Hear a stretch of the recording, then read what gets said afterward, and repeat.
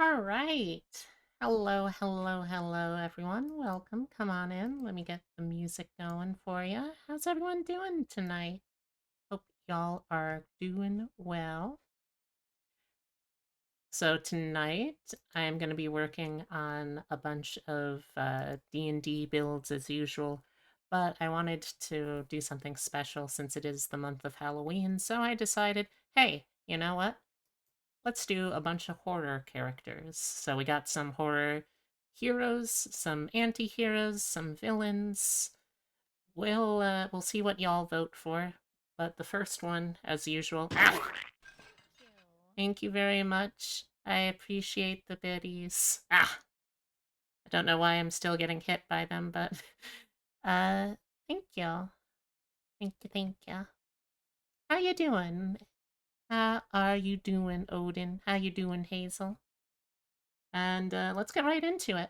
We're going to start off with probably my favorite character, or one of my favorite characters of the night, which is going to be Ash Williams from The Evil Dead. Bruce Campbell made this character absolutely iconic, and he's one of those rare stars that the older they get, the more fun it is to watch them, even in action and even in action and horror stuff like this.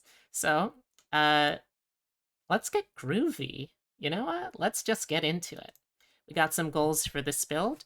First off, we got to be a cut above things, which I mean that we have to have a chainsaw for a hand, and it has to be a pretty good chainsaw, all in all. We also have to be just as good with his double-barreled shotgun. We gotta have ourselves a boomstick. We get our stick, we make it go boom, blow some deadites across the room. And the last thing that I didn't realize, uh, Ash is actually a character who's like a lot smarter than he initially lets on. Like, it's probably because he's a fuck up, but he does genuinely have a lot of things going on in his head, even when he doesn't seem like it. Like, did you know that he holds a degree in mechanical engineering? Because I sure didn't. So those are the goals that we're going to try and work in through all of this. Also, let me call out one person in particular. Uh,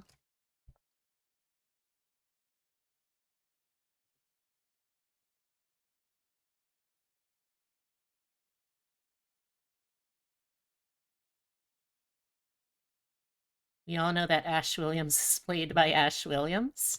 I mean, where is the line where Ash Williams ends and Bruce Campbell begins? I frankly don't know.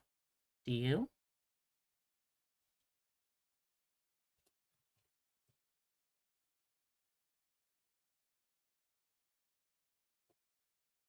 Boop, boop, boop, boop, boop, boop, boop. All right, there we go. Oh, also, let me start up some horror. I'm gonna try something new. This is a I was looking for horror music that was royalty free, and I came up with this author, and I'm really looking forward to trying horror synthwave. Hopefully, it turns out well. We'll find out together.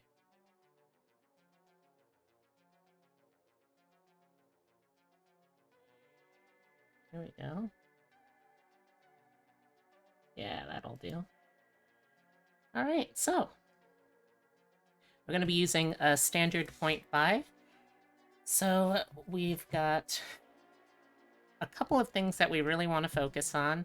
We want to make sure our strength and dexterity are high, since we're going to be doing one of those rare builds where we want to be just as good as at shooting things as we are as slashing and hacking things. But we also actually need to have a decent intelligence, because again, he's smarter than he looks, which isn't hard, but still. Alright, so I'm gonna start off at strength.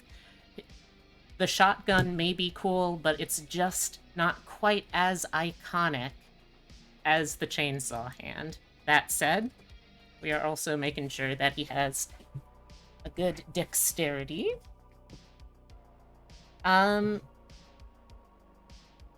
They don't have to be a streamer I know, Nina, but I think I have been limiting it to, at the very least, streamers with a preference towards a VTuber, but not required, necessarily. Alright, let's see. After that, let's go with Constitution at 13. We want him to be tough. We're gonna hopefully be able to help mitigate this a little more later on, but for now. 12 intelligence. We're gonna raise it up a little bit, actually, but we need to have it at least at 13 for multi-classing. Wisdom, not as high as I'd like. Again, we'll try and work around it as best we can. And Charisma, 8. Bruce Campbell may be an extraordinarily charismatic man. However, Ash is kind of a huge fuck-up, and does not have very good people skills. So we're gonna be dumping his charisma. Me Pan Dreamer. Okay, I will add them to the to-do list. Thank you, thank you. Oh yeah, Bruce Campbell. Fantastically charismatic and fuckable dude. Ash. I don't know if I would fuck Ash Williams, I'll be real. Also, we just kind of need everything else more. Alright, so we are going to go with Variant Human. Would a PNG speaking and not speaking commission just be 2 headshot commissions?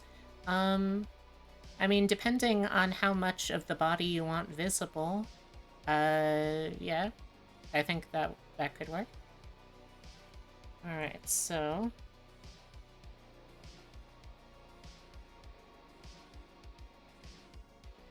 Right. Klaus, Veracruz, Nicholas. Right, got it. Thanks, Obsidia. I would have forgotten otherwise. Alright, so let's see. Let's take a look at the skills that we can get with our starting class to determine just what exactly we need to have here.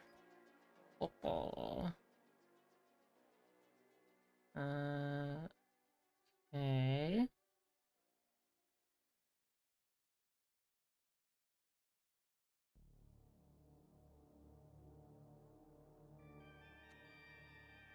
Alright.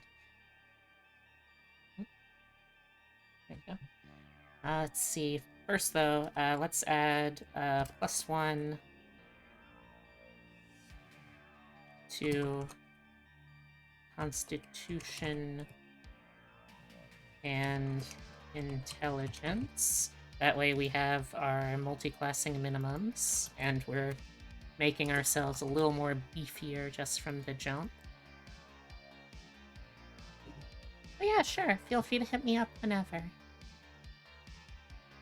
Alright, let's see. Now, what do we want for the skill? Let's start off with Perception. You really want to keep your head on a swivel in this setting because death is so easy to catch. Just catching a bad case of death can be a real mood killer. Also, hey, Motionless! And thank you very much. I say hi to your rabbit as well. Alright, now, for the feet. This is another tough one, to be honest.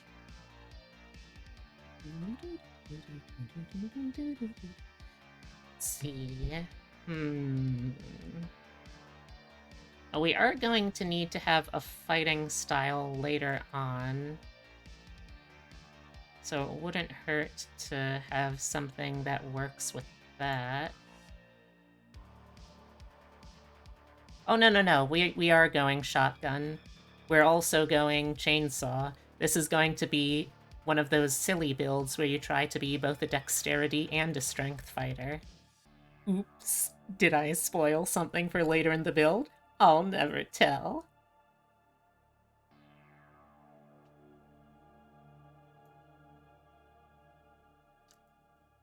But that said, I do think I will be going with a Gunner because it will help with things later on down the road.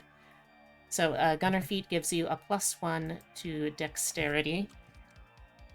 It also allows you to ignore the loading property of firearms. It's good because the shotgun, well, the shotgun in the books isn't a double action. I'm sure that at home you can modify that. But either way, he doesn't really seem to be that... doesn't have that much of a difficulty with, like, you know, running out of ammo. So we'll ignore the loading property. Also, being within 5 feet doesn't impose disadvantage on your ranged attack, which is good because you're going to be up close and very uncomfortably personal with all these deadites. Also, this gives us several odd scores, which will be easier to round out later on. Alright. Let's see, for the background, we're not going to be able to get these skills elsewhere, and I do want them, so let's get... Oh, hello. There we go. Let's get Arcana and Religion proficiency. Actually, do I want that? You know what? Yeah, I think despite the fact that he's never going to be like a scholar, he does, through lived experience, learn way too much about the supernatural. So yeah, I think I'll stick with that. Okay, so we are kicking this build off as a fighter. Get 2 more proficiencies. We are going to get here the athletics.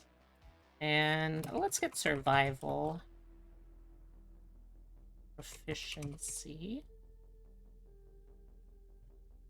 Yeah. Athletics, because you gotta be strong toughman. And the survival, because you've managed to survive in the present, his present, the Middle Ages, a post-apocalyptic future, several time travelings, and, worst of all, traveling through the dread wasteland that is upstate Michigan, and has survived all that. Let's see. Now, you might be thinking that I would probably be grabbing a fighting style here that would work with either the chainsaw or the boomstick. And you would be wrong, because we need to also have...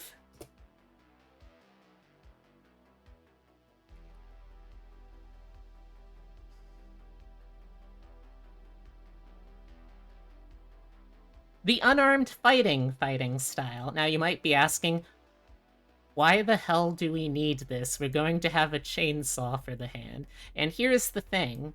It's because it is canonical in the Evil Dead universe that one time, when he traveled back in time to 1982, he challenged a demon to bare-knuckle boxing match and actually won until the demon started cheating with its powers.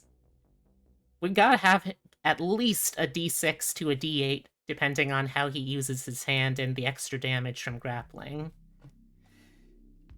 And if you go into the TV show, also the Toxic Wastes of Jacksonville, oof, horrifying. Absolutely horrifying.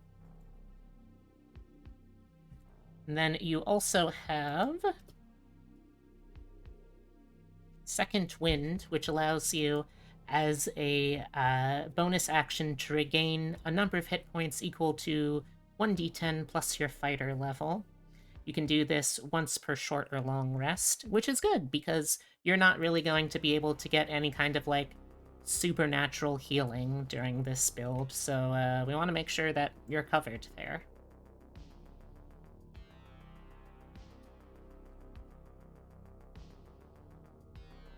Okay, we're gonna continue on. Maybe his hands are just holy weapons he claims to give divine massages. Oh, Bruce Campbell, you've done it again. Okay, here we get our first action surge, which allows you, once per short or long rest, to take a second action on your turn. You may end up using this for attacks, which means that you can have a silly number of attacks by the end of this build. Now, we are actually going to do our little multi-classing dip here, because before he's truly a monster hunter, we need to make sure he has some foundational knowledge. So, we are actually jumping over to Artificer. Also, you know what I said about him not getting supernatural healing? I fucking lied. Artificers have Cure Wounds on their spell list. Woo! I fucking love lying. So, loading up this. Come on. So, this gives him magical tinkering, which basically is like tiny little effects that you can put into non-magical objects. So you can like make it glow a little bit. You can make it so that you can record messages, sounds, odors, or static images. It's basically prestidigitation, but a little more portable. You also have access to spells. You get 2 cantrips, and then at this level you would have 2 spell slots for first level. Let's see, starting off with cantrips, I'm going to say... Also, how you doing, Dre? I forgot to ask.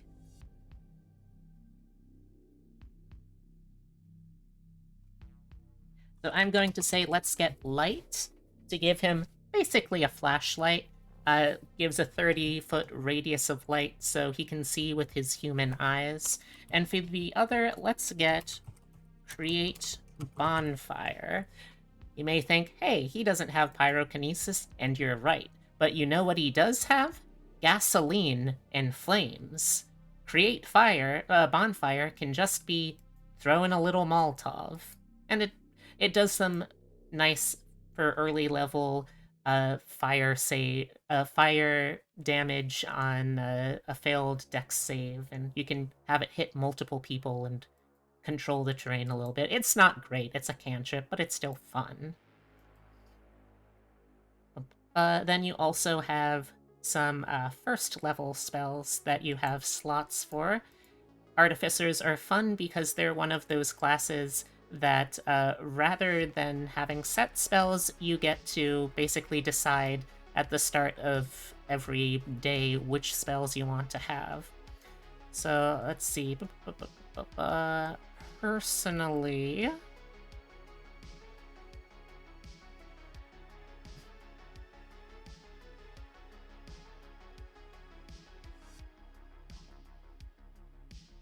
suggested we making a Bruce Campbell campaign? No, more just building Ash. Although it would be pretty wild to see a campaign where all of the player characters are just different Bruce Campbell characters. Now that I say that, I do kind of really love that idea, I'm not gonna lie.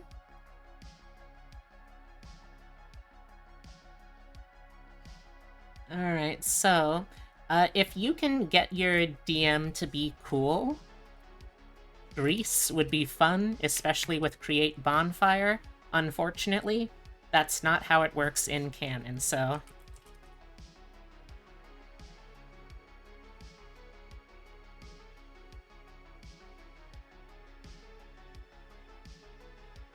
I will, however, suggest Cure Wounds, because having First Aid is really good. You should do it. It's a good spell to have ready. I would also suggest Expeditious Retreat, which allows you to dash as a bonus action, because, again, sometimes discretion is the better part of valor. And by valor, I mean living, by which I mean run the fuck away. You don't have to fight every single Deadite. You can leave some of them and just get to safety, my dude. Alright.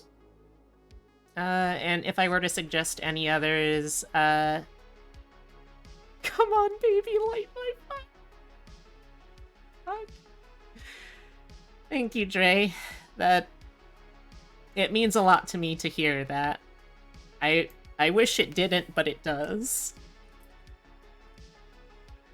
Alright, so the reason we are multi-classing here, other than because Artificer is the best way that you can emulate a slight kind of fantasy mechanical engineer, is because we also get some really useful things at second level, because we have the ability to do infusions. Infusions are little magical properties that you can put into mundane items. You get to know 4 of them and can have 2 active at any given time. It's got decent range, but it also just Bruce. Yeah, isn't it great? Anyway, sorry, I got distracted thinking about Bruce Campbell, as I am wont to do. Alright, so there's a list of infusions that you can check out, but specifically, the ones I am going to here we go. The ones I am going to recommend are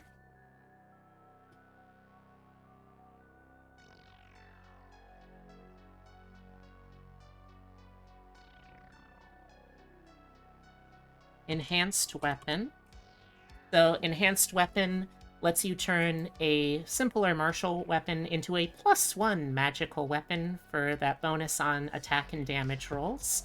This is going to be very useful because a lot of higher level enemies are going to have resistance or outright immunity to non-magical weapon attacks. This is how you get around that. As for the other one, or as for another one, I'm going to go with Repeating Shot. You could already ignore the reloading property thanks to Gunner, but this also gives you infinite ammo, so you don't even have to worry about running out of ammo or reloading, and also the +1 bonus to attack and damage rolls. I am also going to suggest... Where was it?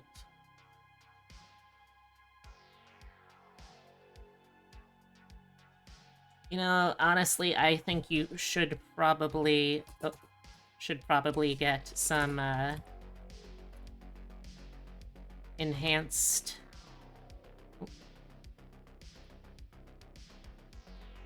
defense. So this is just a +1 AC bonus when you're wearing armor or wearing a shield that you've infused this way. I know that technically he doesn't really wear armor, but you know what? Denim is a surprisingly durable fabric. So I am going to call that light armor for the sake of this build. And for the final one, most important of all for you, because sometimes you don't want your hand to be a magical chainsaw. Let's also get... You can get the ability to replicate magic items, which are either from a short list, or they can be any common magical item. And the one we are getting here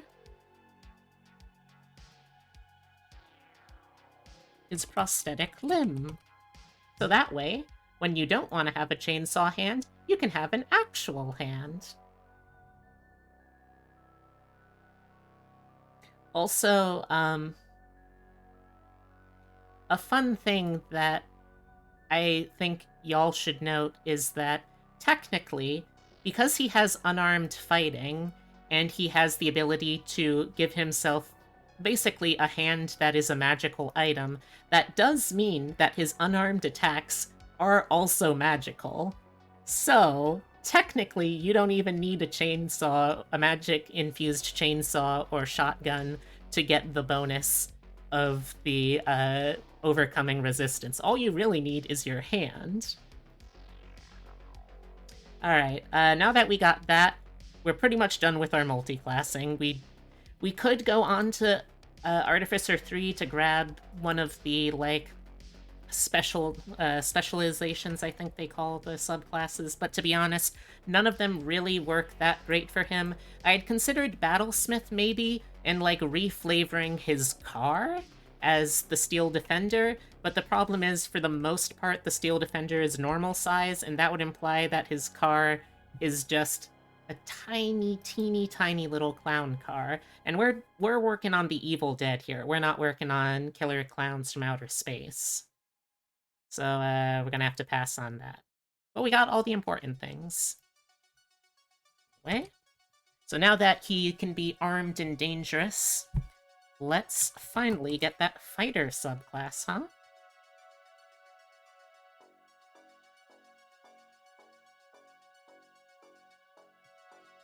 That could also be fun, admittedly.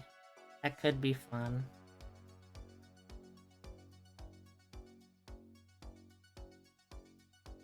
But then I would also need to give him charisma, which he does not have. So, we are going with... Is this the right one? I thought there was another version of this.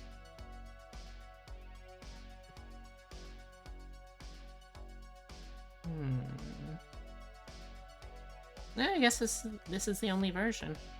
Alright, well, we can work with this still. Alright, so we are going to pick our... Oh, no. Roos has charisma, correct. Ash does not. Yeah, exactly. So our martial archetype is going to be, appropriately enough, Monster Hunter. So, as a martial hunter, we get bonus proficiencies. 2 more that we can pick from Arcana, History, Insight, Investigation, Nature, or Perception. I'm going to say let's get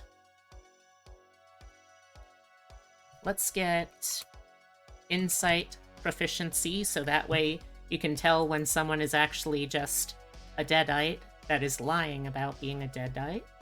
And let's also get Investigation to help you seek out the forces of evil and figure out what the fuck they're up to this time. Like, okay, what's the deal this time? I've been summoned to the North Carolina coast to accidentally resurrect Blackbeard? Sure, what the fuck? Okay, I guess this is my life now.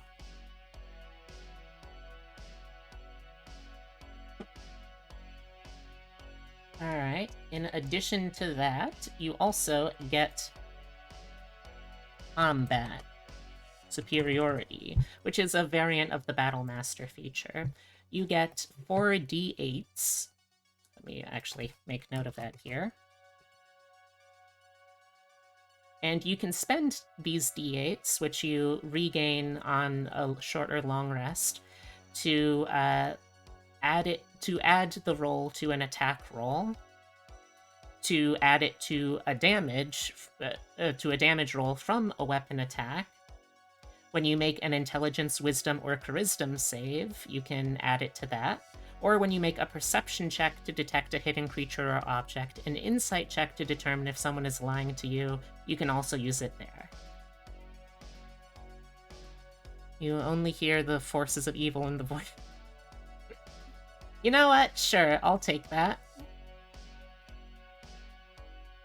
You also learn a little more about the supernatural. When you were studying, when you were back in the Middle Ages in Army of Darkness, you talked out with the wise man, you learned a little bit. So you can now cast Detect Magic as a ritual, and you can also cast Protection from Evil and Good once per long rest. And also, you get to learn one more language of your choice from Abyssal, Celestial, or Infernal. Now, this is a little difficult, I would say, because either Abyssal or Infernal would work really well, I think, for the demon tongues that the Deadites might speak. I would say, though, there seems to be a hierarchy. Like, there are some Deadites that are much more powerful that kind of get not revered, but like deferred to. I think they're the dark ones. So I assume that means that we're dealing with devils uh rather than demons. What do y'all think, chat? Also, hey Ninji, how's it going?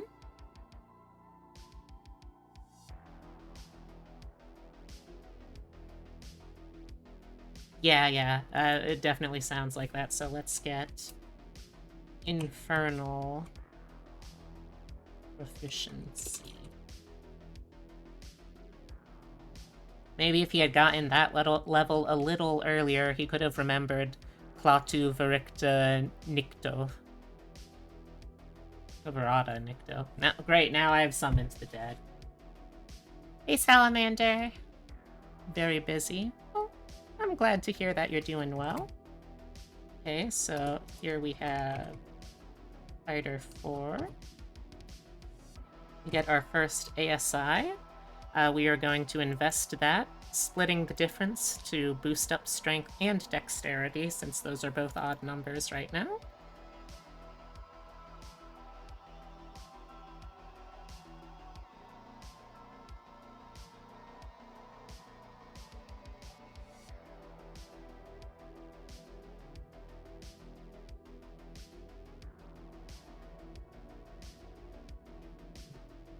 I'm doing pretty well.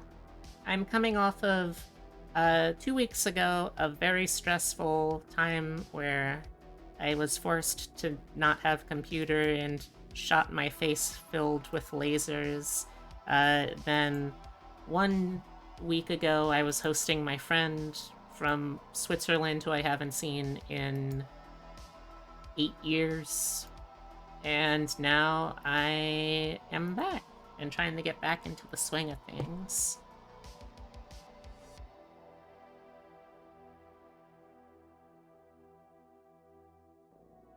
Hey, Heavy! Thank you for the welcome back.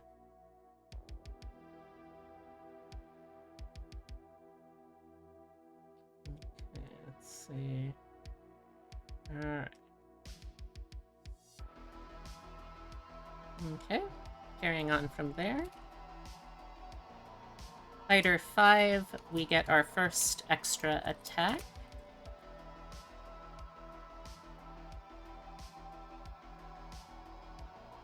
Favorite D&D horror character, a cleric that uses flesh to stone to shape stone into greater restoration to make flesh bricks for their living castle. Seems a little impractical, but you know what? Let them do them. Okay, a Fighter 6. We get another ASI. Fighter is absolutely lousy with ASIs, fortunately, because this motherfucker had to be both a dexterity and a strength fighter, so...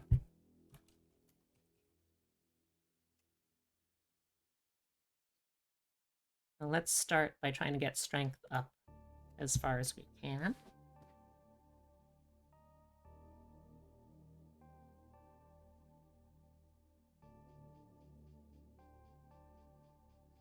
Okay.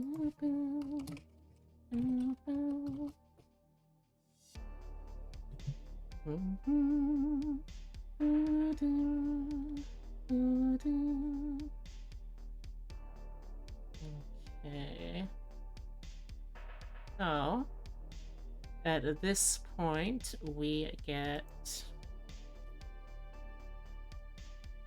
superiority dice. We now have 5d8. Also, we get the Monster Slayer ability. Better homes and golems. Gnome improvement. Oh, I hate it. Thank you. Alright, so at 7th level, whenever you expend superiority die to boost up a damage roll, you can spend up to 2 dice instead of 1, adding both to them. And if the target of your attack is an aberration, fey, fiend, or undead, you deal maximum damage with both dice instead of rolling them.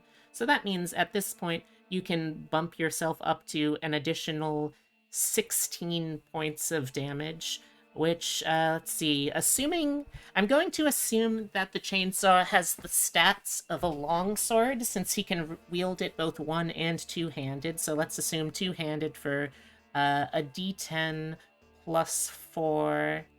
Oh, sorry, a d10 plus 5, I forgot, because it's a magical chainsaw as well, plus another 16. This is already pretty solid, and that is 1 attack. Okay.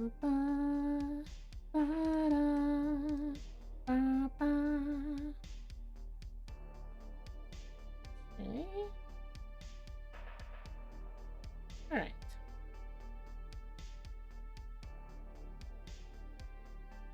Fighter 8. Let's just cap off our strength real quick so we can start looking at all of the other ability scores that we need to boost.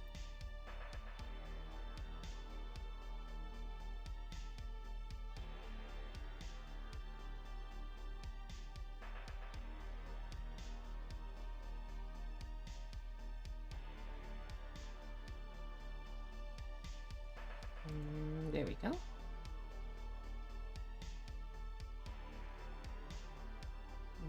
Okay. At Fighter 9, we get our first use of Indomitable. Thank you, autocorrect. So Indomitable allows you, when you fail a saving throw, to re-roll it. You have to use the new saving throw, but odds are if you're doing this, it was probably a failure, so you might as well. You can use this... so you can also use this feature on all saving throws. It's important to note that includes death saving throws, despite what, you know, some DMs might tell you. That is actually how that works. So, yeah, you heard me. Use it on death saving throws, Ellie.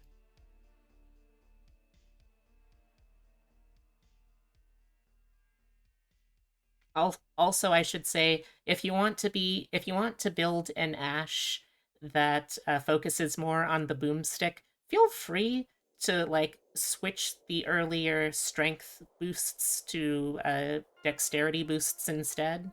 It'll be just fine. I honestly think so. Anyway, so we're at Fighter 10, I believe. Yes. At Fighter 10, we get improved combat superiority, which means we now have 5d10 instead of 5d8.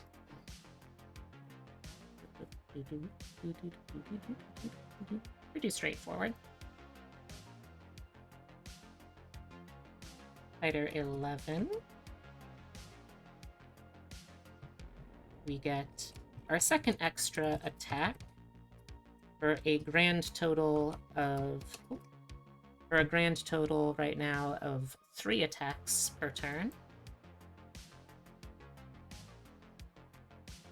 Okay,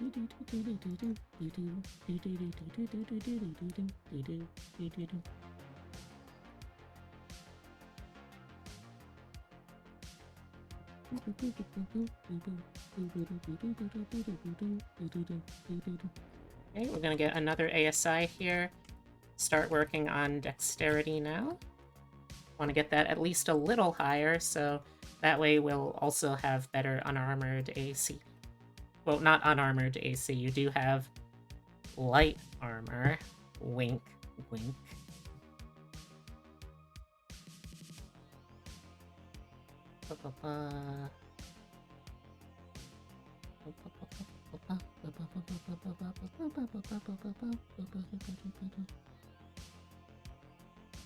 Let's see, there we go.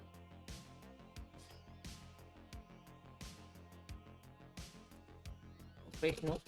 Okay. Fighter 13? No? Nope. There we go. We get our second use of Indomitable. Again, use it on those failed saves. You're not the sharpest tool in the shed. That's the one that you attach to your hand. So feel free to use this whenever you're worried about making a save.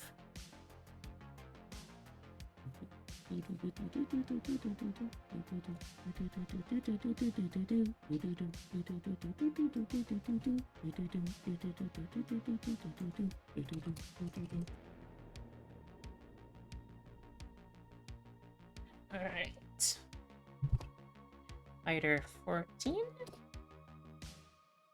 We get another ASI here, and I'm actually not going to, I think I might actually not do this as a standard ASI because there's something else that I would really like, and that is the Resilient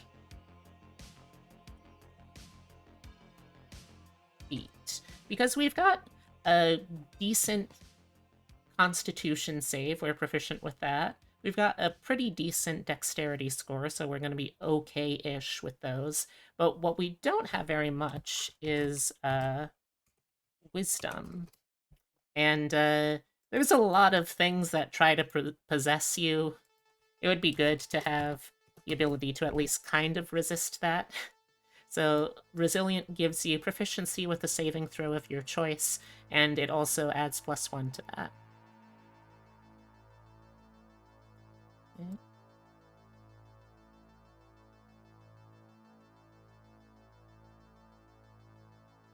Okay, at Fighter 15, we become Relentless. This means that when you roll initiative and you don't have any superiority dice left, you regain a superiority dice.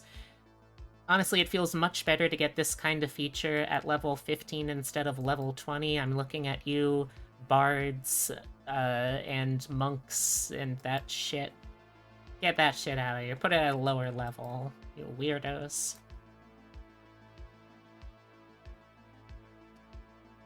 Getting another ASI here, and we are boosting up wisdom and intelligence. Get those nice even numbers.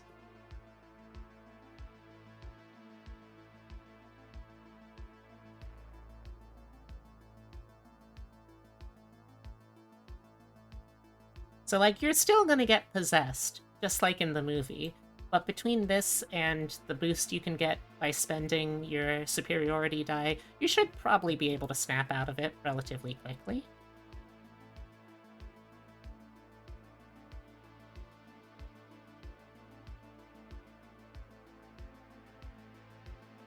Yeah, you know, relatively.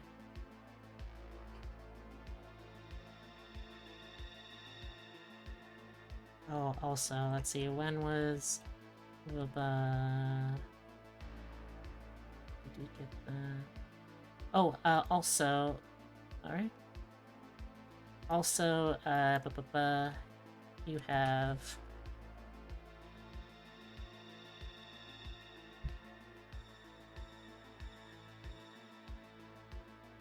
Hi, Thomas. How's it going? And hi, Velixian. Sorry, it didn't click that. It didn't click that you were here, even though I read your comment. Alright, so I forgot that you do get another superiority die at this level, so this should be 60-10.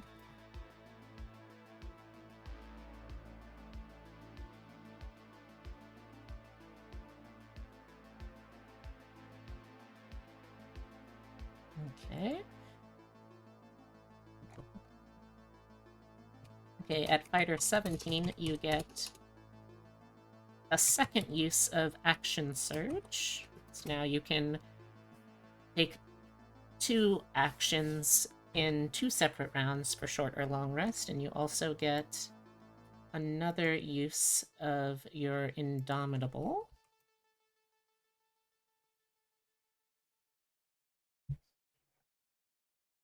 And, yeah, that should be it.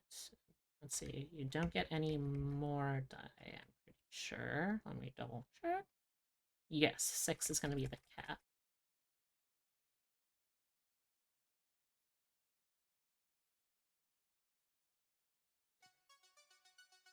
Let's see. But our cap is going to be Fighter 18 for one last not ability score improvement, sorry, one last subclass feature, which is going to be the improved combat superiority, which is now 6d12. Okay, so now that we've maxed out our build, let's talk about pros and cons. So, for pros, you're pretty durable. You've got a nice beefy HP. You've got a light AC, but like if you're just playing this build rather than playing like strictly to the character, you can also just wear more heavy armor if you want. Yeah, you're pretty durable. You also have... Oh, hold on, let me get the right window open, sorry. You also, of course, have have Second Wind and Indomitable to really help you stay up. Not to mention, you also have Cure Wounds, so you can also use that to keep you going.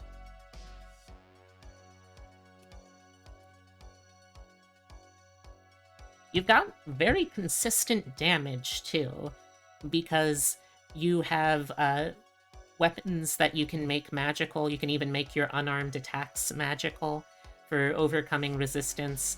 And especially with superiority die, you can really make things very reliably damaging. Also, let me just quickly check something real quick. Yes, alright. I got that right. Always punches above his weight class. Also,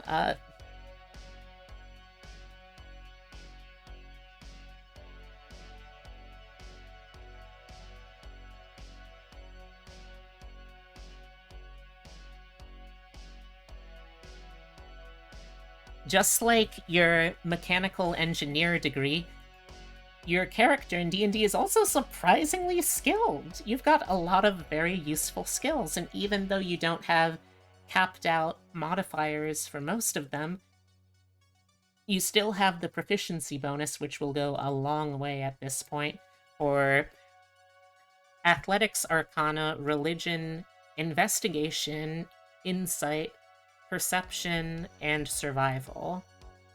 That's really good. Those are valuable skills. As for cons,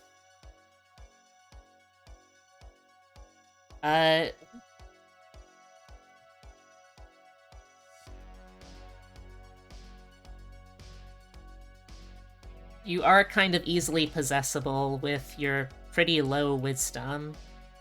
So you're going to be able to throw off that possession by using some of your resources, but you do have to do that to actually be able to.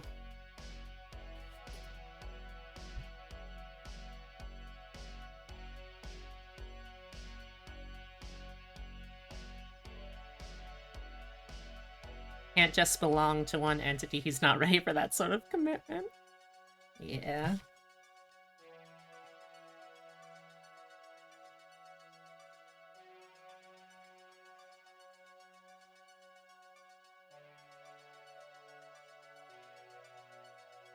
You're also an old and awkward weirdo.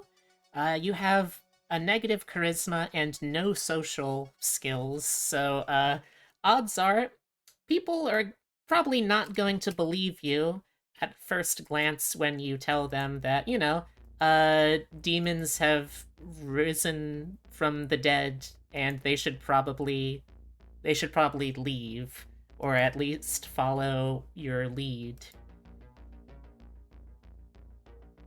I mean, yeah, that's it.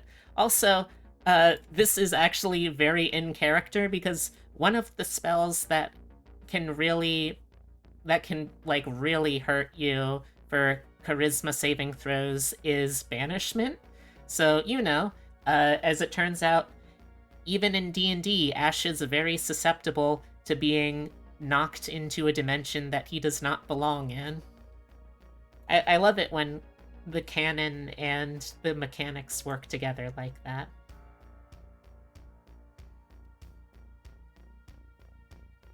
Also, you're gonna be running low on gas fairly consistently. You only have 6 superiority dice, which granted, you do get them back on a long rest, and you get at least 1 back every time you roll initiative. But between that and the other fighter resources like second winds and action surges, you're gonna be and indomitable. Indomitable is a big one. You're gonna be running low on a lot of those pretty quickly, which I mean, I guess is not that bad of a thing considering that odds are you're not going to be the only person looking to save the world from demons. So get a bunch of knight buddies, meet a cool old wizard, maybe get your coworkers together to help you, and you'll do fine. Or at the very least, you won't die as quickly. Alright, so that is our first character done and dusted. I'm now setting up the poll for the next one that you all get to choose. Let me get my list up.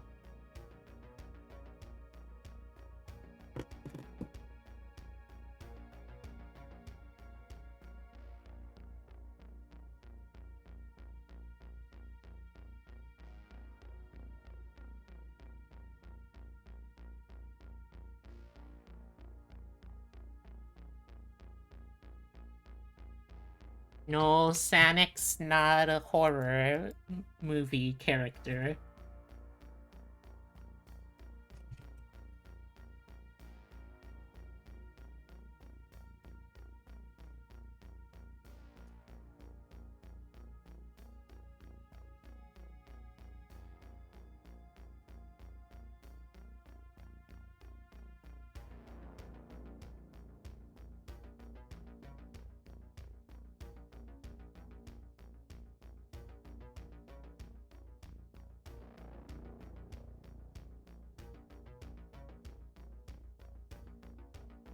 Right.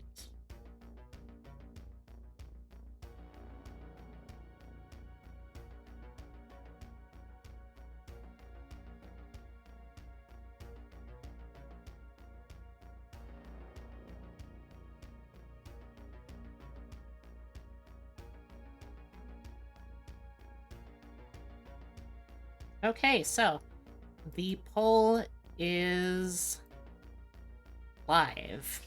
We've got 5 characters for all of you lovely, lovely, lovely people out there in Chatland to choose from.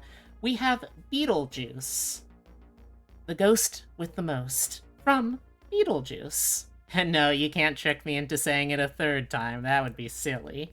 We've got Winifred Sanderson. You might not recognize her name, but I'm sure you recognize her as Bette Midler in one of the iconic trio of witches from Hocus Pocus. We've got Freddy Krueger, the Springfield slasher, and man of your dreams. We've got Chucky, a good guy, except for when he's possessed by a serial killer, which is all of the time. And we've got Carrie White, the wonderful, pure girl who did nothing wrong and did not deserve to have anything except a wonderful prom. Oh, and she's also a superpowered telepathic and telekinetic psychic, so there's that too. You can vote additional times, and please do if we run out of people, because we only have 5 votes right now, and we do have a tie, which is not great for me, because that means I would have to figure out how to break it. Which would probably just be another vote, if I'm honest, but still. Oh, Beetlejuice has... Ah, shit. Alright, now I have to be on the lookout for that motherfucker. I've been trying to work on a Beetlejuice impression, but I don't think it's particularly good. It's sort of like, honestly, it sounds more like a Barry the Bugbear impression, and not a very good one at that. It's sort of like, hey, whoa, hey, how's it going? I'm the ghost with the most. Hey, how's it going, sweetheart? Beautiful, absolutely beautiful here. So glad to be here. Alright, Beetlejuice, Beetlejuice, Beetlejuice it is.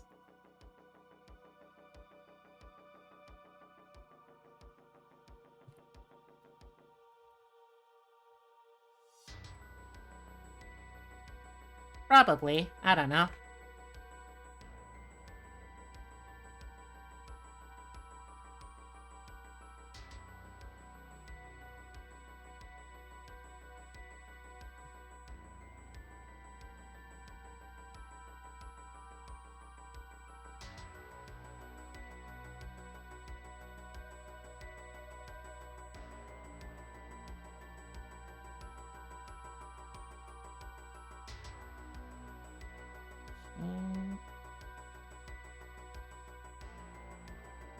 See if I can... see if I can get decent transparent picture. Hey, how's it going, J-Deggy? You looking for a bad time? I'd love to set you up with someone. You'll have to travel a little bit to meet her, though. She's 6 feet. It's a pretty short commute, though. Yeah, see, like, it's not a very good impression. I'll be the first to admit.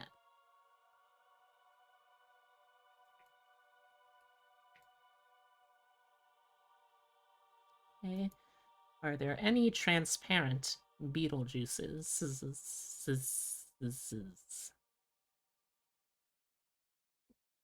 Apparently Beetlejuice is the name of a rapper? Huh. I wouldn't have guessed.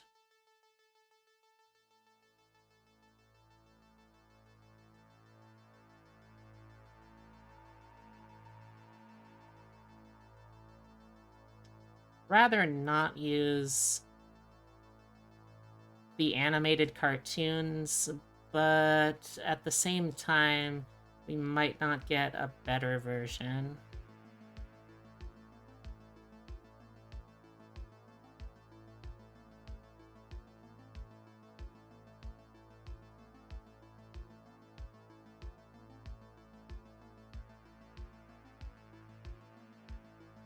Alright, I guess we're using the cartoon. You know what's wild? He doesn't actually even wear his, like, trademark pinstripe suit for that much of the film time. Like, it's only really right at the very end, you know?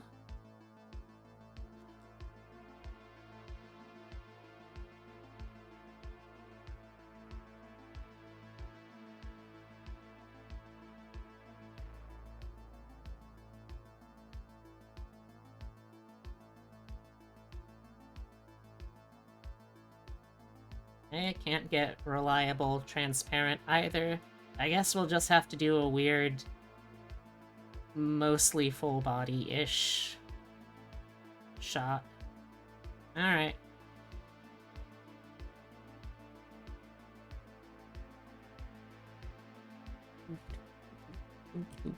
Whoa!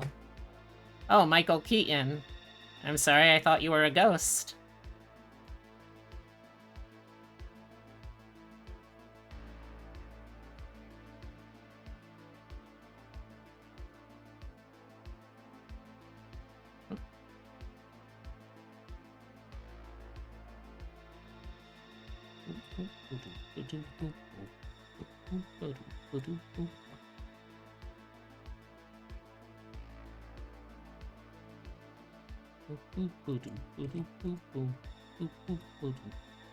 That's hero shots and wardrobe for you. I suppose so.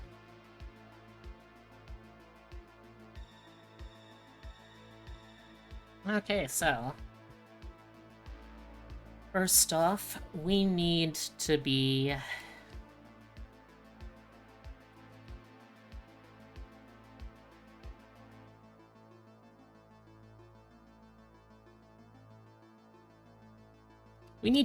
the ghost with the most ghostliness, which is going to be difficult because there's not really an option in D&D to play as something that is incorporeal, like a ghost. So we're gonna have to kind of work around that as best we can. Will we be able to? Uh, Not totally sure, but we'll find out.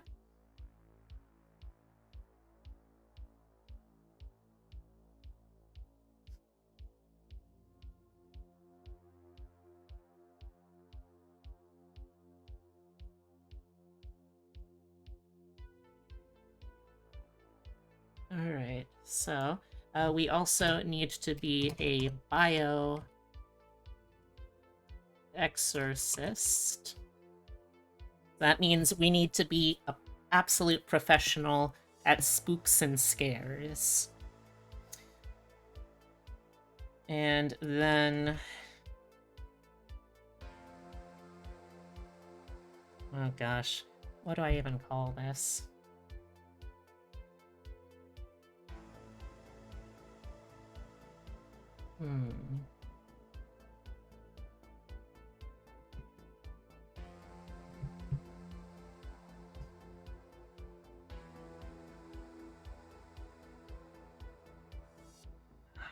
Jeez Louise.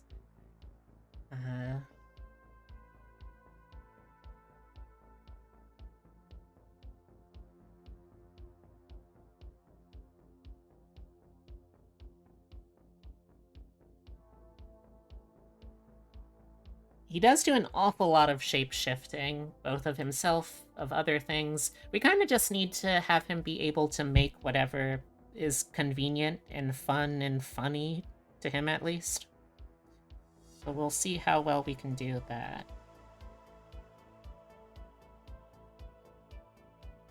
Let me get my spell list.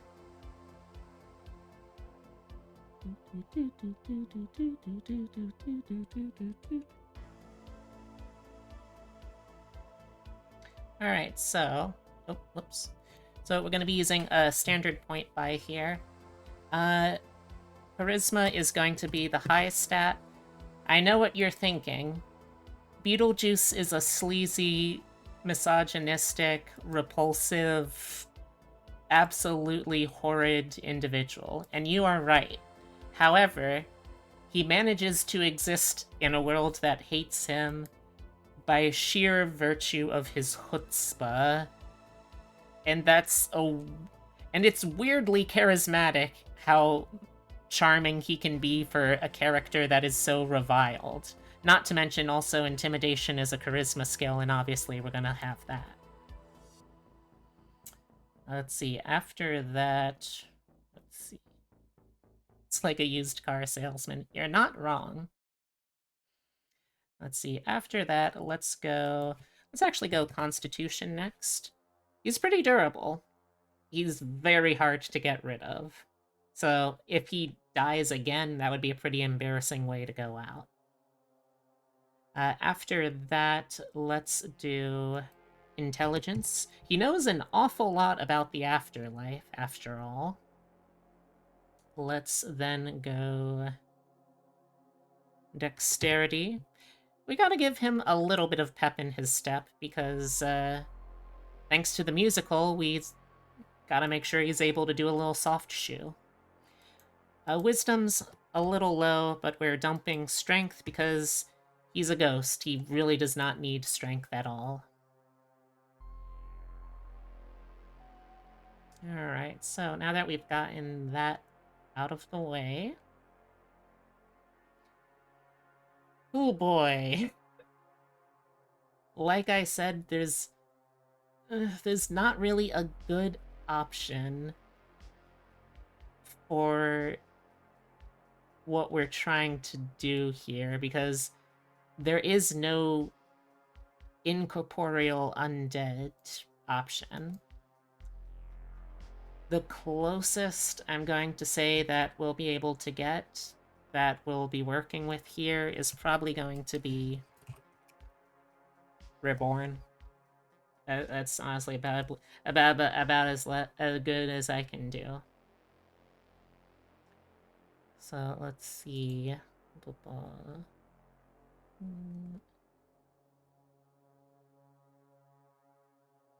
gonna do 2 and 1. Or 3 ones.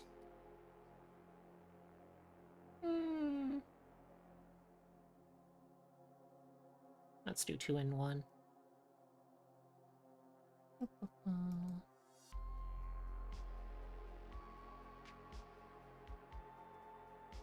Charisma +2. Intelligence +1. As a reborn, we have a deathless nature. That means that we have advantage on saving throws against being poisoned and resistance to poison damage. Advantage on deaths. Advantage on saving throws against disease. Yeah. You also have advantage on death saving throws. You don't need to eat, drink, or breathe. You also don't need to sleep, and magic can't put you to sleep. And you can finish a long rest in 4 hours instead of the standard 8. You also have knowledge from a past... Oh, wait, why am I saying all of this? I need to type it in too. You also have knowledge from a past life. That means that when you make an ability check with a skill, you can roll a d6 after seeing the number on your skill check and add that. Basically, like a free little bardic inspiration that you can use your proficiency bonus number of times before a long rest.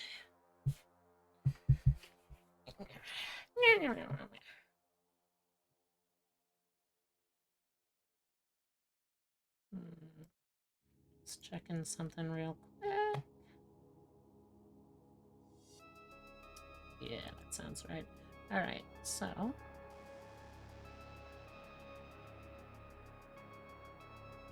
let's see, as for background... Ooh, okay, so let's see. There's a lot of skills that this motherfucker needs. Fortunately, we'll be able to get them all. It's more just determining which ones I want to start off with. Which, again, I guess honestly doesn't matter that much. So let's get religion, because you know an awful lot about the afterlife. And let's also get... Let's get intimidation here. Because you're scary. You can be very charming when you want to be, but you are always scary. That's now a 17. That is a 14.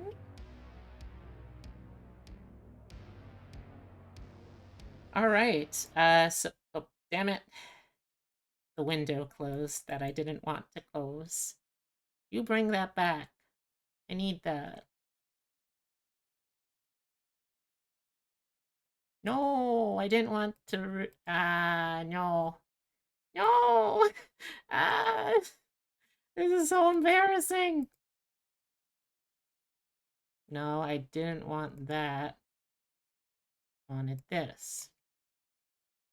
Jeez Louise. I'm sorry you had to see all that, chat. It's mortifying, really.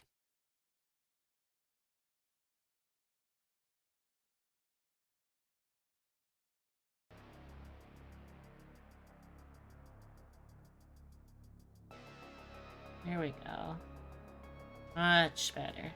Alright, so we've got to have a character that has a ton of magic abilities, a ton of skills, and a flair for the dramatic. I don't know about y'all, but that's a bard to me.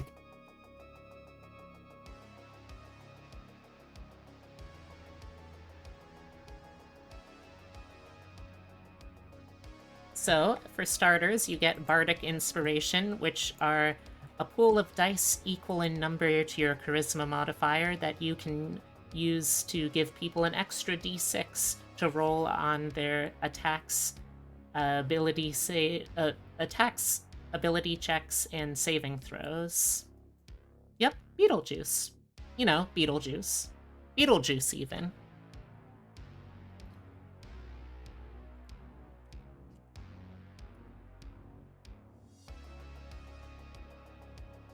Open up the tab again. There we go. Oh, darn it. I need my research tab, too. Come on.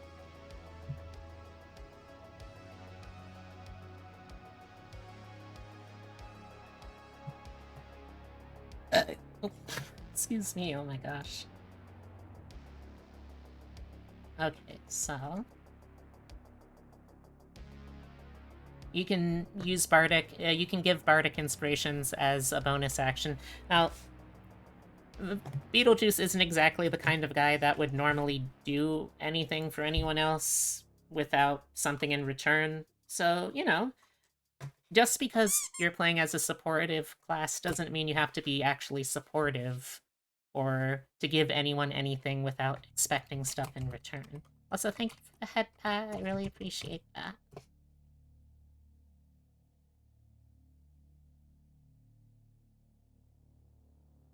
Okay.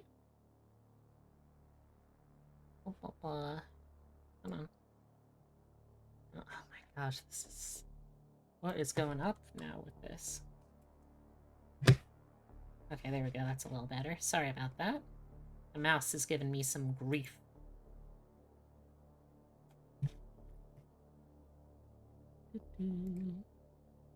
Okay, I would like to filter to Bard, please.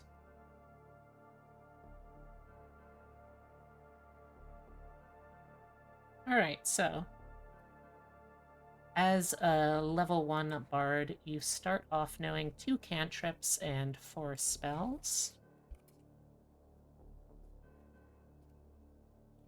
For your cantrips, I am going to suggest Mage Hand to start getting some low-level poltergeist activity. You can lift and manipulate up to 5 pounds of weight.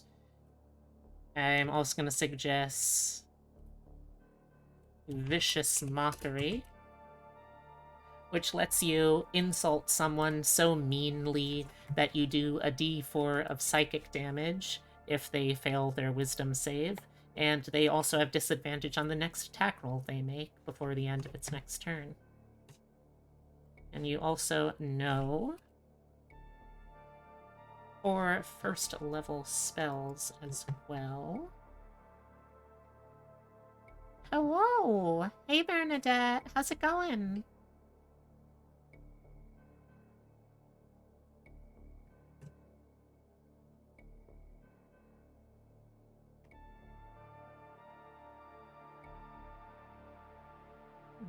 Okay.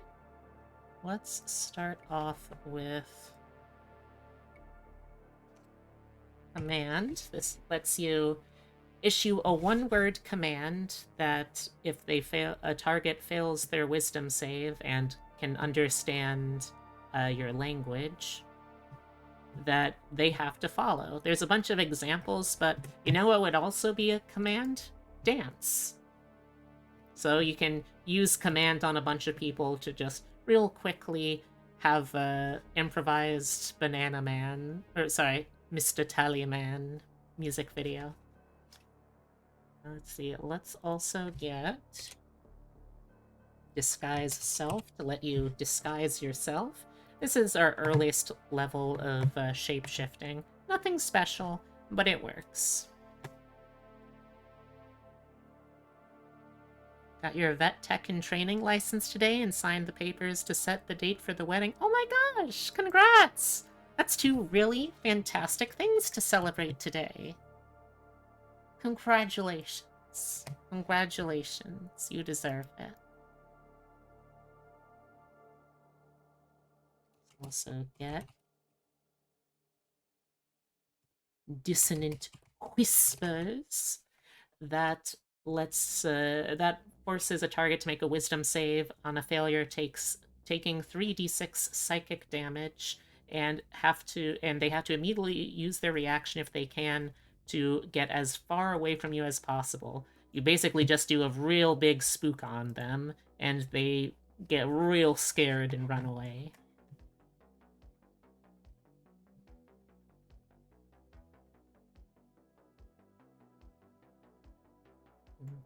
Okay, let's see.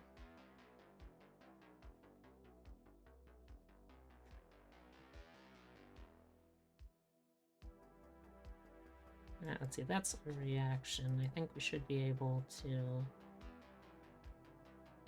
Let's see. Forget.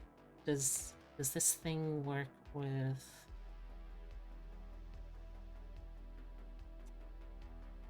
Doesn't quite, no. Okay, so then yeah. Let's...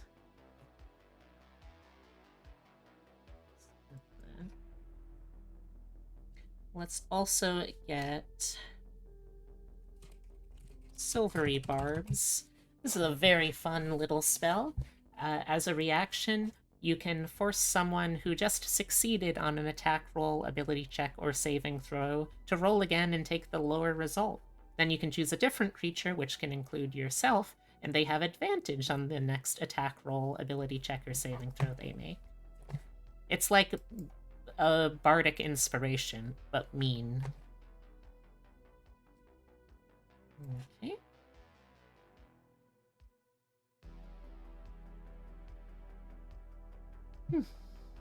Alright, at Bard...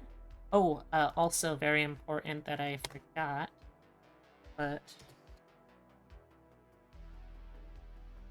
As a Bard, you are one of the classes that get a feature called Spell Versatility, which means whenever you finish a long rest, you can replace a spell that you learned with the Bard class with another spell from the Bard spell list, as long as it's of the same level. Excuse me. Alright, so... Oh my gosh, I totally forgot to do his... I forgot to do his proficiencies! What a fool I am. Alright, so he already has religion and intimidation. Here, let's also get deception to have better disguises and better sneakery. Let's get... So you only get 3 if I recall right. Yeah, you only get 3 to start. Let's see. Let's also get...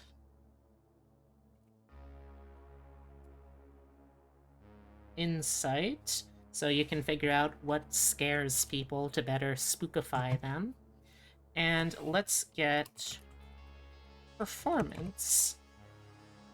Because, again, at the heart of things, you're a showman.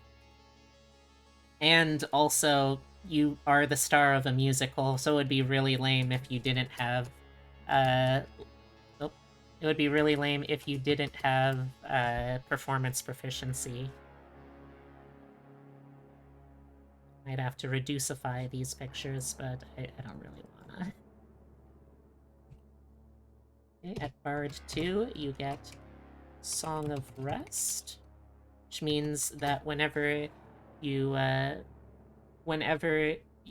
finish a short rest, you can give yourself and anyone that listened to you, or noticed you, I guess, a d6 of hit points healed back if they spend any hit dice. You also get Magical Inspiration, which means that if a creature has a bardic inspiration die from you and they cast a spell that deals damage or restores hit points, they can roll the die and add that to the roll as well. And you also become a jack of all trades. That means that whenever you make an ability check for a skill that you aren't proficient with, you still get half your proficiency bonus rounded down, added on. Alright, so we could go College of Spirits because Ghost, but that would also just be not very well thought out for this character. Instead, remember that Beetlejuice knows an awful lot about the afterlife and the supernatural, so we're going to turn that into the College of Lore. So we get proficiency with another 3 skills of our choice. Let's see. Let's get Stealth. Let's get Arcana. And what else? What else? Arcana, Stealth, Deception, Insight, Performance.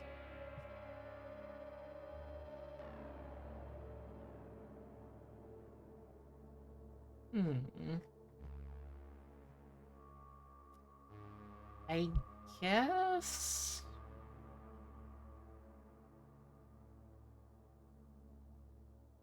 just to round it out, let's also get, let's go with Acrobatics. When you can fly, you tend to be pretty okay with tumbling, too, I suppose. Also, again, he's a ghost.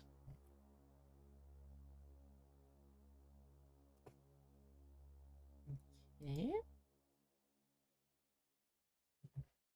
Also, as a lore bard, you have Cutting Words, which is a much more in-character use of bardic inspiration.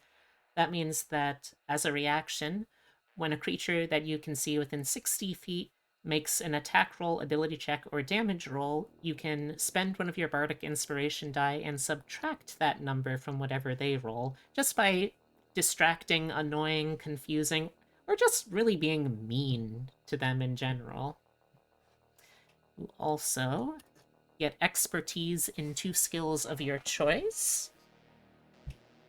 I am going to say, let's start off with Intimidation. And you know what? Let's go with Performance. Yeah, let's start with Religion. Expertise. So that expertise means you double your proficiency bonus when you're making checks for those. Also, you... Oh, sorry, I forgot at Bard 2 to give us another spell. Silly me.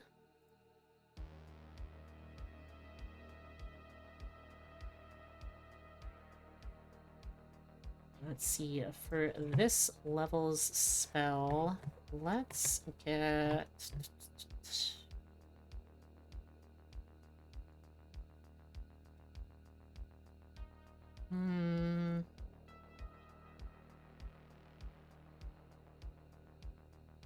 Let's start up with the Phantasmagoria and get Silent Image, which allows you to create a silent image that can fit within a 15-foot cube. It can be whatever kind of visual stimuli you want, basically. And you can have it move around, do anything.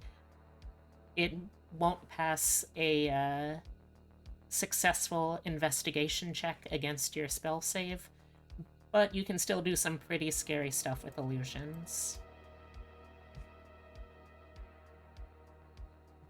Okay.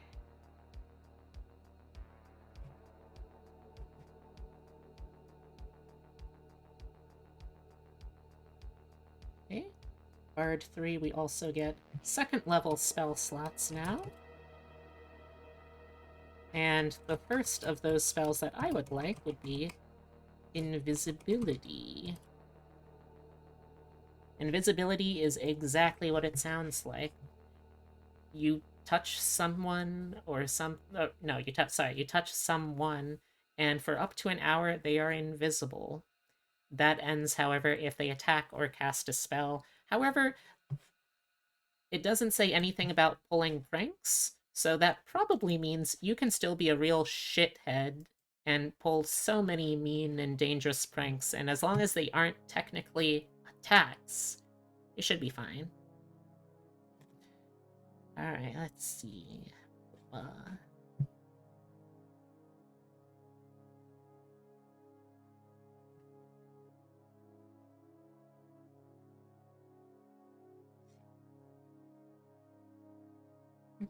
Hmm.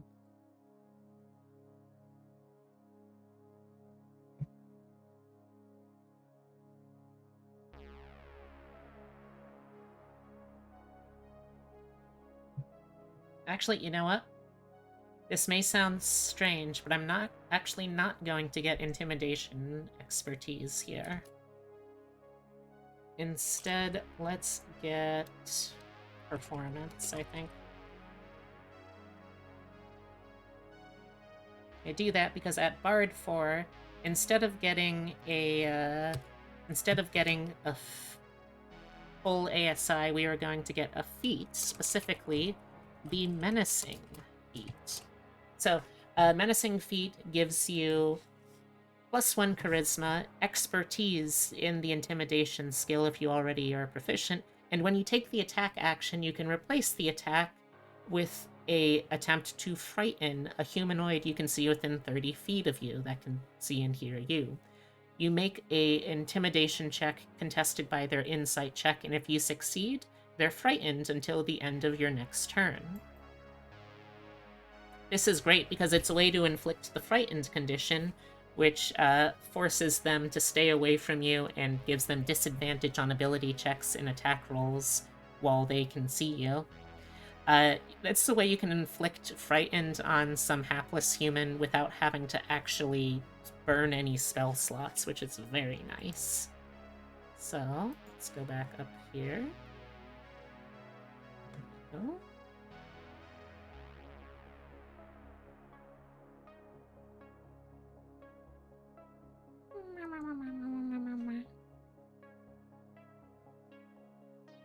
I'm glad to hear, though, that everyone's doing well tonight. Or that, at least from what I've heard. Let's see. Oh, we also learn one more cantrip and one more spell.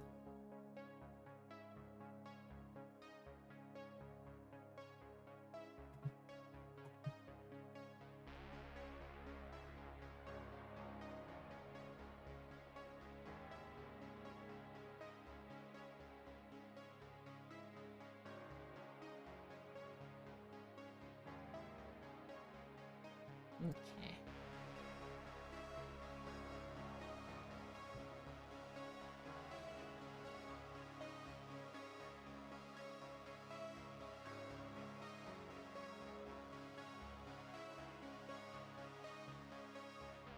Okay, let's see. For the cantrip, I'm going to say let's get Minor Illusion. This allows you to create a sound of your choice, anywhere from a whisper to a scream, or an object that is no larger than a 5-foot cube. So you can pair Minor Illusion with Silent Image to make it much more convincing and much more spookifying.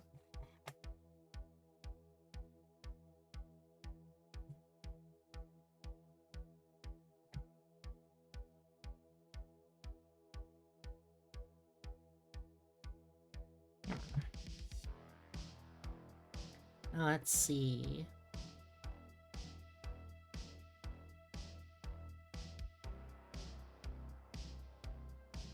There's honestly a lot of good second level spells for him off the Bard list.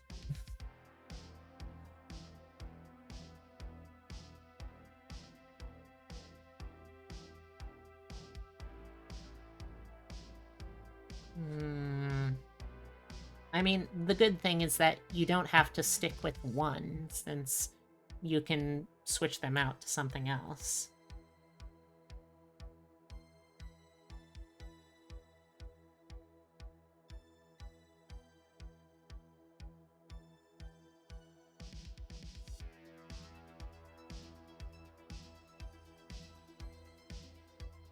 Alright, let's go... Oh, let's shrinkify that, sorry. Let's go with...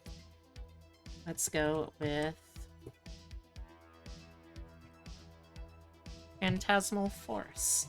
This allows you to create a creature or a object, an illusory creature or object, or other visible phenomena within a 10-foot cube that is only perceivable to the target of the spell during that time, but it covers all of the sensory inputs, and in fact, can even damage them. It's that convincing. It can do a d6 psychic damage for every time that it's within 5 feet of the phantasm or within its area. Okay.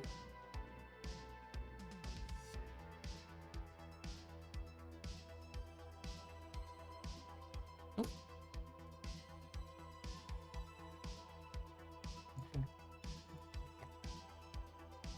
Alright, so at Bard 5, our Bardic Inspiration bumps up to a d8. We also become a Font of Inspiration, which means that we regain all spent uses of Bardic Inspiration on a short or long rest. Also, we now have 3rd level spell access.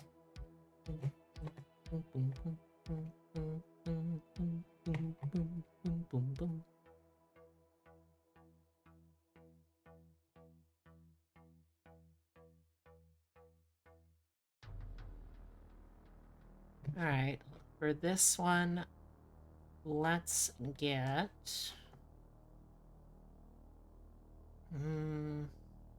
yeah. For this one, there's really only one choice. And that's fear. So, fear, you project an image of someone's worst fears, and any creature in a 30-foot cone that fails the wisdom save becomes frightened of you. And on top of normal frightened, they have to take the dash action each round to try and get as far away from you as possible.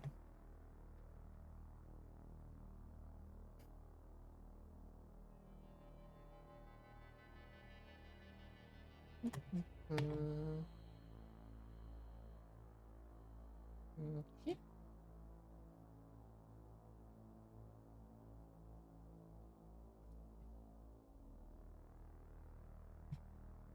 Bard 6, we get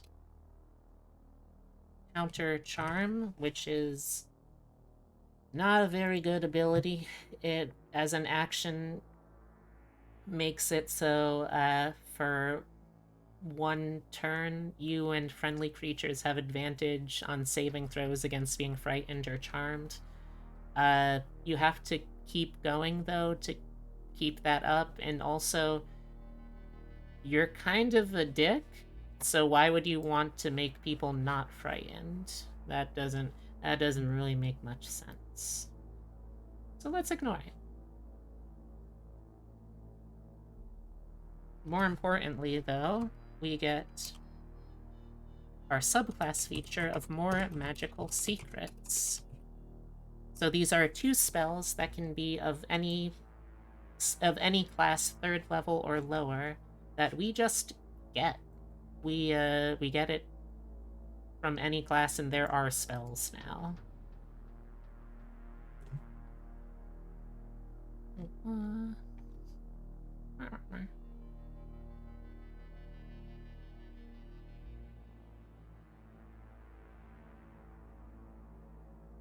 see.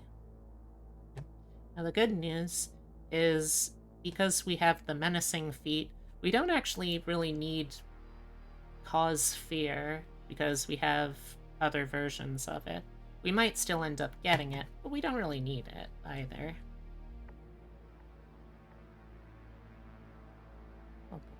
I am going to say here, first, let's get... Scroll down, scroll down. There it is.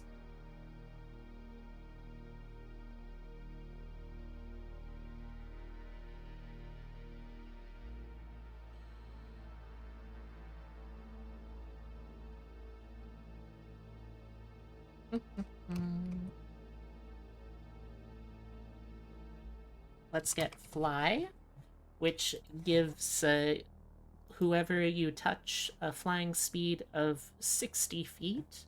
If you upcast it, you can also target additional people, so you can take your future child bride slash weird niece goth girl. It's very confusing to me describing what he and Lydia are to each other, but you know. Also, yet another reason he's a bard. Did you know that he went to Juilliard? Because before this, I did not.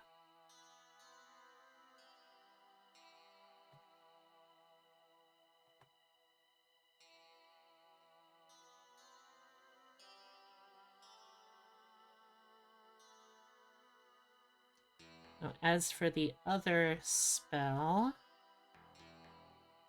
he has the ability to kind of just summon whatever spooky backup he needs. I am going to interpret that as summon undead, which lets you summon one of 3 types of undead. It can either be a ghost, a zombie, or sorry, ghostly, putrid, or skeletal. They each have their own unique variants on the undead spirit stat box. I'm not going to bother going through all that here. However, this will take up your bonus action whenever you want it to do something to give it the order. Otherwise, it will just do the dodge action to avoid getting itself hurt. Let's see.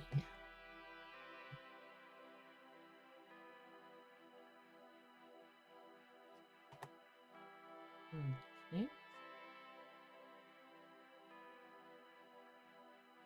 And you also get one more spell that's just a normal spell from the Bard list. Let's see, is there anything we want there?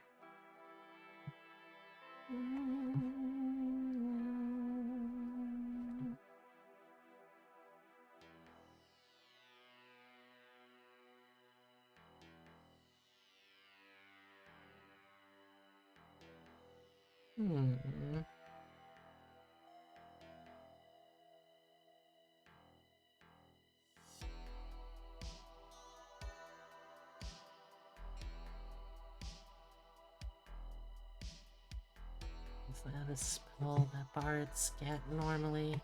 Been so long since I played a bard. I feel like a sham.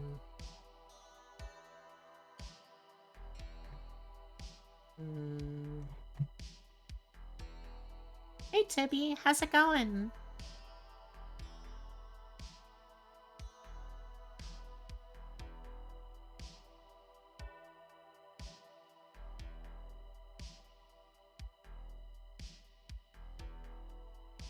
I did Ash, and now I'm working through Beetlejuice. Beetlejuice. Let's...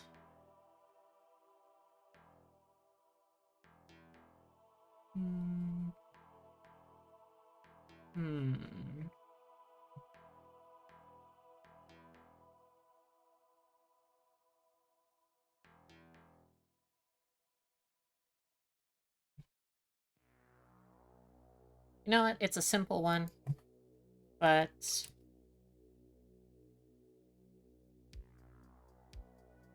it's a good ghostly companion. And there's a lot you can do with an unseen servant. Any good performer will tell you their stage crew And support staff is the reason they're able to be good, and that includes even ghostly jerks like Beetlejuice. Okay.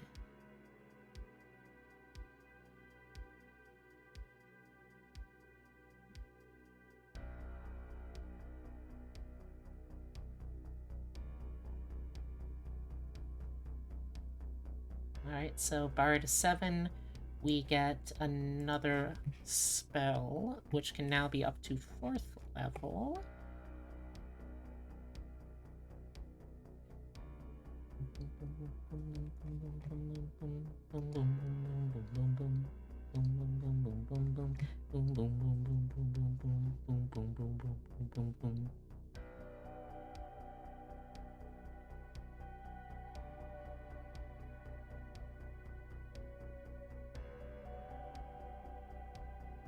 Let's get the ability to really fuck with someone, not just with frightening them, but also with confusing them. So, when someone fails a wisdom save when someone fails a wisdom save for confusion, they can't take reactions, and every turn they have to roll a d10, which determines what they're able to do. If they roll a 1, they have to use all of their movement to move in a random direction. If it's a 2 through a 6, they can't move or take actions that turn. If it's a 7 or 8, they have to use their action to make a melee attack against a random creature within its reach. And if it's a 9 or a 10, they can move normally.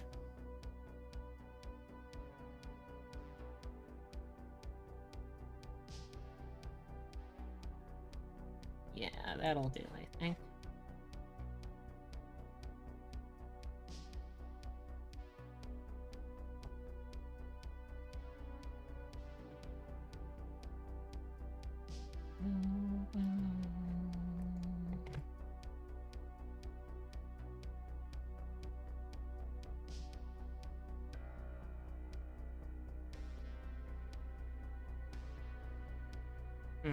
Actually, you know what? I think I'm gonna switch something around again.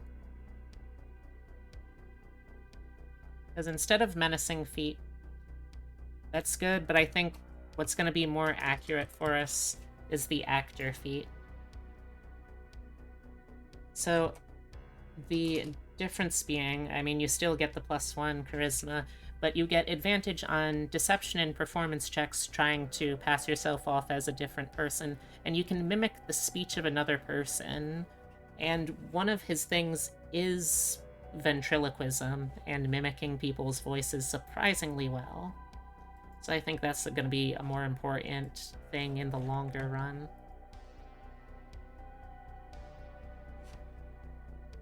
And actually, instead of confusion here, while it is a good spell, I think instead I'll get greater invisibility, which is like normal invisibility, but if you try to attack or cast spells while you're invisible, it does not break. Although you can only be invisible up to a minute instead.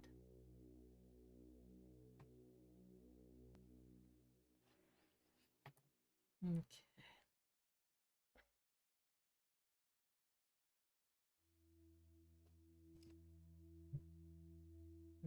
Okay. Get another ASI here. Let's cap off our charisma first.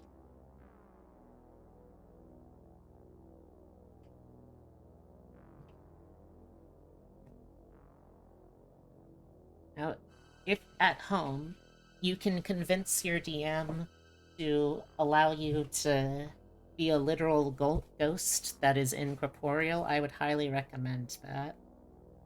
This is like, if you can't, the fallback, basically.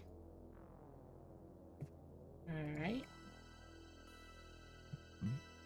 Excuse me. Let me get one more spell. Let's see.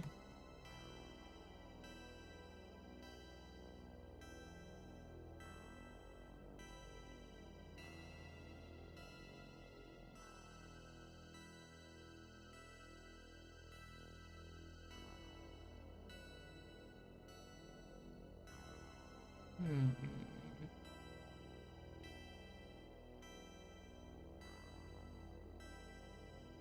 see.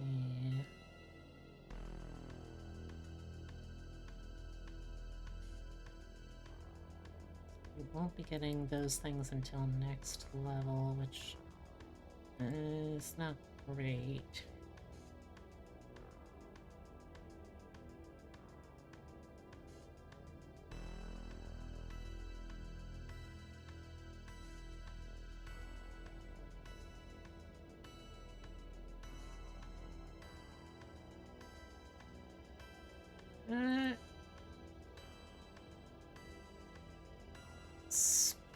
Yeah, I think I'm gonna have to say, since we're not going to be able to get those later on, let's instead get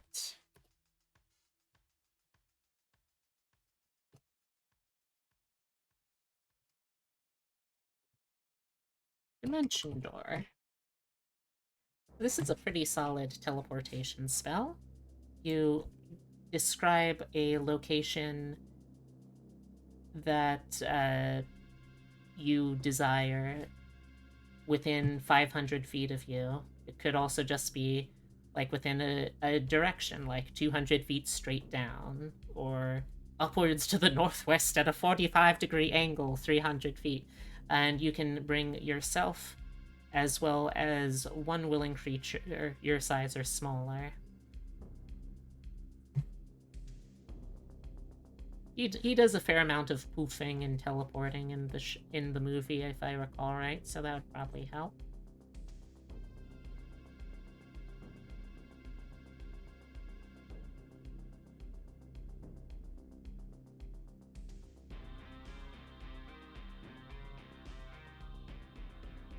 Okay.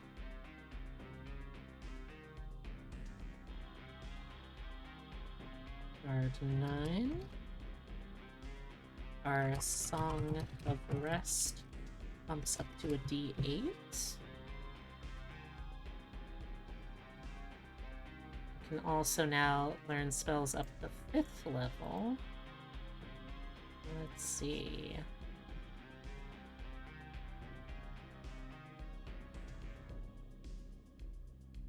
Okay, this one absolutely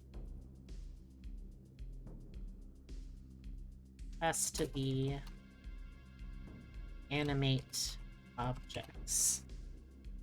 Just bring a bunch of furniture to life to grab and spook and beat up the humans that try and stop you. It'll go surprisingly well.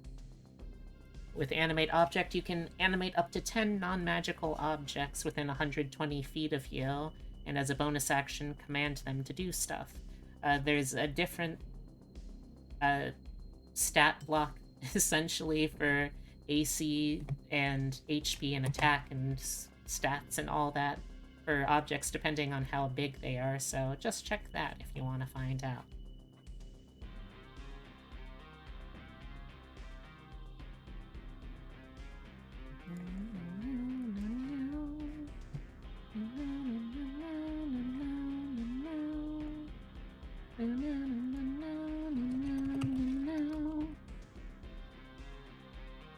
Okay, so our bardic inspiration at this level is now also a D10, or is a D10, sorry. We get expertise in another 2 skills of our choice, so yeah, you know what, this time let's get intimidation expertise. And let's see, let's also get stealth. We're not going to be as ghostly as I would like us to be, so this way we can still kind of work around it at least.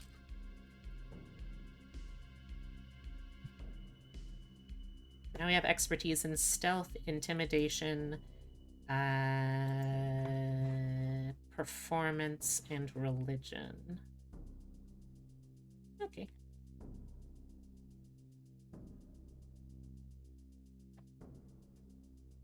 We also get another 2 spells of our choice from any spell list. Let's see, what do we want? What do we want? What do we want?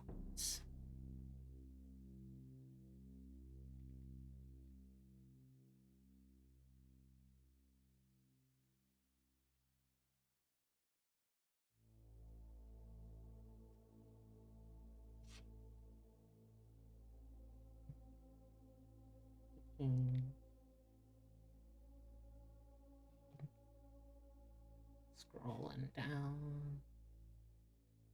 Scrolling down. Where is it? There we go. Let's get for all of your prop work needs.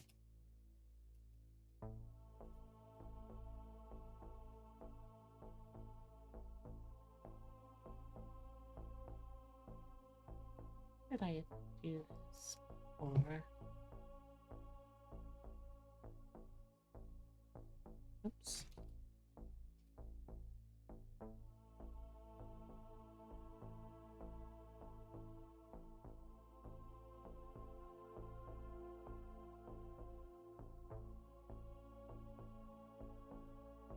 Okay.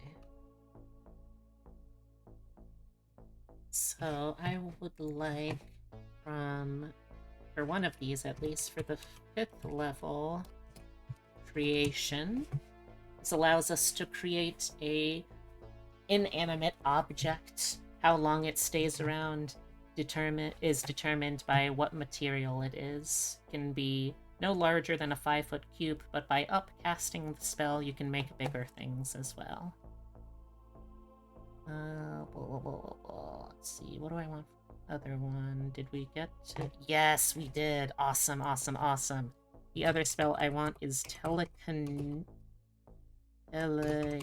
spell telekinesis. This spell lets you telekinetically move, lift, control, manipulate objects or creatures up to 1,000 pounds. Or if it's an object, or huge or smaller if it's a creature. Yes, that'll do.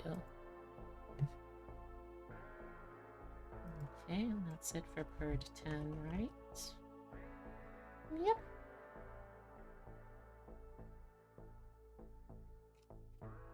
Bird 11.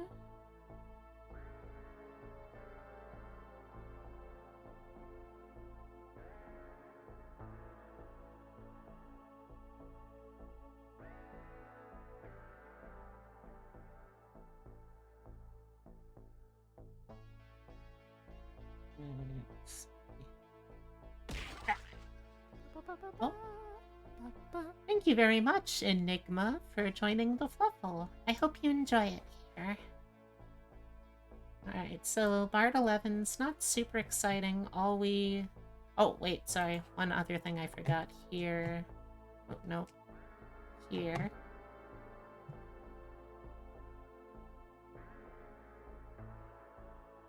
We have another cantrip.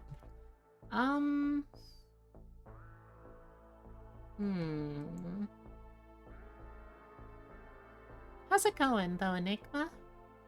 Hope you're enjoying the show. I'm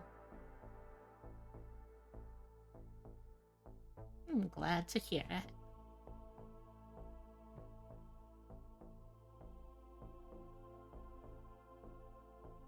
You know what? Let's get some ghost lights with dancing lights, which allow you to create up to 4 will-o-wisps that float about at your command and can shed light. Which, weirdly enough, you don't have dark vision. Kind of unfortunate, but we'll work around it. Alright, so the only thing you get at Bard 11 is 6th level spell slot. The spell I would like here is called Eye Bite. It's a very strange spell, or a strangely named spell, at least, I think. Blah, blah, blah. It's nice to meet you, though, Enigma. Happy to have you aboard. So, for up to a minute, you can force people one creature at a time at your choice, but you can use your action to target more. You can force it to have one of three reactions. Asleep, they fall unconscious and will wake up if they take any damage or if another creature uses an action to shake them awake. Sickened, they have disadvantage on attack rolls and ability checks. And if it ends at the end of each of its turns, it can make another wisdom save to try and overcome it. Or the one that we'll probably be using the most, panicked. The target is frightened of you, must take the dash action to get as far away from you as possible. If the target moves to a place at least 60 feet away from you, where it can also no longer see you, the effect ends. So just a couple of ways that we can really mess around with people.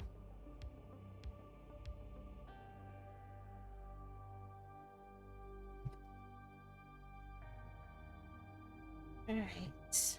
Part 12. We get another ASI or feat.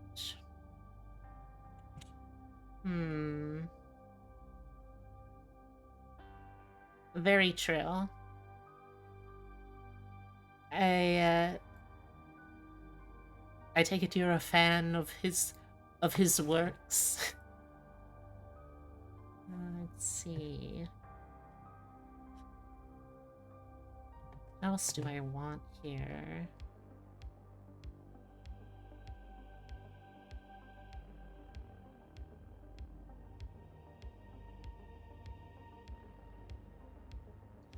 Oh, wait, I know.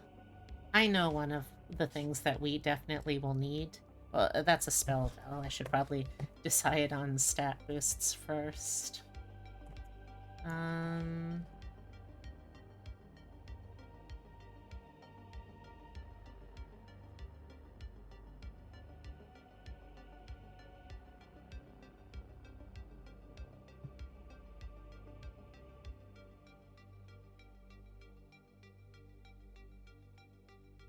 Kind of like the Joker or Kefka Palazzo. I assume Kefka is... I assume that's the Kefka from... I want to say... Final Fantasy VI? Yes! I remember things. I'll take it.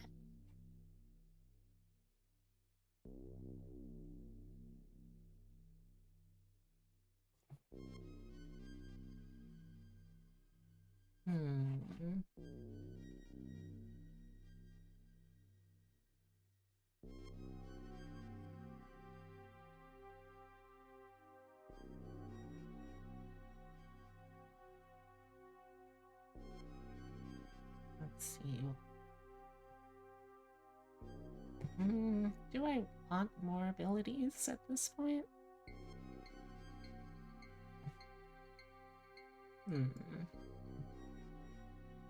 I probably should, yeah. Yeah, it would be pretty embarrassing if you lost concentration, so let's at least get your constitution up a little higher.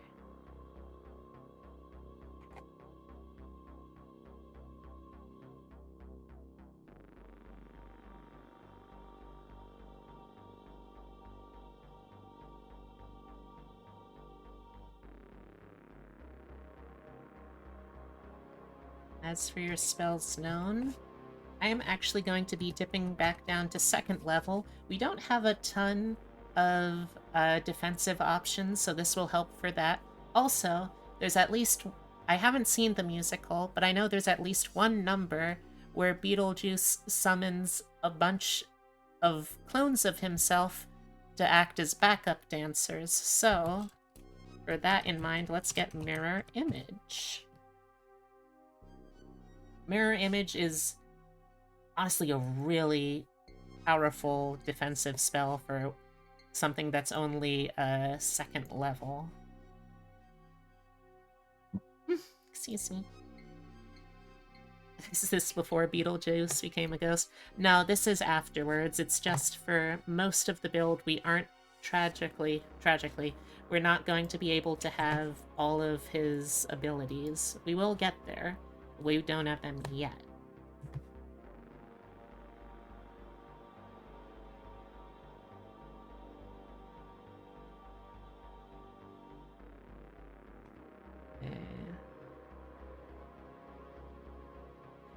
That's another thing. It's weird that Reborn, which is basically an undead subrace, does not actually get that feature. So I'm not sure what's up with that, but...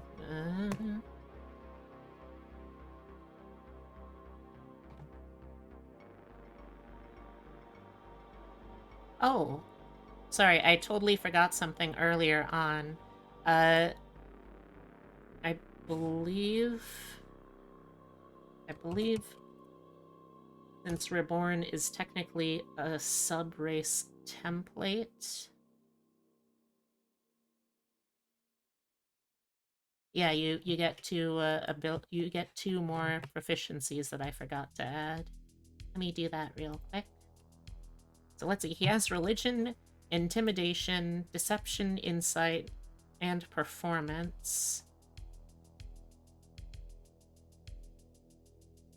And then acrobatics, arcana, and stealth. Okay, so let's see. What doesn't he have? I guess we can get athletics? I guess? Athletics and history? Sure, why not? He was dead and learned a lot about that, and also I don't know. Maybe I want him to be able to climb up the side of a wall. That would be athletics, I guess? Oh, persuasion. I mean, I guess he can be surprisingly persuasive. Alright, I can do that. Persuasion and history proficiency. Also, hey Nina, welcome back. Don't worry, we'll be getting to polymorph.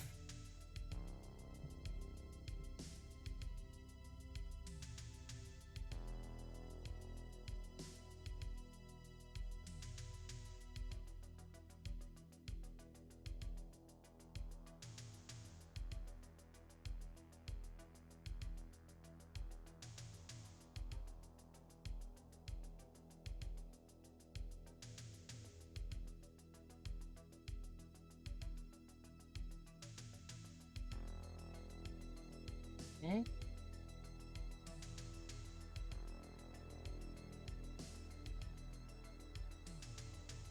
Alright, let's see, where was I? 13, right?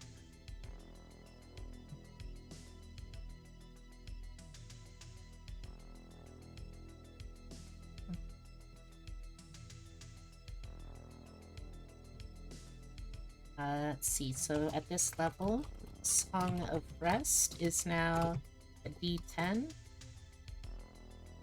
Another thing about Song of Rest, keep in mind that Beetlejuice is very resilient in terms of damage, right? In D&D, we're actually making him squishier than he should be. But one of the ways we can get around that is using hit-and-run tactics. Because you're a ghost, get super sneaky after you do a big scare, go find some place to rest up, and you can still give yourself the extra healing, so you can keep going more frequently without needing the long, long rests.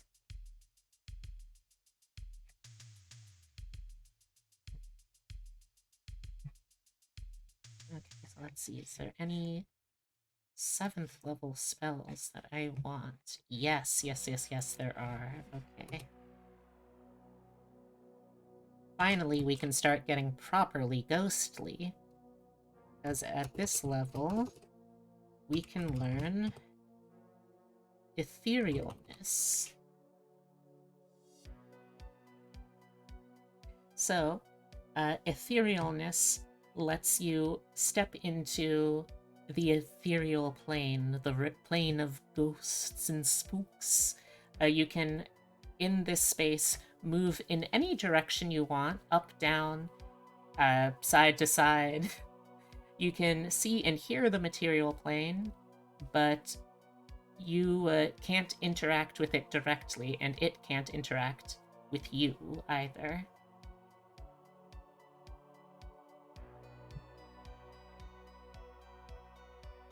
To answer your question, Nina, yes.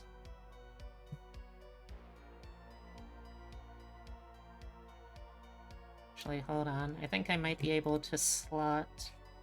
Okay, yeah. Let's see.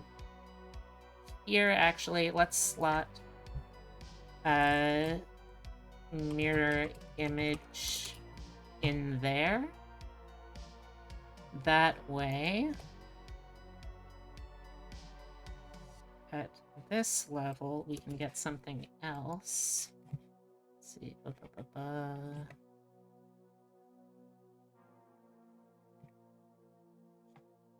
Like, for instance, mass suggestion to possess a whole dinner party worth of people to do a big song and dance number. And if they fail the wisdom save, then they have to keep doing it for up to 24 hours if you want them to keep going. I was tempted to get Otto's Irresistible Dance, but Mass Suggestion is just kind of more potent and longer lasting, so it felt like it would be a better fit here.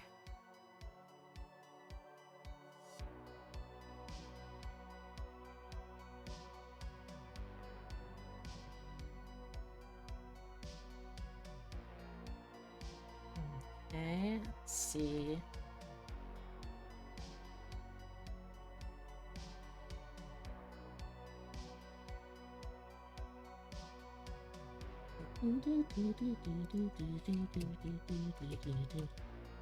Okay, Bard 14. We get even more magical secrets.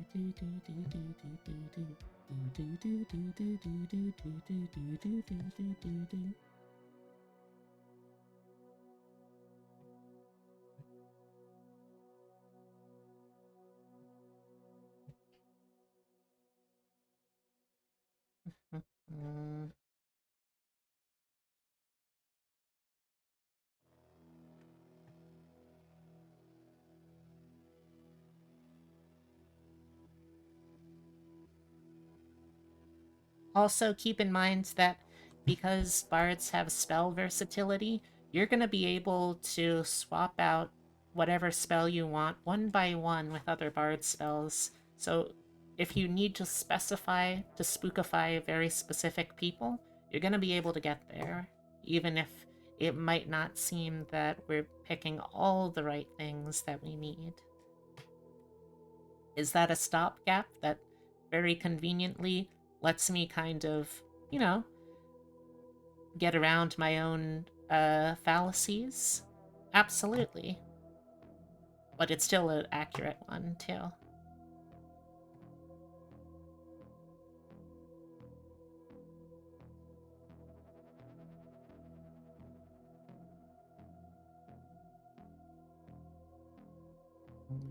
A little bit.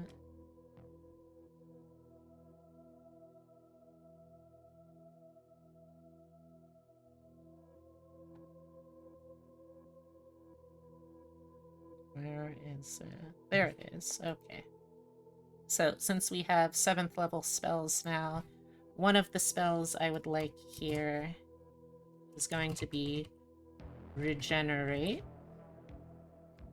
He has very powerful healing abilities, so you can definitely swap out Cure Wounds later or earlier on in the build if you like. But I wanted to make sure I got Regenerate because specifically he's kind of able to just do a lot of horrible, horrible things to his body and walk it off. And Regenerate is specifically the spell that you get if you want to be able to, like, dismember yourself and put yourself back together again.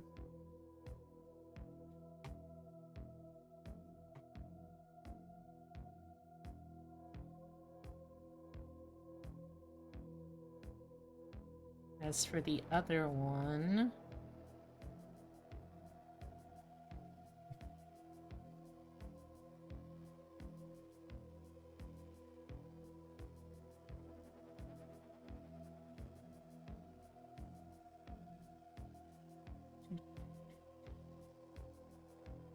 see, where was that in the spell list?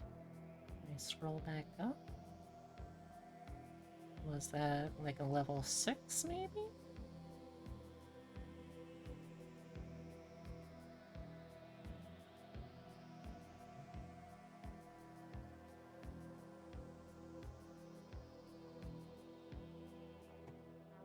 Hmm.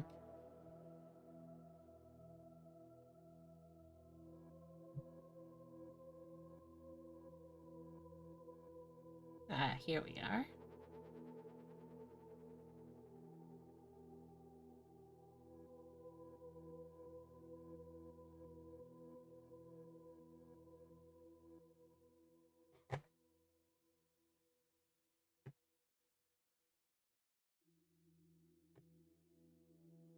I am going to say, let's get the Haunted House spell.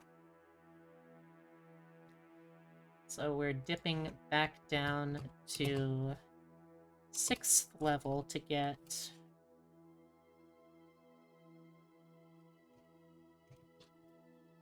Okay, so Guards and Wards is a spell that has a ton of different abilities that you can potentially use here. You can basically cover up to 2,500 feet of square feet of floor space in a building, and can cover several stories of a building if you divide it within. This is how you get some real lovely haunted house things going on. You can make corridors that are filled with darkness and have the ability to make people think that they're going in the wrong direction somehow as they get lost in twists and turns. You can make all of the doors in an area magically locked, or even hide the doors to make them seem like there's nothing there at all. You can make stairs that are covered with eternal cobwebs tangling and tying people down. You can do dancing lights, magic mouths, stinking clouds, gusts of winds, suggestions. There's so many fun, spooky things that you can do with this spell if you get creative. And you know what? I believe in you. I think you can get creative. Also, at this level, as a lore bard, you are someone with fearless skill. So this means that when you make an ability check, you can spend one of your bardic inspiration to add that to your own scores instead of just other people's. It's very useful because most of the time you're such a repulsive ghost that no one wants to work with you. So it helps to be able to support yourself. That's self-care, and that's important.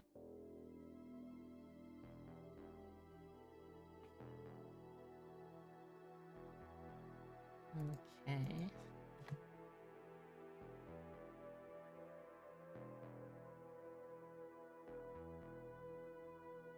Bard 15. We have our capped out bardic inspiration. It's now a D12. You also have access to 8th level spells now.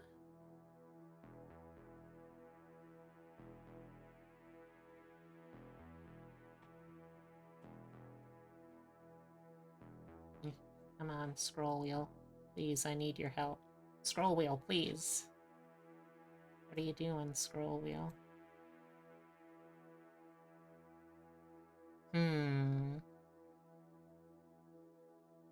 There's a lot of fun ones here. Shh.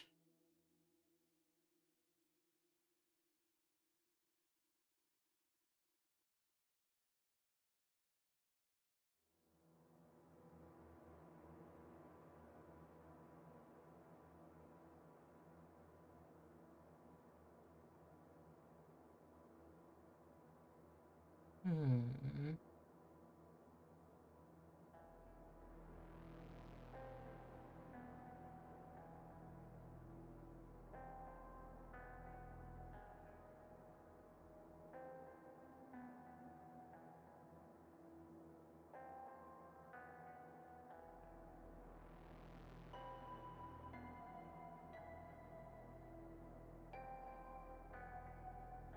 Hmm.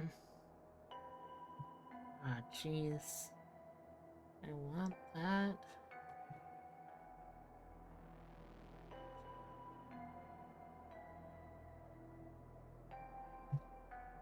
I probably should get that.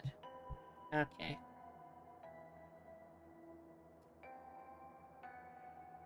Let's get the 8th level spell. Glibness. This allows you, for the next hour once you cast it, anytime you make a charisma check, you can replace whatever number you roll with a 15. This means that with your modifier, even if it's one of the charisma skills you aren't proficient with, which I don't think there are any actually, you have at minimum a 20 that you're going to roll, a dirty, nasty 20.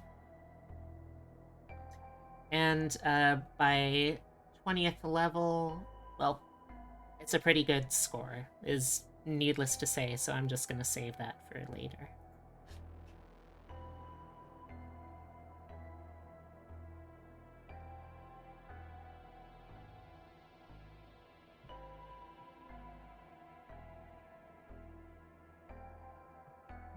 Okay.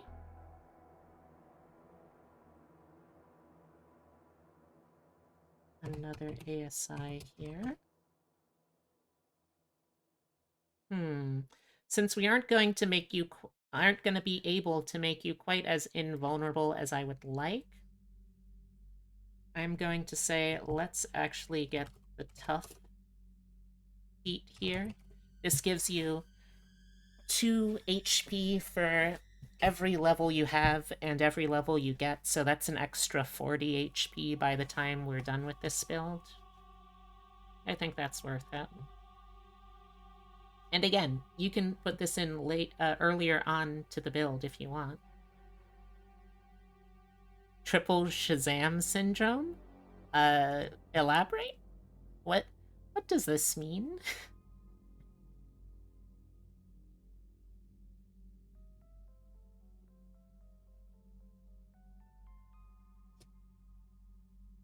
Oh, oh. Card 17. Okay.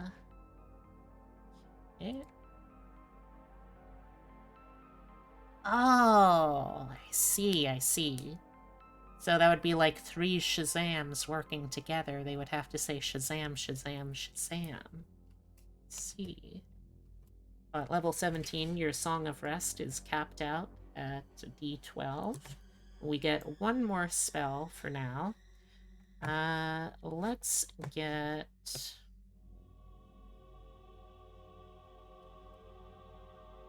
Let's get a real doozy of a spell then, huh? Let's get True Polymorph. This allows you to turn creatures into other creatures, or creatures into objects, and if you manage to... or objects into creatures. And if you manage to hold on to your concentration for the full duration, an hour, it becomes permanent. It's a very powerful spell. And again, for someone creative and nasty like you, I'm sure you can come up with all kinds of uses for it.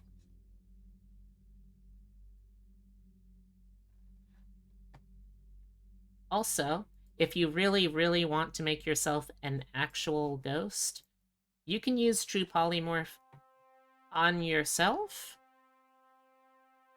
and then you can just turn yourself into an actual ghost. So you got that going for you.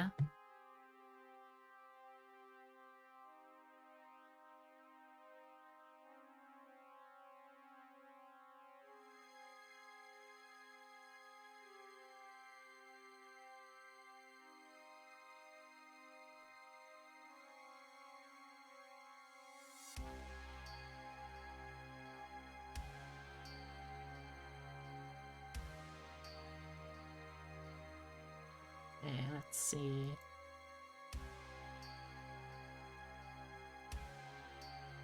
Card 18, we get our last batch of magical... We get our last batch of magical secrets.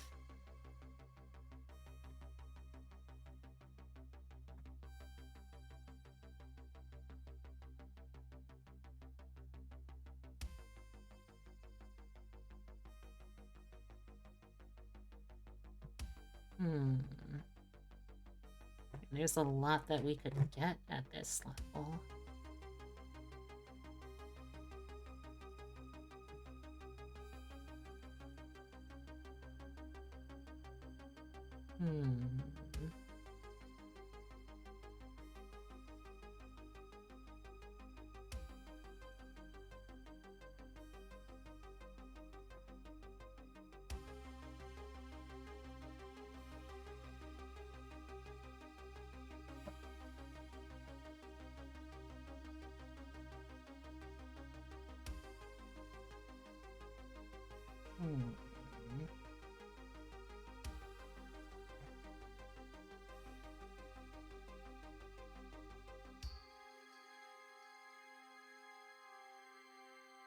Alright.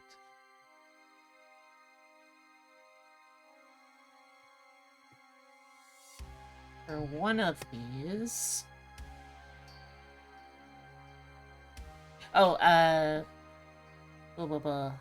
Blah, blah, blah.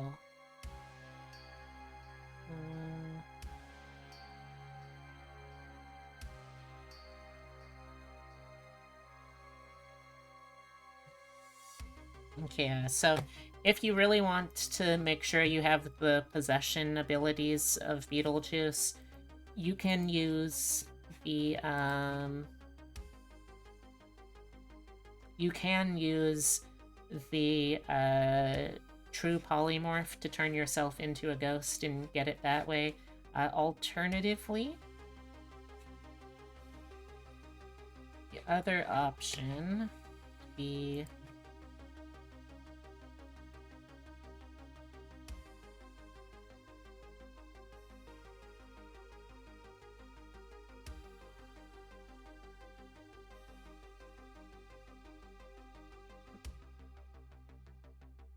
You would want, since if I recall right, I think you can also dominate, like, possess,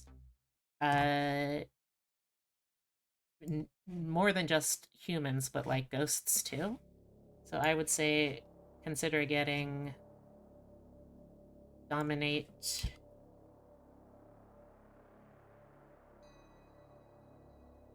monster, which is an 8th level spell.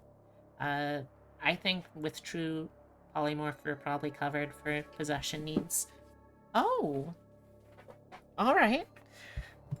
Well, this is a fun way to induct someone, I suppose. Let me tell you something, Enigma. But first, I need you to tell me something. Hey, Enigma. What's your pronouns? What's your pronouns, Enigma?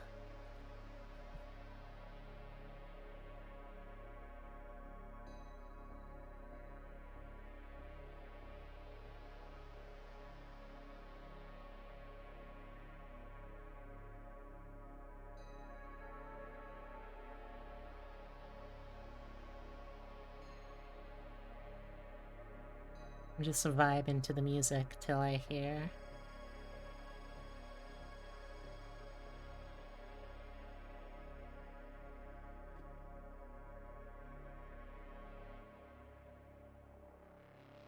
Alright. That can work. Also, thank you for sharing.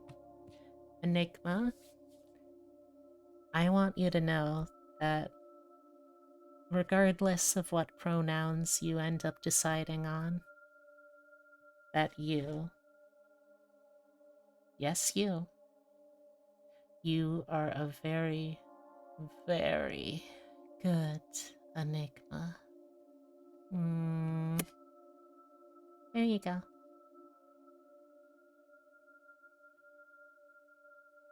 Also, I need to check my timer because I have a slow cooker running. Okay, yeah, good. We still have time. So, Dominate Monster. It's basically possession, except you don't actually, like, go into their body. You charm someone, a creature, it has a telepathic link to you if it fails the wisdom save, and you can give it commands that it has to try its best to obey. Or you can take total control using an action instead. So that's an option. It's not one that I'm gonna recommend though, because I think we can basically get possession through true polymorph, so we don't really need it. What I will suggest though, back at the 7th level, let's get Mirage Arcane. This allows you to, for 10 days, make the world around you up to a mile away look, smell, and feel like however you want it to. It works on both natural terrain and on buildings as well, and since it can include any kind of sensory element at this point. Except taste? It doesn't say anything about taste, so I guess that's one flaw in your weird created world. But yeah, I hope that wasn't too forward, Enigma. And I hope you enjoy it. Let's see.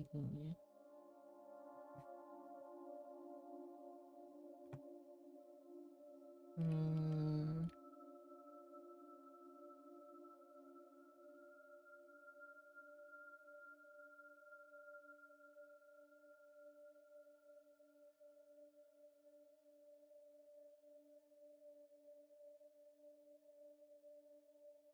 Hmm.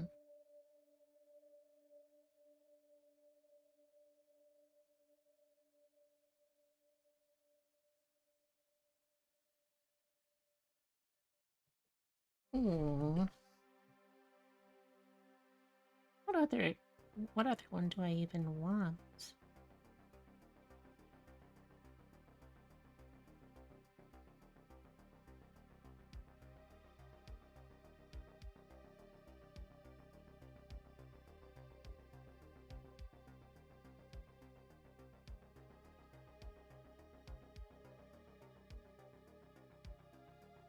Oh, that's alright, Enigma. You don't need to ask. I'll happily do it. Enigma, regardless of what pronouns you end up choosing, or perhaps even if you end up switching between them, I want you to know that Enigma, you, yes, you are a very, very good Enigma.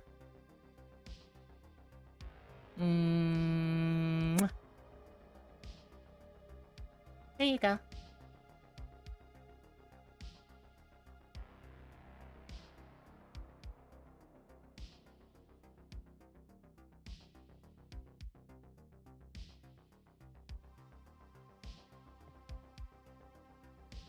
You know what? It's a silly and fun spell. Let's dip back down to...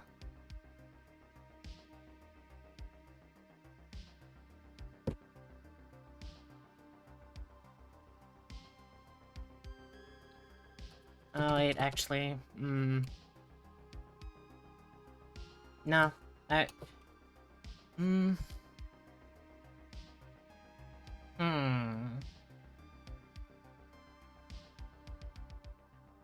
Oh! Oh, do tell. if you want.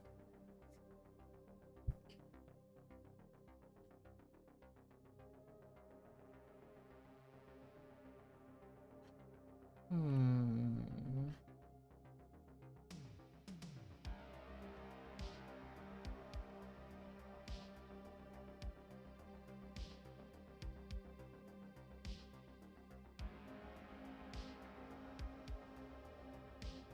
Hmm. Sorry, Elsa, this is taking so long. Oh.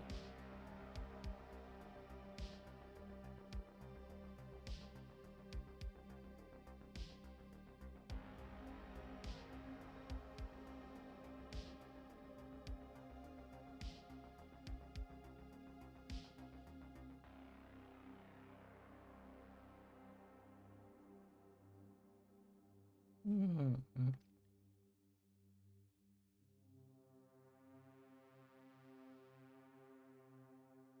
Zilston D. Rofferton, a rock gnome sorcerer and mystery novel author. I love this small little man already. Tell me more.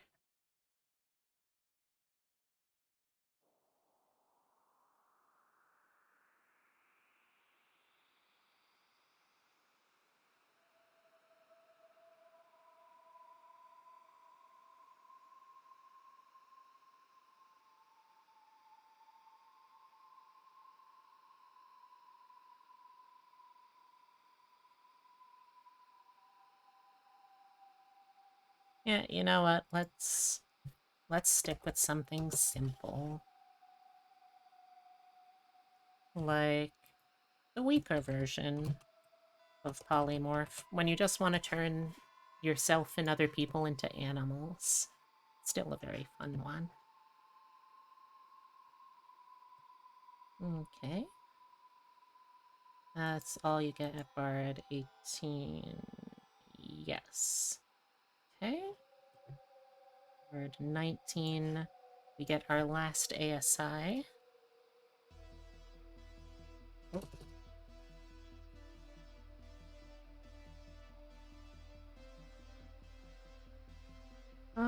Let's boost our constitution up one more time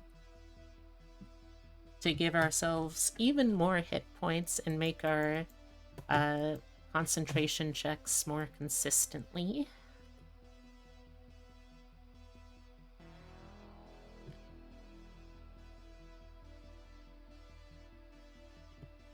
And then I think this... Yeah, this is one of the few bards I've done which goes all the way to level 20. Not because Bard 20 is any good, just because like there's not really anything I want to multi-class into, so I might as well.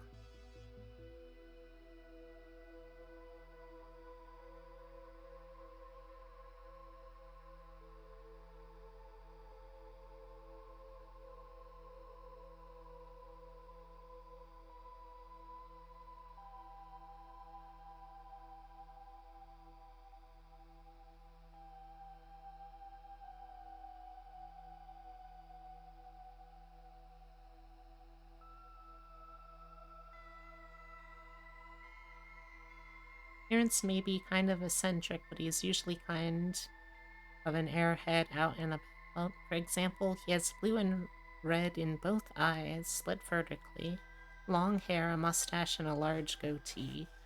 Excellent. Excellent. Thank you for this valuable information.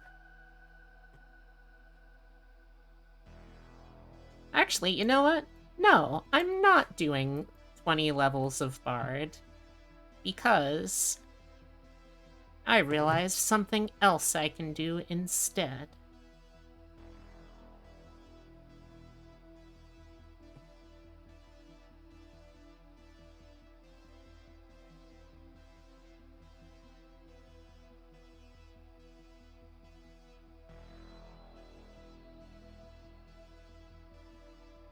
You know what? Yeah, I'm actually going back a couple of levels to do this. I think it's worth it.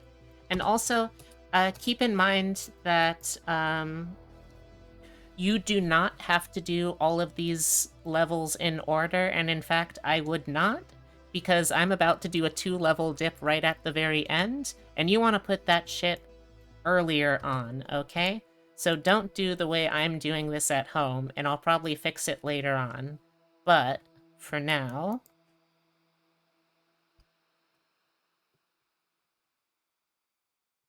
we're actually jumping into Sorcerer.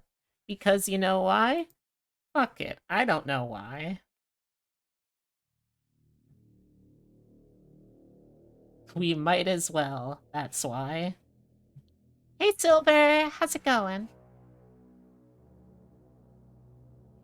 Alright, so... we have... our Sorceress Orange, and we are going to be a... Shadow... Sorcerer. This gives us 120 feet of dark vision, so we can finally get around the fact that, for some reason, we've been playing a ghost that can't see in the dark. This also gives us Strength of the Grave, which means that when you would get dropped down to 0 HP, you can make a Charisma save of 5 plus however much damage you took, and on a success you drop to 1 HP instead. You can't use it if it was reduced by radiant damage or a critical hit, though, and you can only use it once for long rest. But still, it's nice. You also get 4 cantrips and 2 level 1 spells.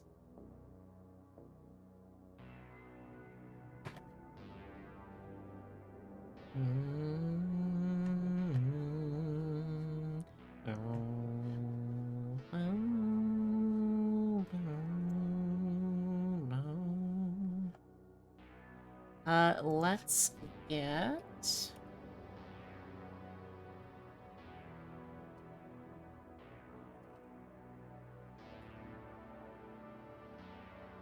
Infestation to make someone covered with creepy crawlies on a failed constitution save that inflict a d6, or sorry, at this level, it will be a 4d6 poison damage and moves them 5 feet in a random direction because of the ants in their pants and such. Let's also get... what else do we want? You know what? Let's get Friends. This gives us advantage on charisma checks, all charisma checks with one creature of your choice that isn't initially hostile to you.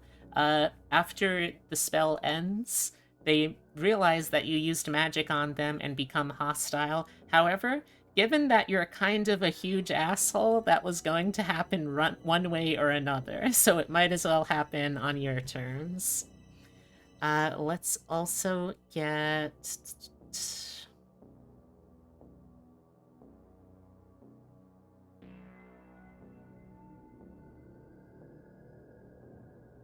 get Mind Sliver. This allows you to, if someone fails a intelligence saving throw, worm your way in and use your creepy powers to inflict 4d6 psychic damage and subtract a d4 from the next saving throw they make before the end of your next turn. And that is one more cantrip. Let's get Message, so you can telepathically give people secret messages that only they can hear. A really great tool for gaslighting someone. And since you're an actor, while normally it would hear in your voice, you can make them hear in anyone's voice you want. Think of the horrible, horrible gaslighting opportunities you would have. Okay, and then we know 2 level 1 sorcerer spells. Let's see what we want.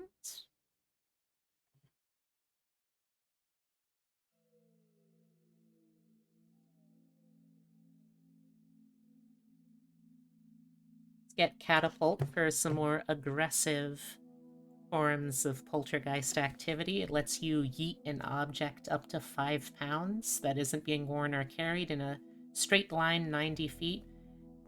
The creatures in the way have to make a dexterity save or take 3d8 bludgeoning damage. And if one of them makes it, that means that they've dodged out of the way and it keeps going until someone doesn't or it just hits something else, you know. And let's also get...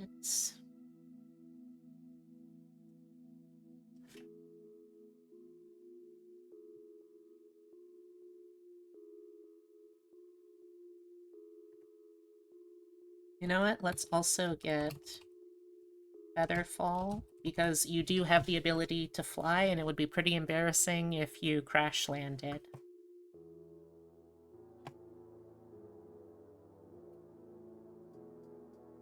Sorcerer 2? Or Capstone Sorcerer 2.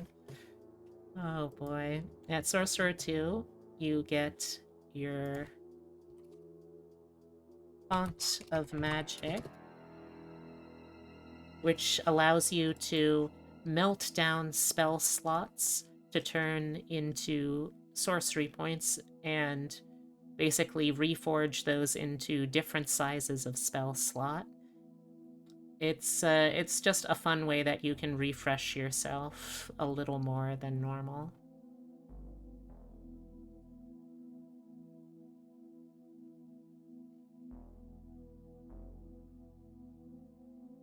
Hey, Fiery.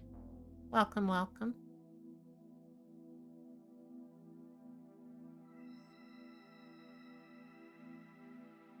Go for it. I ain't stopping you. And for our last spell...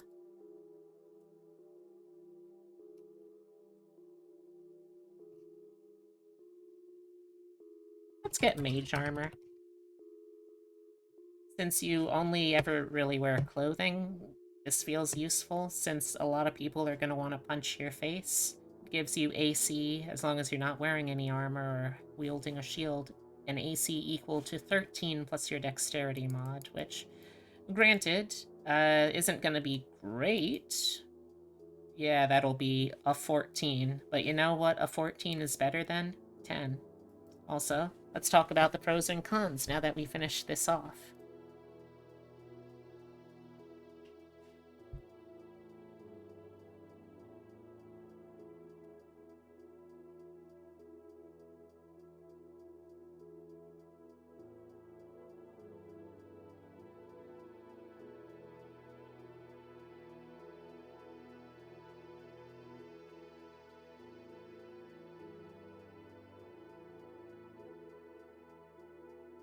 First off, Juilliard really paid off for you.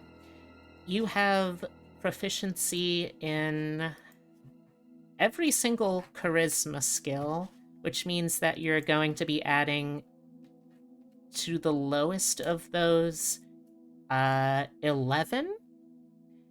You can also give yourself glibness, which means you can't roll lower than a 15, meaning that it becomes the minimum roll you can make on any charisma roll is 26, which you can then also use your Peerless skill to add another d12 on top of that, which means you could have up to, oh my gosh, you could have up to 37 for one of your charisma checks. That is absurd. Top of this.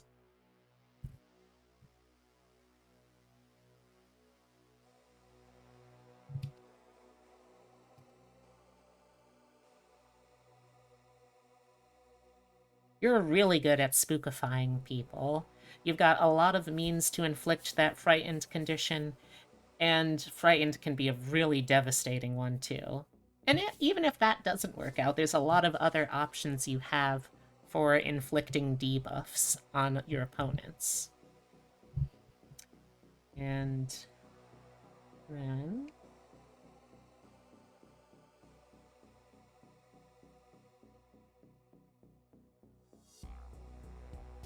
see, on top of that, what else? Gosh.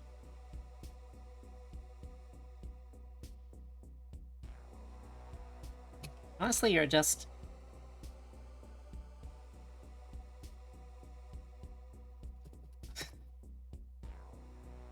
I mean, honestly, you're just a really powerful caster.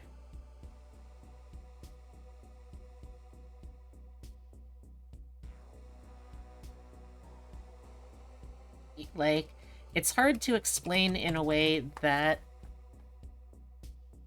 you can really quantify, but he has, with his toolkit, one of those builds where it's like, oh yeah, you can just straight up warp reality. The limits to how effective this character is the limits of your imagination, basically.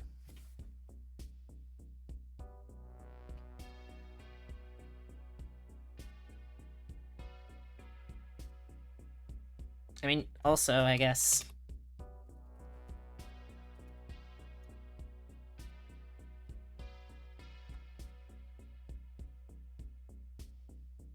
you're really meaty for a ghost. You've got good constitution. Your hit die isn't going to be the greatest, but tough is really going to add on to that, along with the ability to cast Cure Wounds if you want to switch out earlier on and regenerate. You can make yourself pretty meaty for a ghost. Now, as for cons...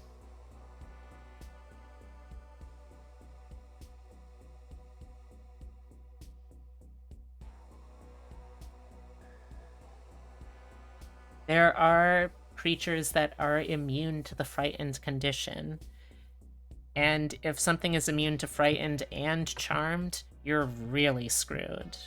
For your debuffs, at least.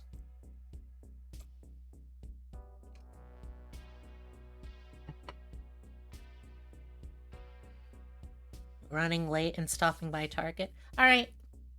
Thanks for letting me know, dear.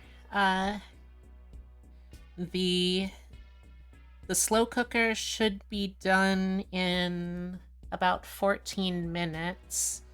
And then there's just like a couple more things that need to be done to the chicken, but it should be all set.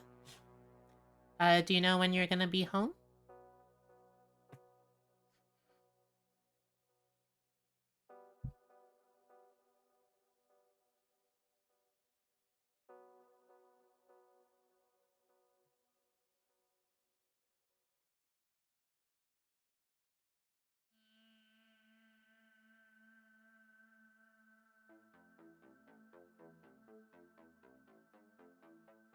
Also, I like that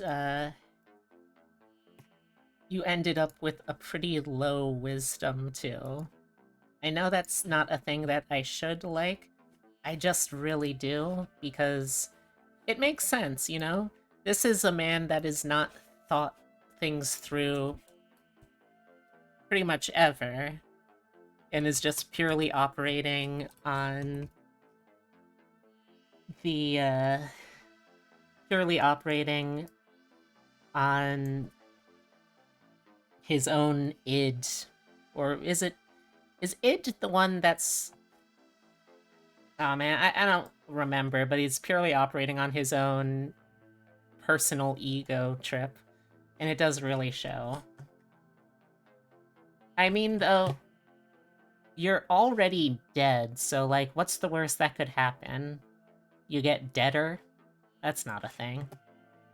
I mean, if all the bad things that's gonna happen is you get shrunkified on your head, if your head gets shrunkified, and that's the worst thing, you're probably still gonna be fine, I'll be honest.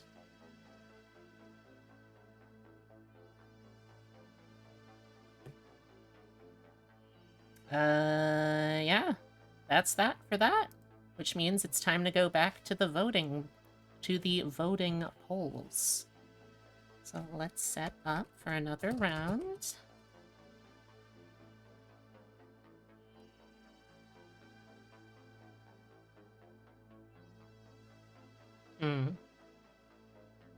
True, true, true, true, true, true. Yes.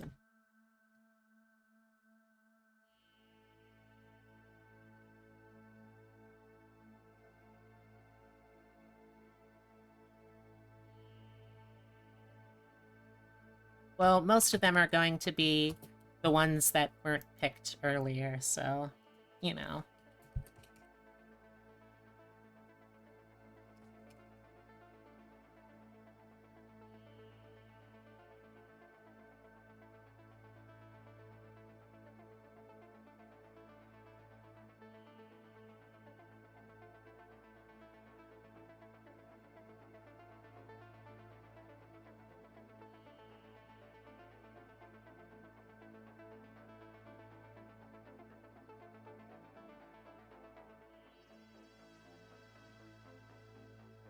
Ah, that's fair.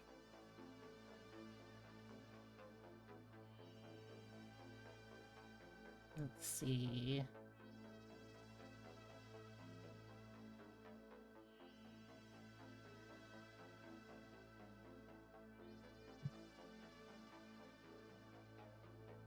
Should I add one more onto that?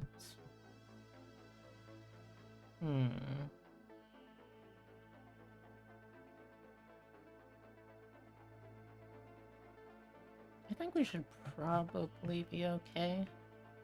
Yeah.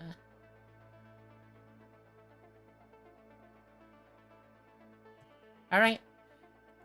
So here are your... Oh, gosh. Thank you, Tibby, for the jump scare.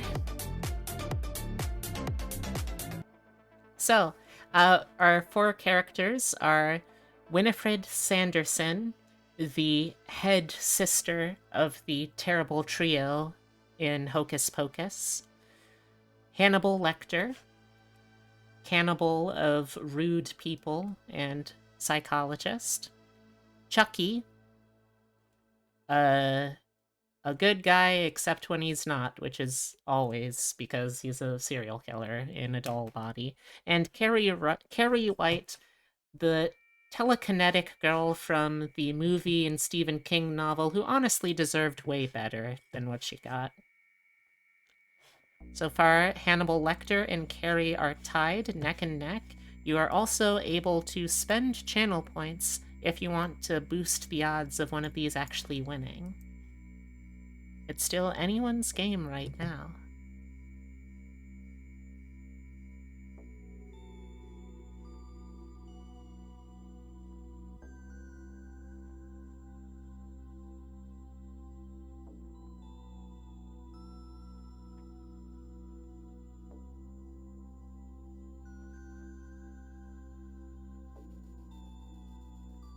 I hope someone will break the tie, otherwise I'm gonna have to do another vote.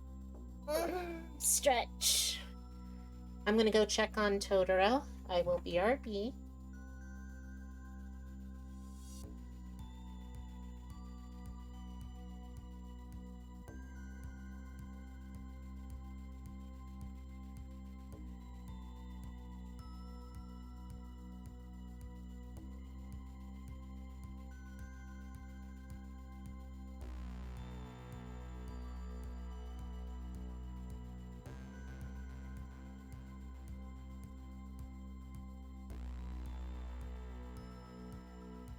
Alright, I am back. Oh, wow.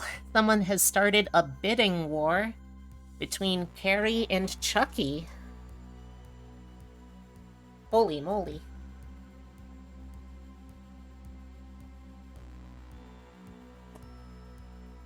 This is a really intense one.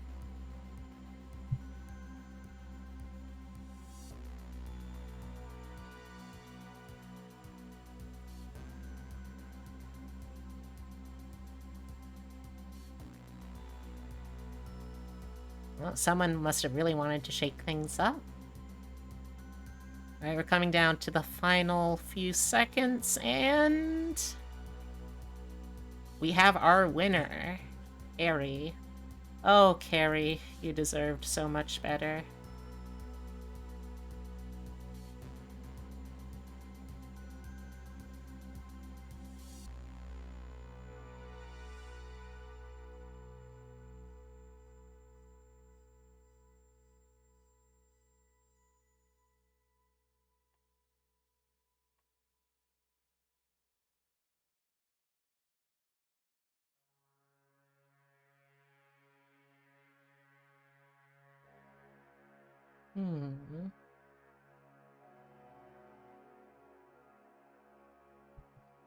Oh gosh, there's so many options for pictures here.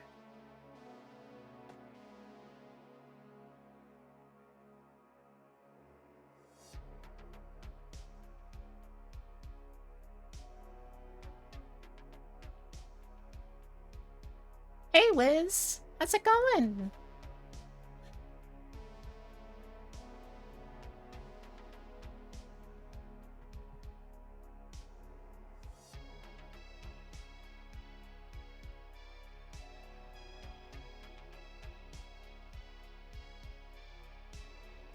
I think I want to go with maybe one of the original film stills.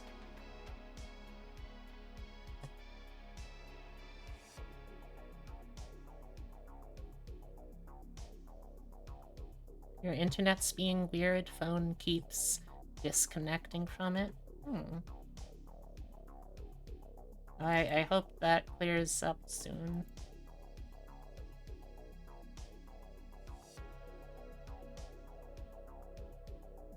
God. Man.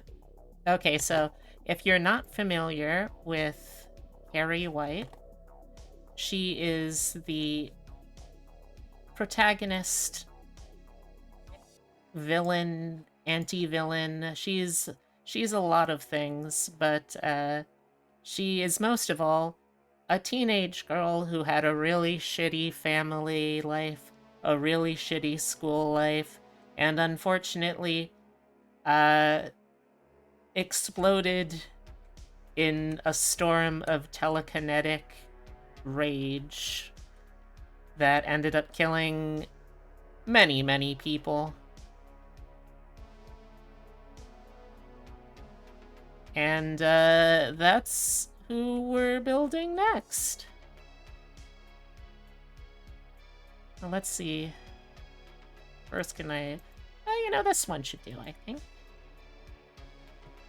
Going alright, spent some time out smooching friends the other night. Ooh, dish, dish, dish.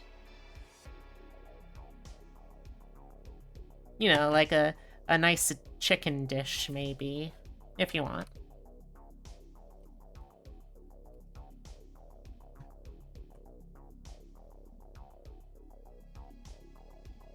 Also, please don't think that you... Exactly. Please don't think that you actually have to tell me anything about your personal life. That would be pretty cringe of me.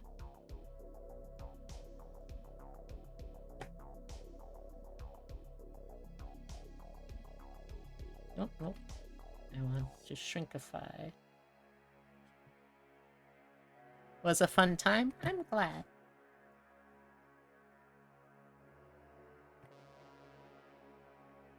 So, if we're going just by the movie, we're pretty limited in terms of what kind of powers we can have Carrie manifesting. Fortunately, in the book, she has a little more of a little more variety in terms of what she can do. Not a lot of variety, but enough that we can kind of work around some things. So first off,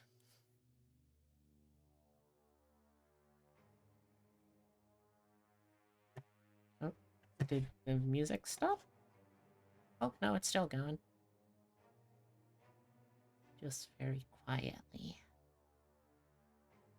Also, what's the rest of the week look like for everyone? I am curious. Okay, so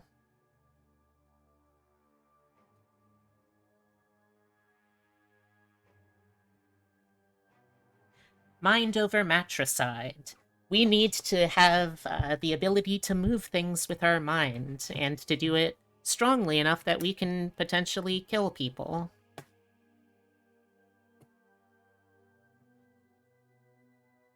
Let's see. Fortunately, in the book, it turns out she's also telepathic, which is going to give us a second goal that we can work towards, because if it was just telekinetic, oh boy, we would not have a lot of options.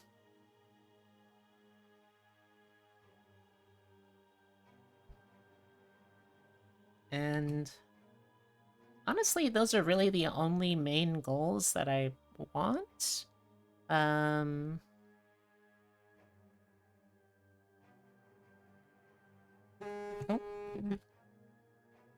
Sorry, that was the timer for my slow cooker. I will BRB. Sorry about this. BRB, though.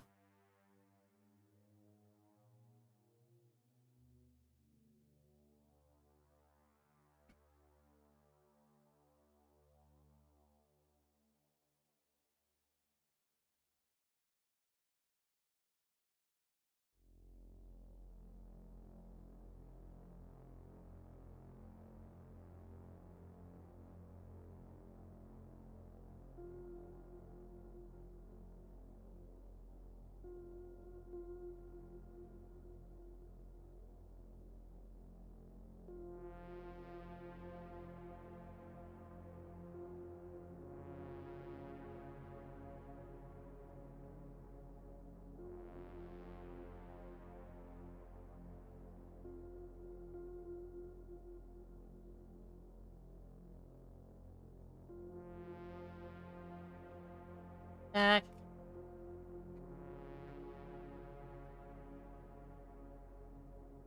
Getting things ready for later this month? Hmm? You doing something special? Okay, but yeah, I don't really have too much else that I can think of that we can get for her.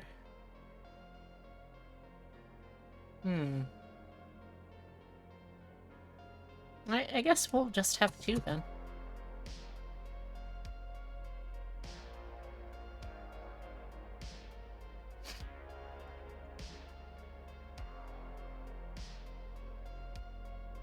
Huh. I don't think I've heard of that before. Let's see. Alright, let's look at our stats here. Blah, blah, blah.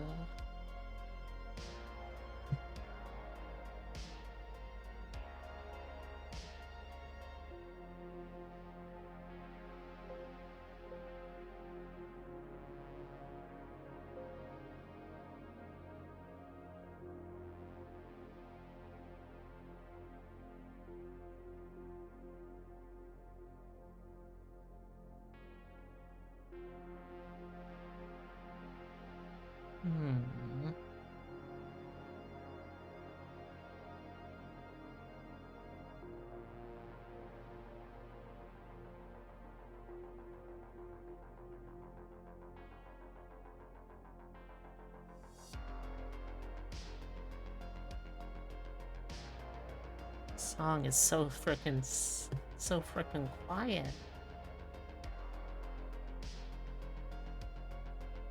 Specifically designed to be simple and apparently therapeutic.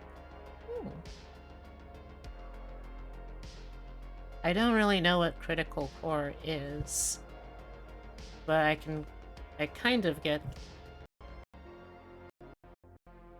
some gists. Okay.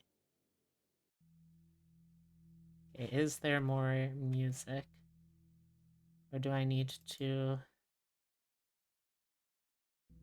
Okay, I guess I need to switch tracks, or videos, rather.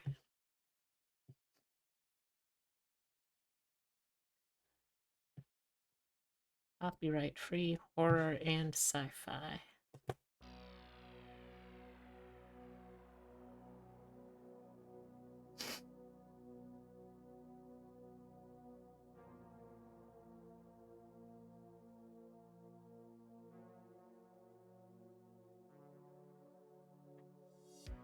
Here we go.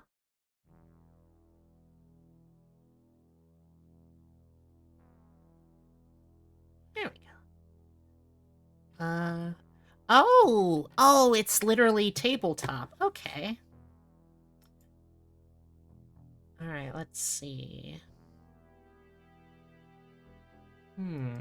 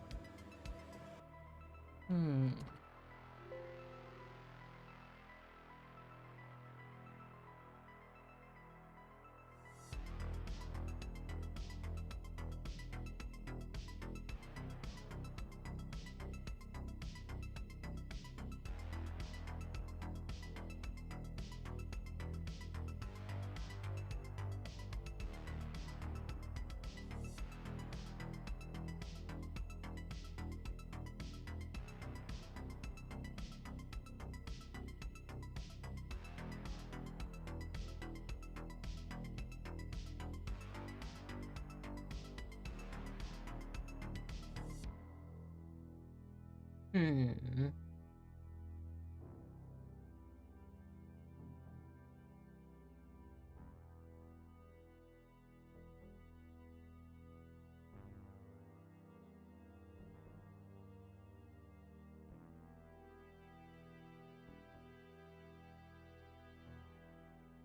Oh boy. Okay.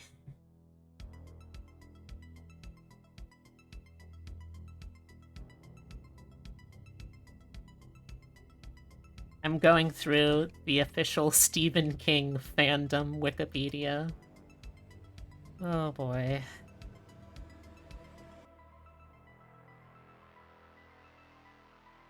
There we go.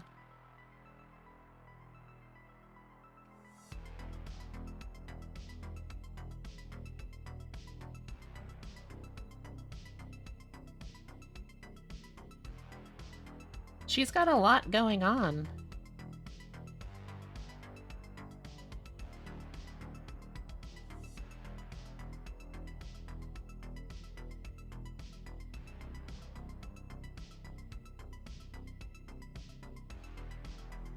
But also, that does sound like a really cool system. I've never heard of it before, but it sounds really neat.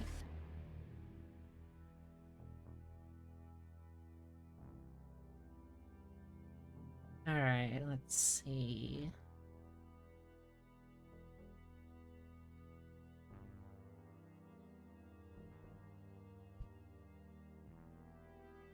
For now, I think let's focus on one caster, and then if I need another, we'll jump in. So, I don't know if this is gonna be like controversial. I don't think it should, but I think that she's gonna be a charisma caster. Because while she doesn't really have good social skills and is horribly, horribly bullied, at the same time, she also has just. It's hard to look at what she goes through without feeling empathetic, you know? Even if you've never been bullied before, it's really hard not to root for her. And also, like, in terms of magic sources, we don't have enough information one way or the other, from what I can tell, to really see if she would be an intelligence caster, and also I really want to make sure that she has the psychic focus. And on top of that, it feels weird having her powers be wisdom based, because there's nothing really tying it to nature other than how, like, some raw ways in which it's expressed. And while she has a lot of religious elements, I don't think those are actually the source of the power. So yeah, charisma will have to be. Let's see. That said, let's... Do I want to do a point buy with this? No, I think I should still be able to do this fine. Let's do intelligence next. She really studies very hard. She knows a lot of intelligence-based skills, so let's make sure that's good. Let's do Constitution after that. She suffers a lot of physical abuse, unfortunately. So let's make sure she has at least okay Constitution. Wisdom after that. She has, like, the level of natural heightened awareness that you would see from anyone who has, you know, traumatic stress disorders. And dexterity is, let's see, do I want to dump dexterity or strength? Honestly, we don't really need either. Dexterity being low would be a little worse, but she is very, very unathletic. So both of those are going to be pretty low. Oh.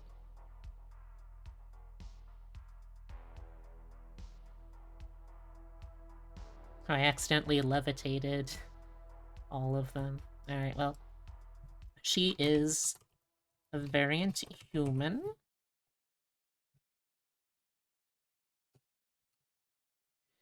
We are going to start off by giving her the charisma and constitution +1.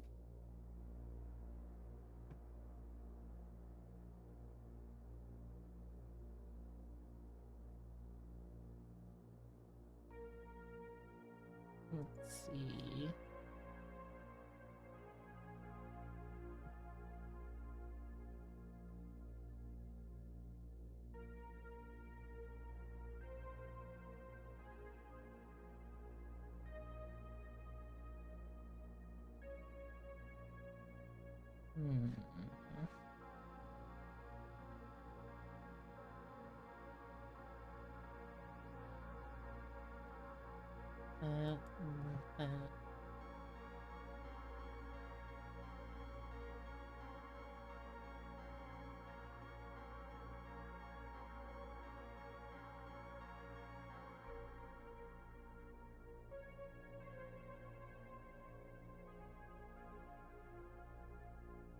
Uh, let's see. As for the skill proficiency, we're gonna be getting... Let's see. Sadly, she does not have very good insight. That's unfortunate for her. Ooh. Okay, well, let's start with... Let's just start with perception. Perception is a good, all-around useful skill that if you can't think of something that is accurate, then you can at least have something going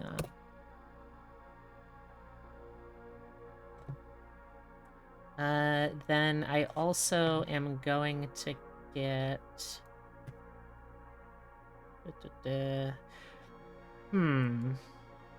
Feet is another one where it's a little tricky.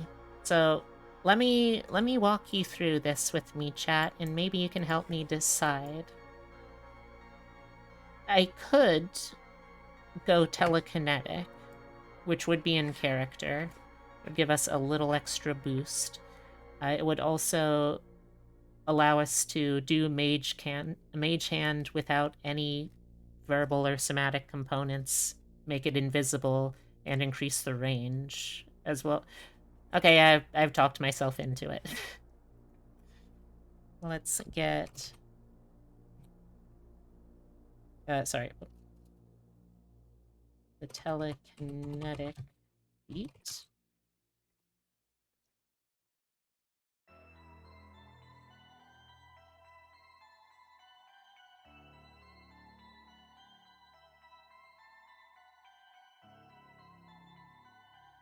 And... oh. And let's have it boost. Yeah, let's just go with charisma.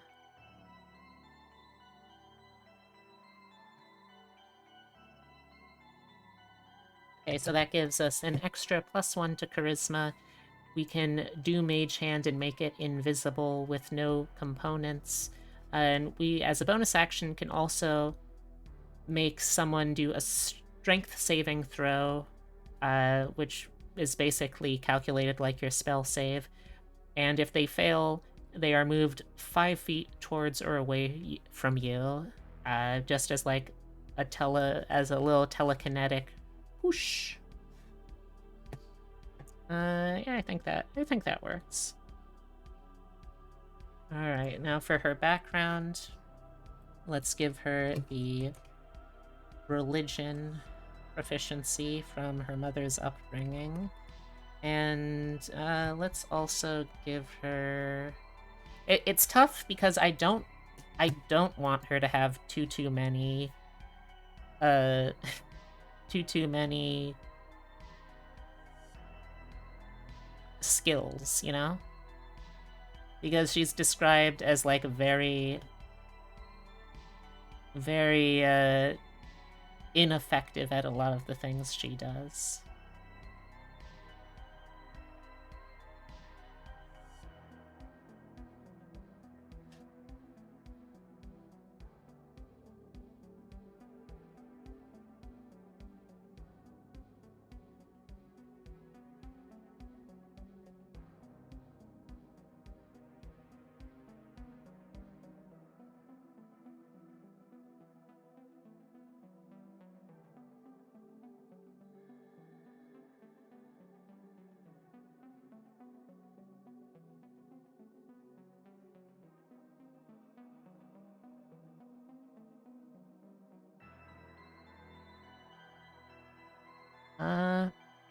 Well, I guess let's get Arcana at least. Wait.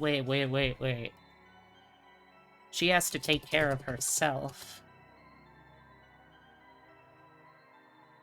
Because her mom certainly isn't going to do shit, so let's give her survival proficiency.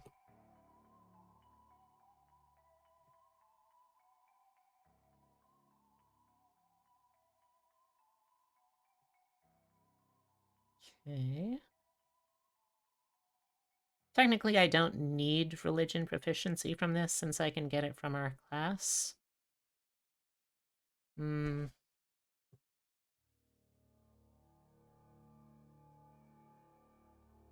Maybe we switch this out then for...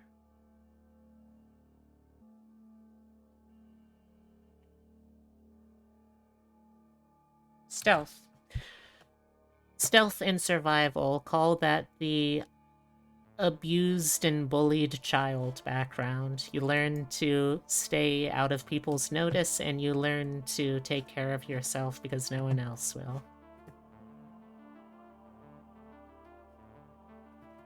Okay, we are going to be building her as a sorceress. We get 2 more skills. Here is where we are going to get Arcana and Religion proficiency.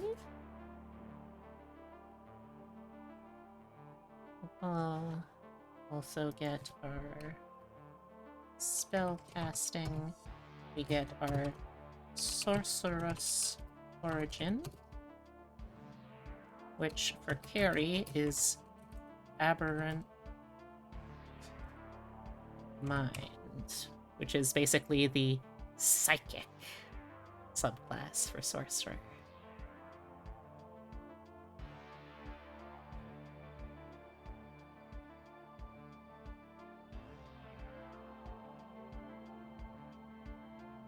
Okay, so...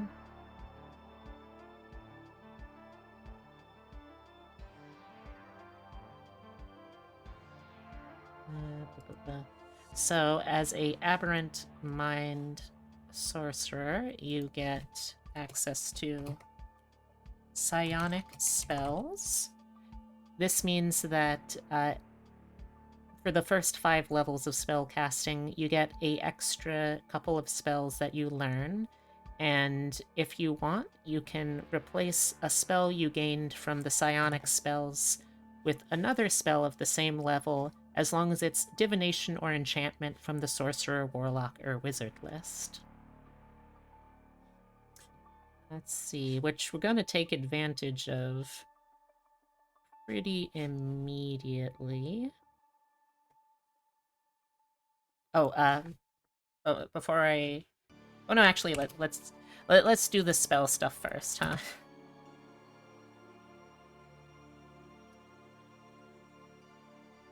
Okay, so we get 4 cantrips of our choice. Ooh, excuse me.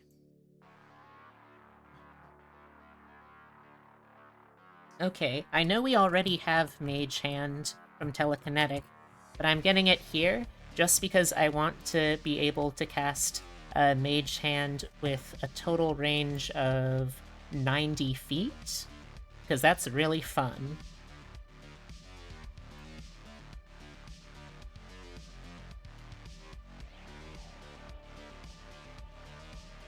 Let's see.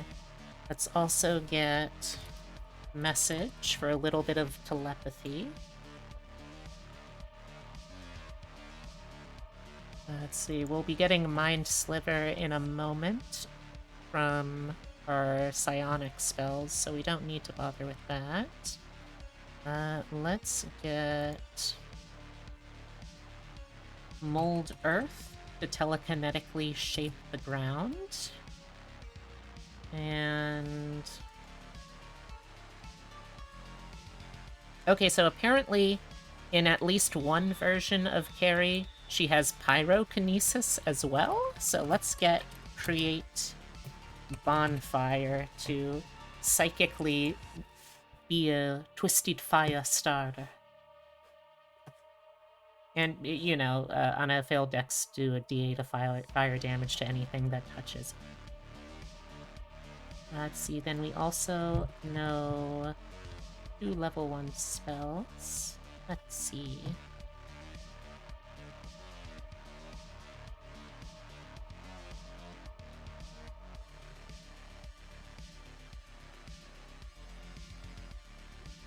Let's get...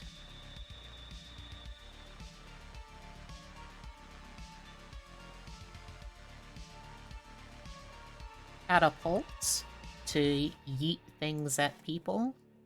I just talked about this in the last build. On a failed dex save, 3d8 bludgeoning damage. Still very good, though. Let's also get...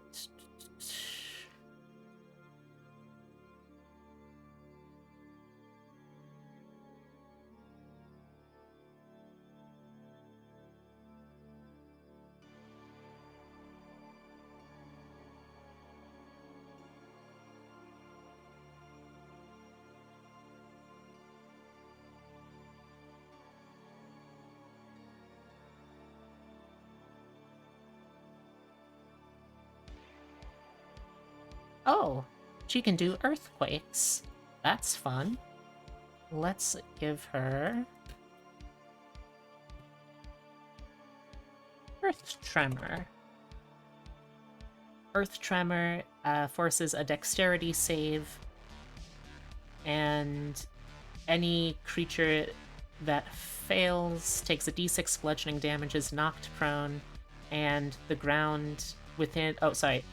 The ground within 10 feet of the point you choose... or sorry, this is 10 feet around you specifically.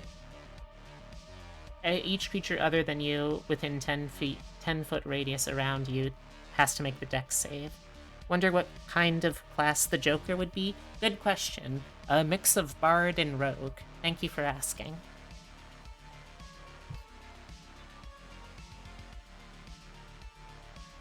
Alright, so then we also get Psionic spells, which are, at this level, another 3 spells that we get.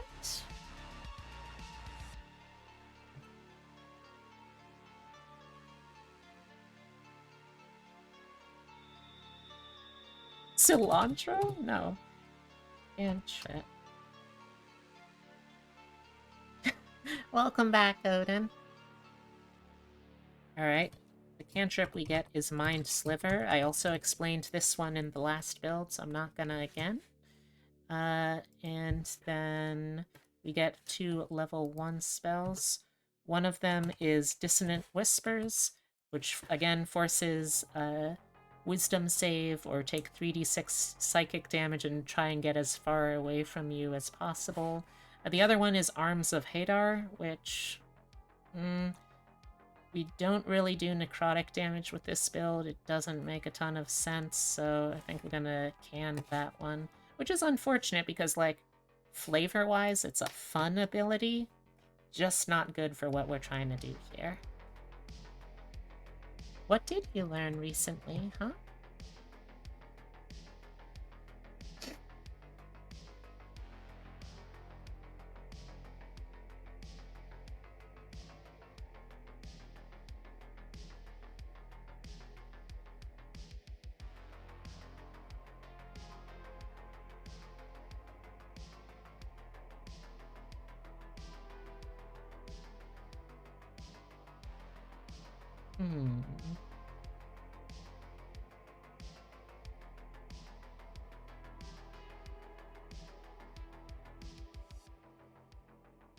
We don't have a ton of options that super fit, so let's get...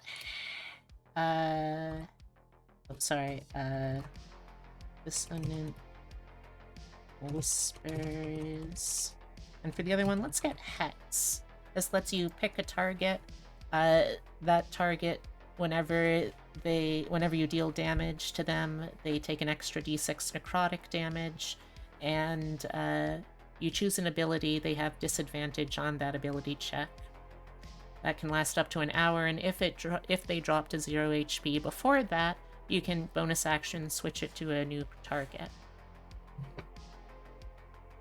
Ooh, that's pretty cool, Odin.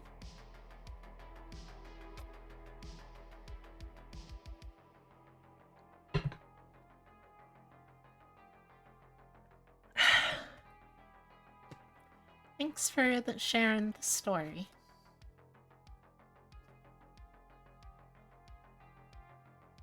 Also, on top of all of this, you also get telepathic speech. You get the ability to speak to people with your mind. You can choose one creature as a bonus action within 30 feet of you that you can then speak to telepathically up to your charisma modifier in miles away. It lasts for a number of minutes equal to your sorcerer level, so it's not super long lasting, but it's still pretty useful. Huh. Well, I'm glad to hear that we're making advances in that stuff still.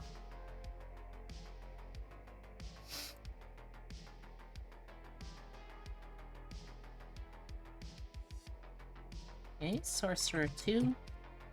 We get our Font of Magic again.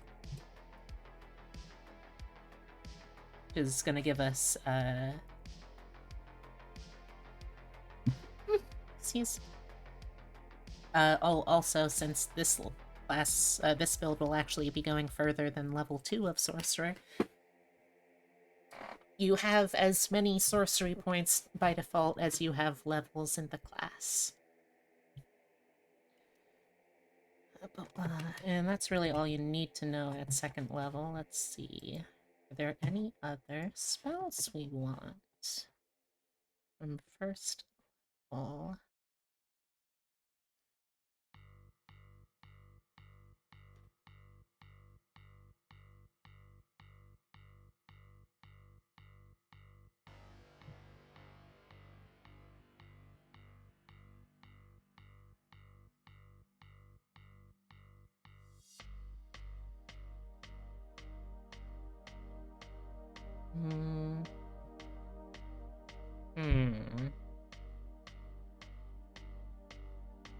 You go, Gina! What an absolute queen.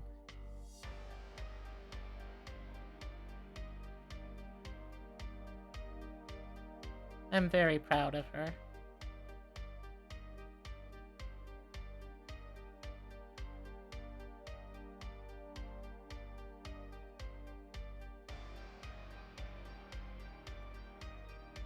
Let's see. I know I want to give her something. Let's go with a nice little shield of telekinetic energy. A shield is a reaction you can add 5 to your AC. Pretty straightforward. Pretty useful.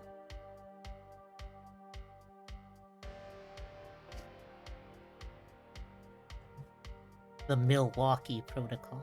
That sounds like a very off-brand Tom Clancy novel, and I'm here for it, because mainline Tom Clancy novels are pretty bad.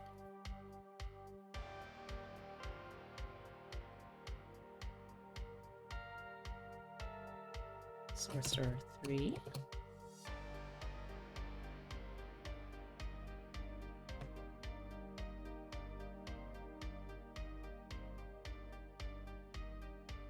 Alright, so at Sorcerer 3, we actually get the ability to start doing things with our magic with meta magic.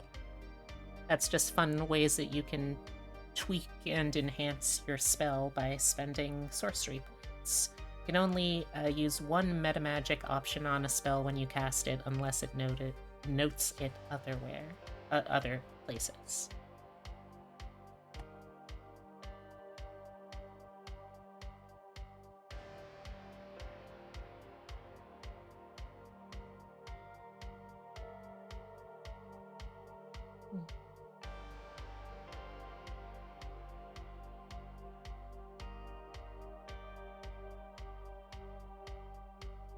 We're gonna be doing a fair amount of saving throws, so let's get heightened spell, which lets you spend 3 sorcery points to give a target disadvantage on a saving throw. Oh, can you meet me downstairs? Yeah, I'll be right down. Sorry about this, chat. I will BRB. Gotta go help Epitome bring stuff up.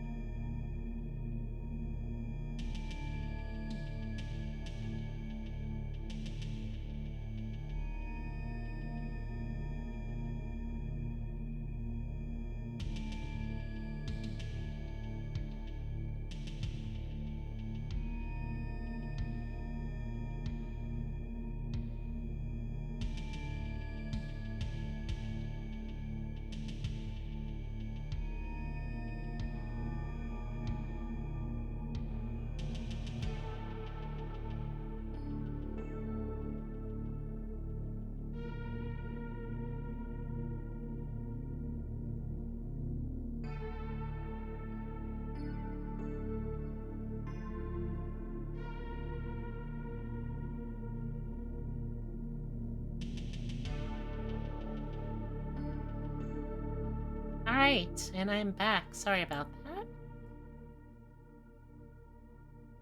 that. Alright, let's see. What is the other... Oh, should not have taken off my glasses.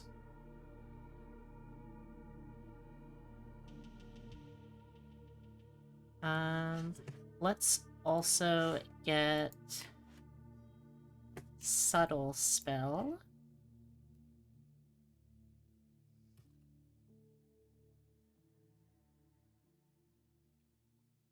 At the cost of 1 sorcery point, subtle spell lets you cast something without any somatic or verbal components required.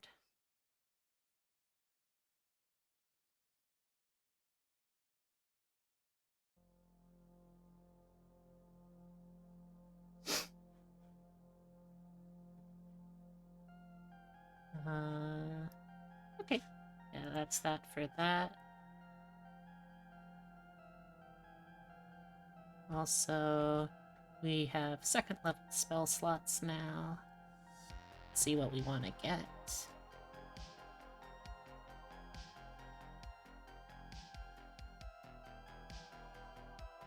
So since she is telepathic as well, let's get Detect Thoughts. Oh wait, hold on, I think this... hold on, I'm pretty sure this is something we get already in Psionic. Yeah, it would frankly be wild if we didn't get it in Psionic, so we don't need that there.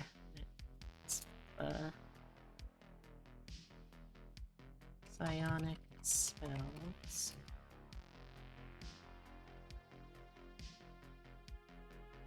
We get Calm Emotions and Detect Thoughts. So, Calm Emotions lets you sort of de-escalate people's negative feelings towards you, which might not seem like it's super on brand for her, but consider also that... Wait, actually no, because that would mean that she would have been able to de-escalate the bullies, so that's certainly not it. Let's see, instead, what else can we get? Hey, son. Totoro has entered the building. Oh. Dr. Willoughby determined that rabies didn't actually kill neurons or cause inflammation, but instead caused excitotoxicity. Huh. Fascinating. That's really cool. Thank you for sharing.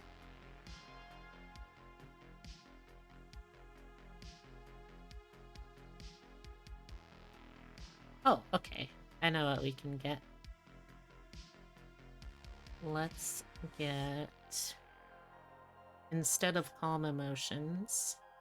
Oh, Detect Thoughts lets you read surface thoughts, basically what people are thinking in the moment, and if they fail a saving throw, you, on top of that, can read deeper thoughts.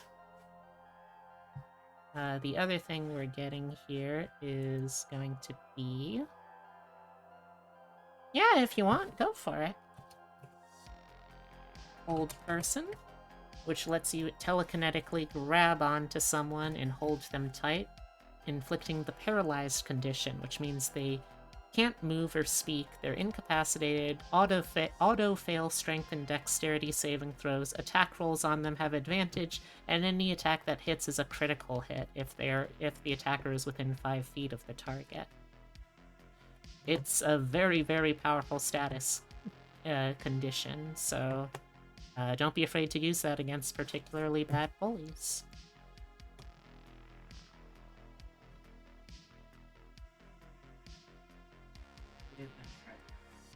Yeah. It's almost dinner time, too. Alright, so let's see. Do I want an ASI? Or do I want a feat?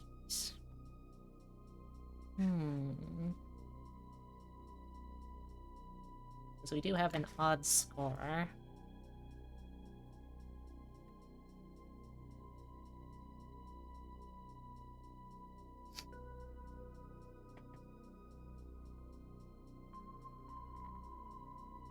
Hmm.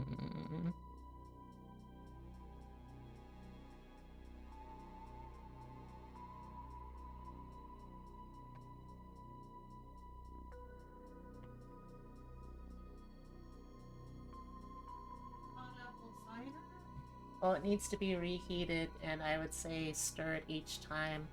I used way too much spice, I think, so it might be a little silty. I will serve it in a slot spoon. Alright.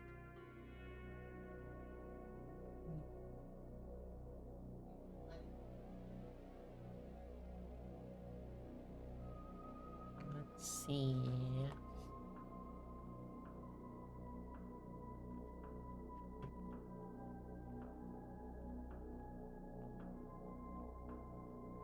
Hmm.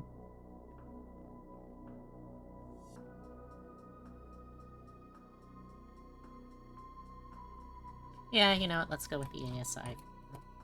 Get charisma. And let's also get wisdom.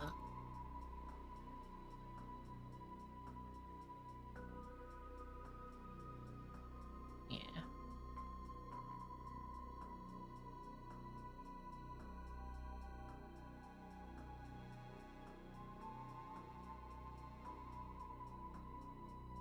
You also get one more first or second level spell.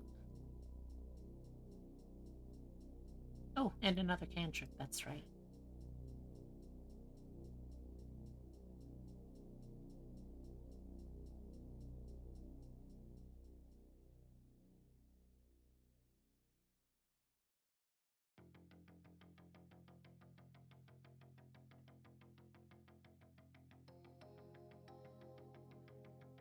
See, for the cantrip,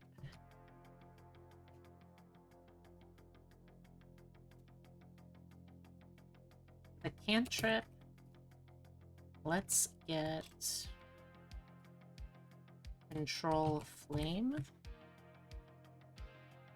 Or sorry, control flames. This allows you to take non-magical flame. You can expand it, extinguish it, change how bright it is. You can even change color and make it into little shapes. Let's see then. Let's see, for first or second level, what do we want? What do we want? Yeah. It's really cool, and it's the kind of thing that I can tell that is like of special interest to you.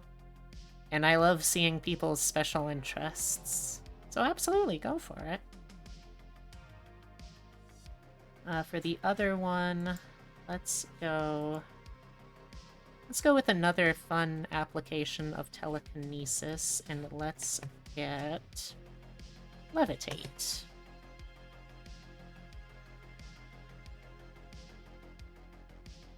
So levitate, you can raise yourself or an object upwards or downwards up to 20 feet, keeping it there up to 10 minutes. Ah. Oh. Hello, hello, Hypesian. Am I pronouncing that right? Well, welcome, welcome. I hope you enjoy it here in the Fluffle, and how you doing? Thank you also for the... Ah! What the heck? What the heck? It got disconnected. Hold up. What is going on here?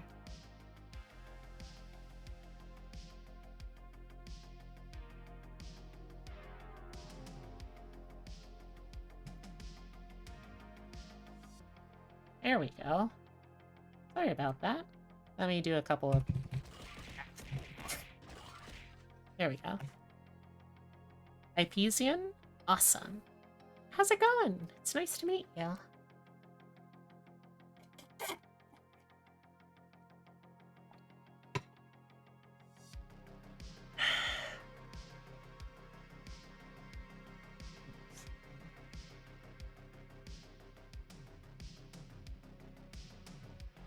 Also, you can use Levitate on unwilling creatures as well if they fail a Constitution save. I'm not sure why it's Constitution, but...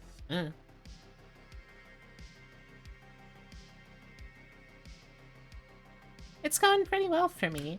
I spent today doing a little cooking, doing a little cleaning. I tried making mulled apple cider for the first time. I don't think it's gonna turn out great, but it's turning out better than I better than I expected. Made some fiesta chicken, and I also watched a ton of A Court of Fae and Flowers, the Austen-style high society drama slash fairy D&D series that's going on, and spent a ton of time with my cat, with Totoro. Don't know where the boy is right now. He came in to say hi, but went back out again.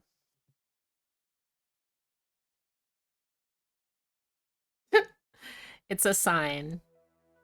Yeah, I always really miss cider because there's a certain kind of taste you get with cider that you don't really get with, like, apple juice, you know?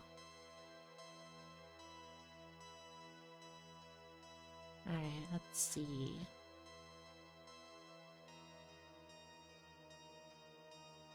Yeah, that was 4th level.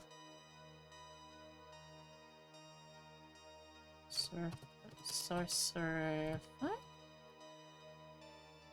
Alright, so add Did you source... not have lucky? Ah, damn it. I got what? I'm sorry. I'm hungry. What should we do? You didn't have lucky.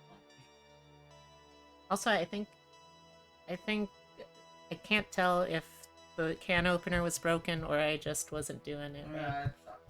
Uh, Not do it again. Alright. Let's see. You get a magical guidance, which allows you, when you fail an ability check, to spend a sorcery point and re-roll. We also have access to 3rd level spells now. Let's see what we want. Oh, before that though, let's do psionic spells. As long as you're having fun making it, any cider is good. Shoot, you're right. You're right. But yeah, that's what's been up, Hypesian. If you're asking specifically about this stream, we've gotten fairly far. We usually get 3 characters done per one of these, and tonight we've done Ash Williams from The Evil Dead. We've done Beetlejuice from, you know, Beetlejuice from Beetlejuice. Ah, fuck, he's back again. Go on. I'm not gonna pay any attention to you, so you might as well leave. Don't give me those big Michael Keaton puppy dog eyes. Get out of here. Sky. It's incorrigible. And now we're doing Carrie. Oh, sorry, I said his name too many times, so he just kind of showed up. You know how he is, right?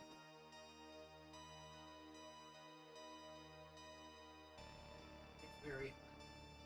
I can't.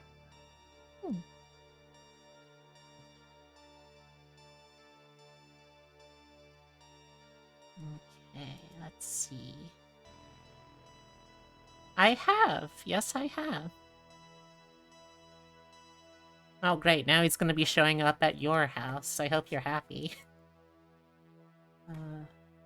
Boy, I'm getting distracted here. So let's see. At 5th level, we get... Hunger of Hadar is not really a thing that we use. So let's see. There's a other spell we can have instead.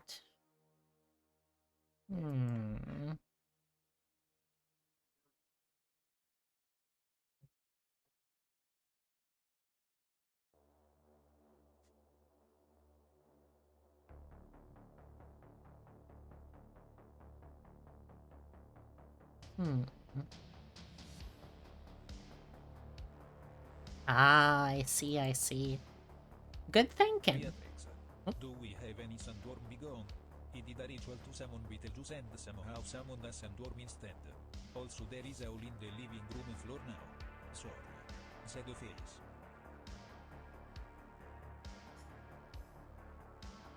You listening to this guy? You hear what I have to put up with this one? Ridiculous.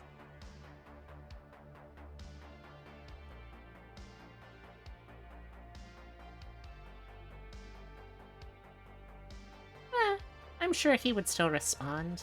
Seems like the sort, you know? Let's see. Forget our sorcery points. Long rest. Okay, so that wouldn't matter. Let's get, for the other one then, let's get Clairvoyance.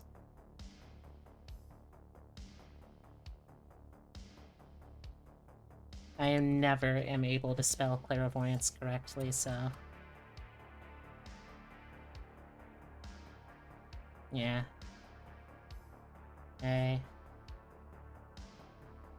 So Clairvoyance lets you put a invisible, intangible, magical sensor within a mile from you in a place that you're familiar with, and you can either watch or hear anything that goes on in that area. And then the other one you get is Sending, which allows you to send a message of 25 words or less to anyone that you're familiar with. And it goes, they can respond in kind, and it can even work on other planes of existence, though there's a 1 in 20 chance it fails. Beetlejuice, more like a breakfast of a bagel and juice. Yeah, got him.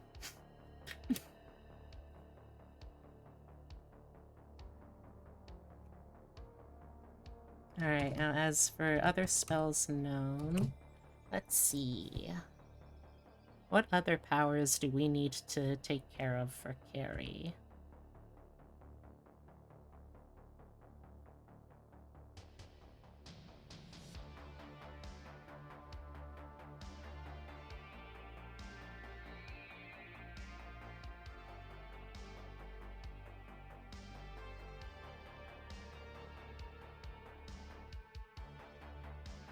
Oh, that sounds way scarier, Odin.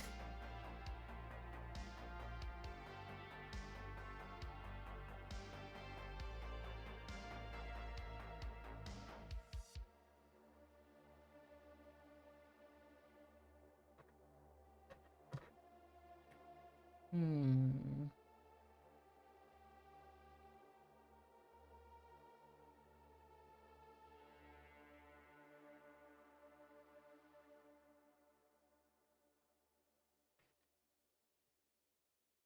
Hmm.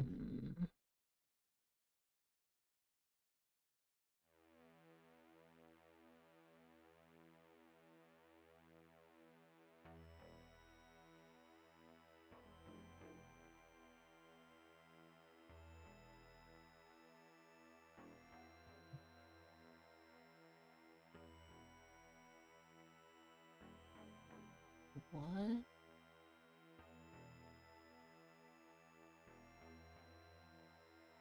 Gosh, she has so much stuff going on.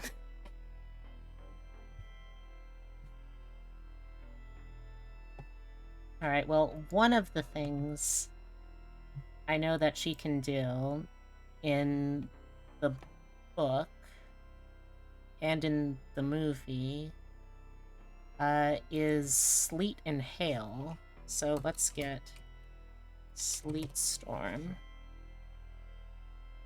So this creates a 20-foot tall cylinder with a 40-foot radius centered on a point of your choice. The area is heavily obscured, the ground covered in slick ice, making it difficult terrain, and when they start a turn in there or enter it for the first time, they have to make a dex save, and on a failure, a creature falls prone. If a creature starts its turn in the spell's area and is concentrating on a spell, they have to make a concentration check against your spell save or lose concentration. This is pretty good, because it, as long as they're within that storm, they'll just keep having to make that check again and again and again, and it's not gonna be fun for them. Let's see.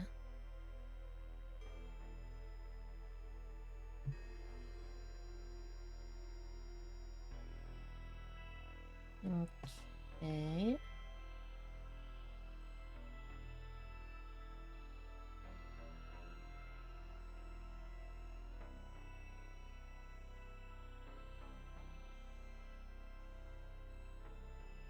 Alright. That's all for 5th level, right?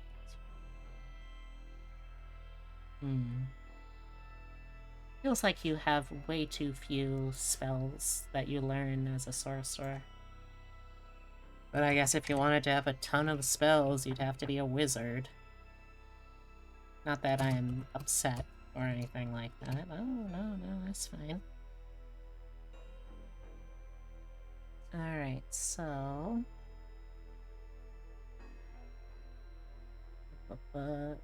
this level, we get Psionic Sorcery.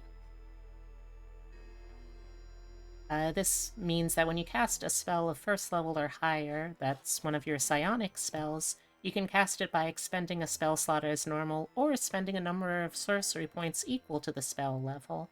And if you cast it using sorcery points, it automatically is treated as both a subtle spell and a spell that requires no material components, unless the materials would be consumed otherwise.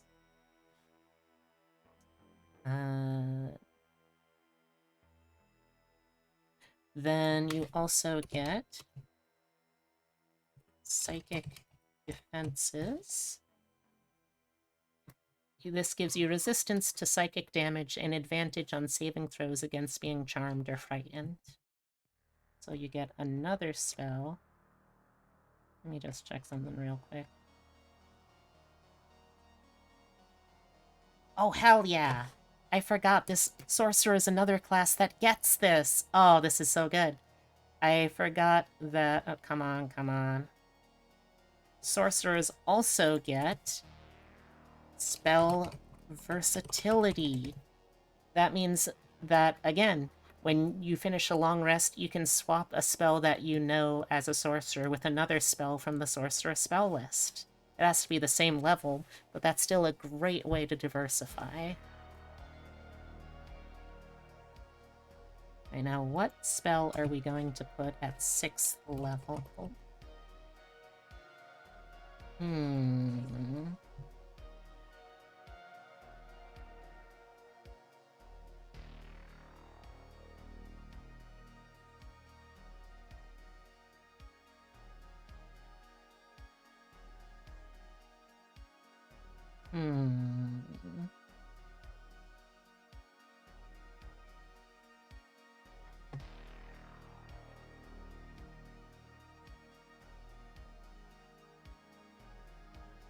I mean, I would like Fly, I would like Fear, I would like Lightning Bolt.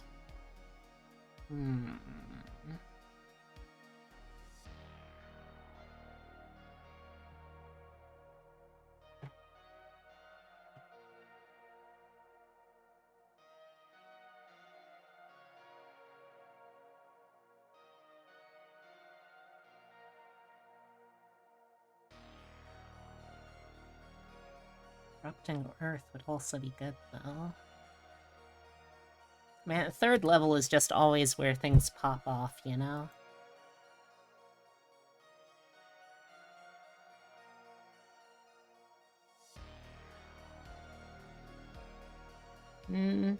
It's not really a feature I can do that with.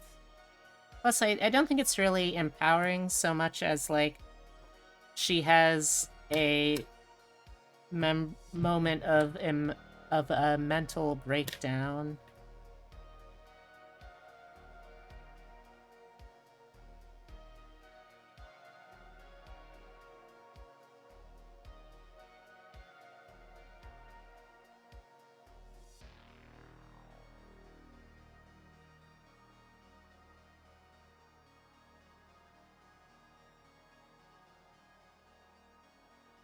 Let's get...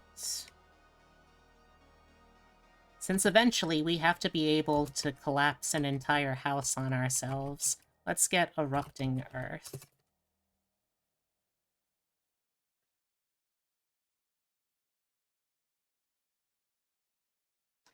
This forces any creature within a 20-foot cube to make a dex saving throw or take 3d12 bludgeoning damage, and also it becomes difficult terrain.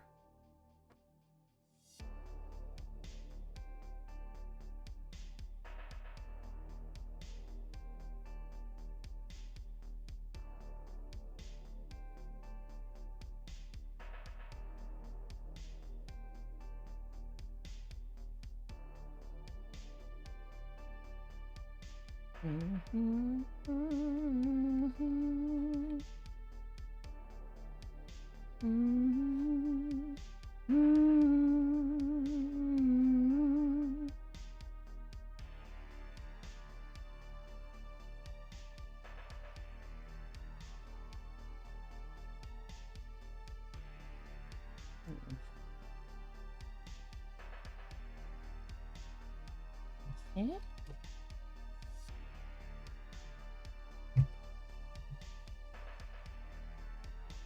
Sorcerer 7.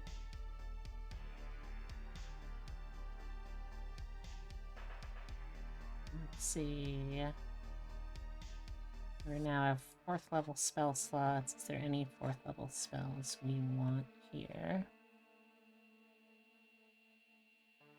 Oh, I also have to do the psionic spells first.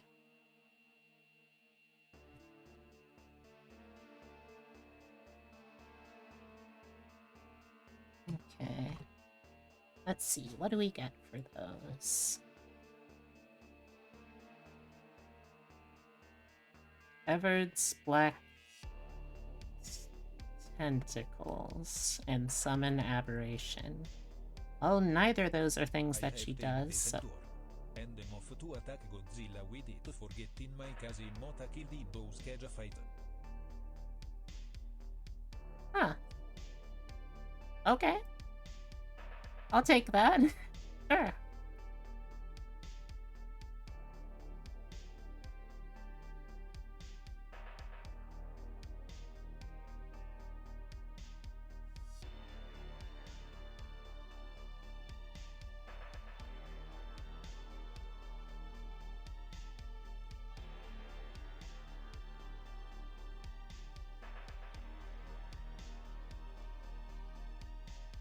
Okay, let's see. So we're replacing both of these spells then. Let's get...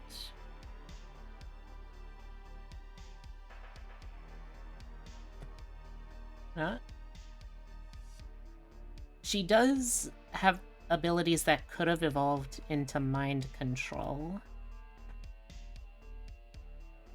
But...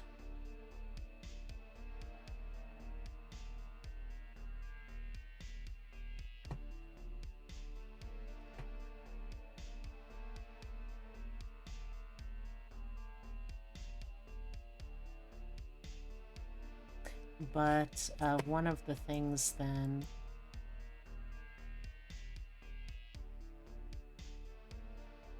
we want to get is... Confusion. It's not quite what we'd like, but we can't get a spell that will properly be that until next level, so... So I already explained Confusion, but I'll do it again. Confusion forces a Wisdom save on any creature in a 10-foot radius sphere. Anytime, or after that, they can't take reactions for the duration and have to roll a d10 at the start of each turn to determine what they're actually able to do. If they roll a 1, they have to use all their movement to move in a random direction, and they don't get an action that turn. If it's a 2 through 6, they don't move or take actions. If it's a 7 or 8, They use their action to make a melee attack against a randomly determined creature in reach, and 9 to 10 they can act and move normally. As for the other one...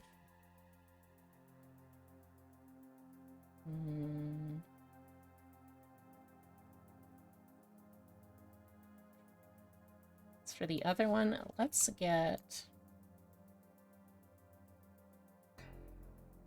Is this gonna work right?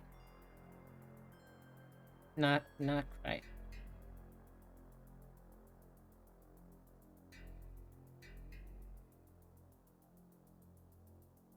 Okay, I guess we're reformatting. Rolithan's Psychic Lance. So, this shoots a big ol' Psychic Blast that, by default, you have to see a creature within 120 feet to be able to target them, but if you say a creature's name instead, you don't have to see them. That's just a fun little bonus. The target makes an intelligence saving throw. On a fail, they take 7d6 psychic damage and are incapacitated until the start of your next turn.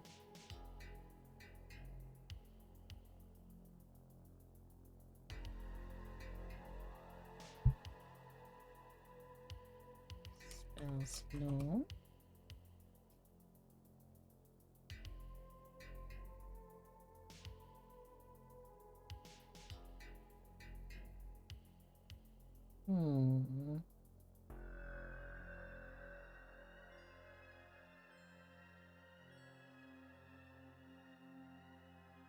Alright, since we'll be getting a couple of things that I would really like at 5th level, let's actually take this chance to get another thing that we need back at 3rd level instead, which is simply...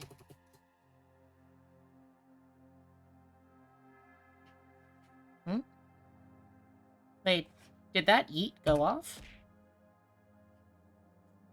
Let me test to make sure. Okay, yeah.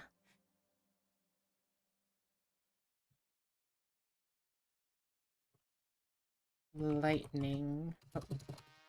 Lightning bolt. This is a real simple one. Jesus. Fuck. Thank you, Tibby. Mothman's a little quiet?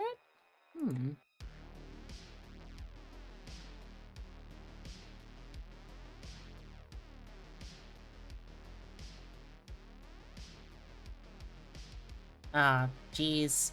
Did it get busted again?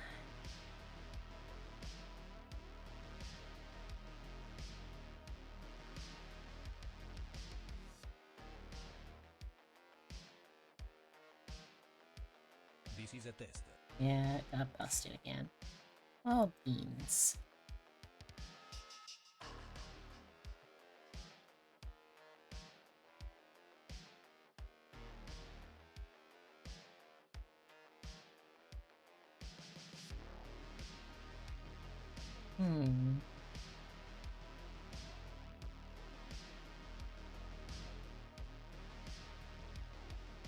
Hey, Sister Rose, how's it going?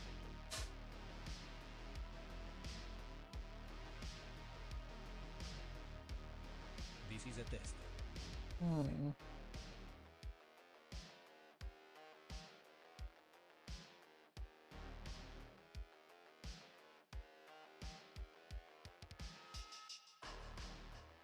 Okay, so that doesn't work.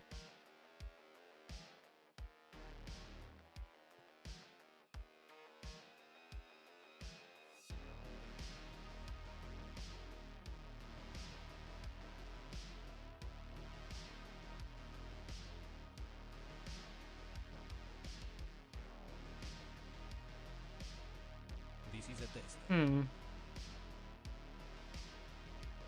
No, sadly it doesn't. It's got like 3 classes that have psionic options, but nothing that's purely psionic. Alright, so... She doesn't have a ton of electrical powers, but it is mentioned that... Let's let's see, she's able to,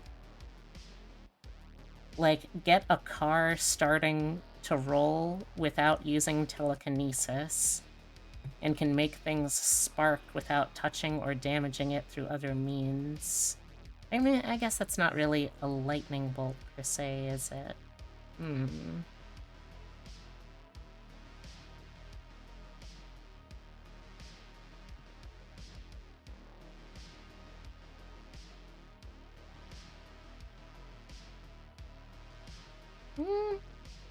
That could work.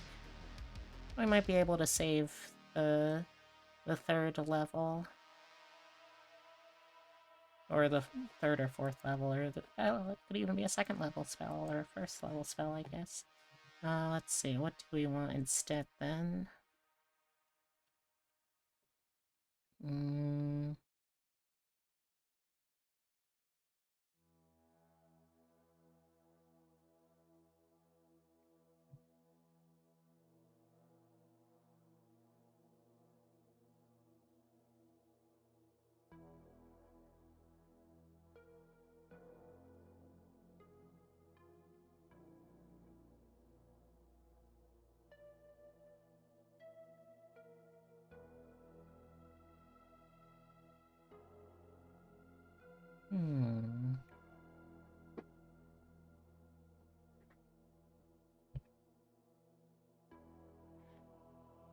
Oh! I think I know something that could work. Let me get this spell included in the list. I believe it was the Modern Magic Unearthed Arcana.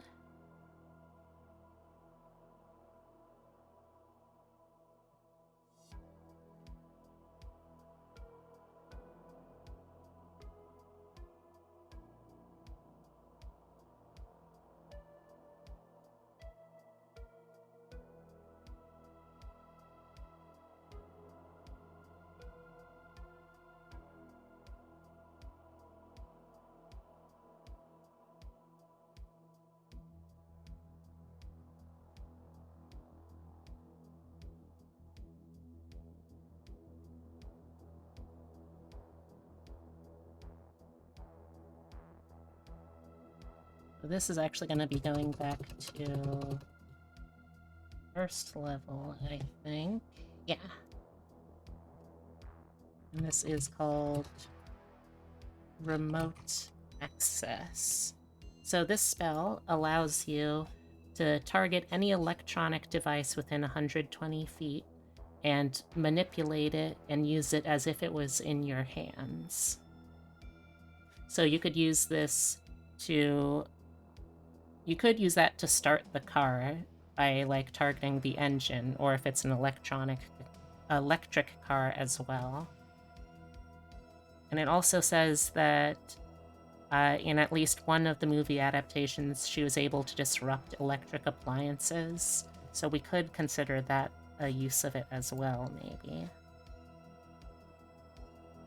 I'm trying to think creatively, you know?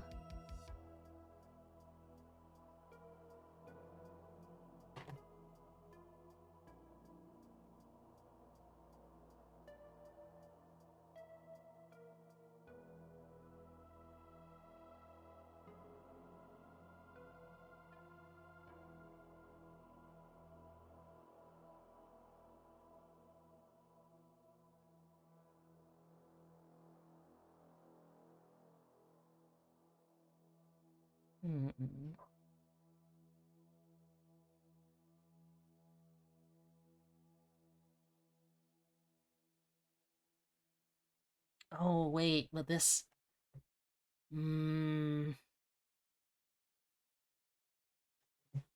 Okay, no.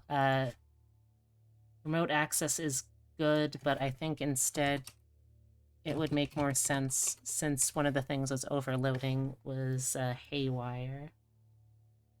Lets you target each electronics in a 10-foot radius sphere and roll a d6. On a 1, it shuts down. It has to be restarted.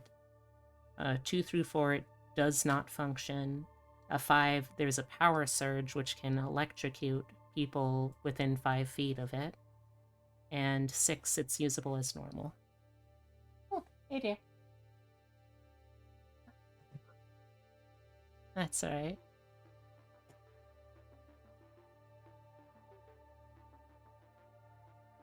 Okay.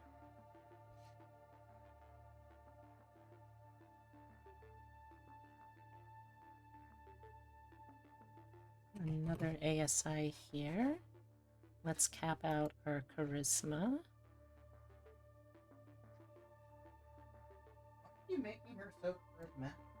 Well, she doesn't have any social skills still. And it's one, I think, because, like, it's really hard to watch her without feeling pity for her, without feeling that empathetic connection. And also, if you think of charismatic powers not as, like, charismatic, but as, like, this is an expression of the force of your personality, it makes more sense. You know? I would like you to see the book. Yeah, he's on top of you. Saw me less than vertical. Excellent. When are you? When do you want to eat? Oh. I wouldn't mind eating. Okay, charisma +2. Let's see that. Oh, I forget. Were there anything? Nah, there wasn't anything. Alright, so then we get one more spell. What do we want? Look at our list.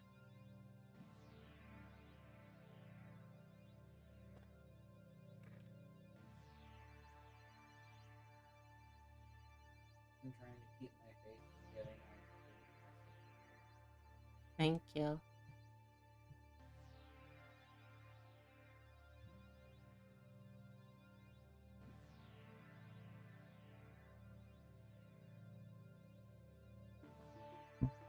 Cecil. Okay. One of... No, son, that's a chiplet.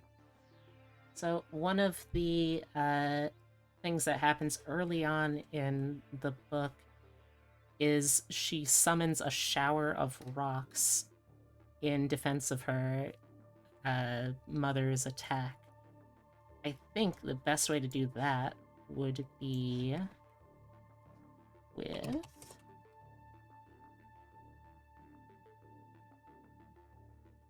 third level spell, Melf's Minute Meteors.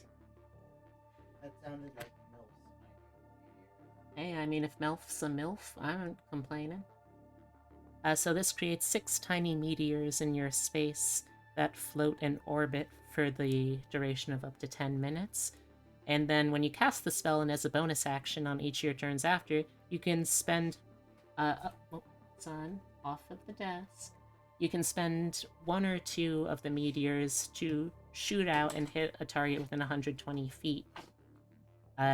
It explodes when it hits, and each target within 5 feet has to make a dex save or take 2d6 fire damage. Okay. Sorcerer, 9.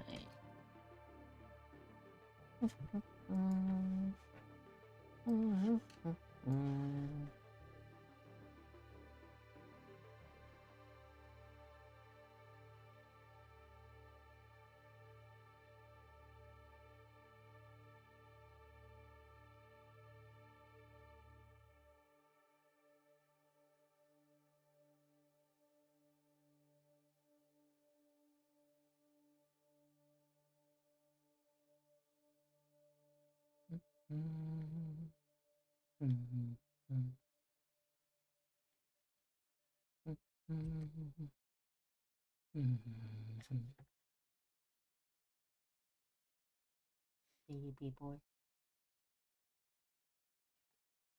Let's see.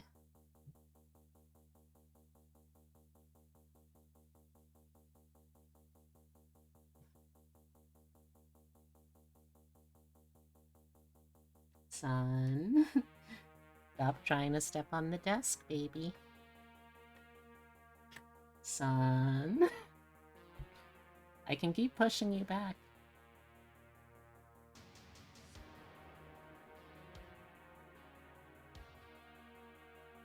Okay.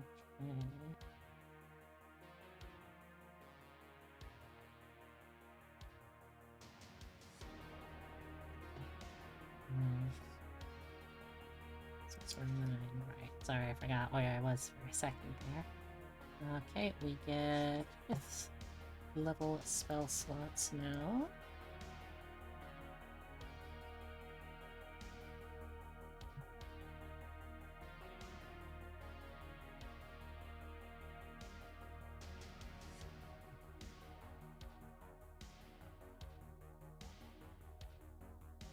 How you doing, by the way, Rose? I don't think I asked that yet.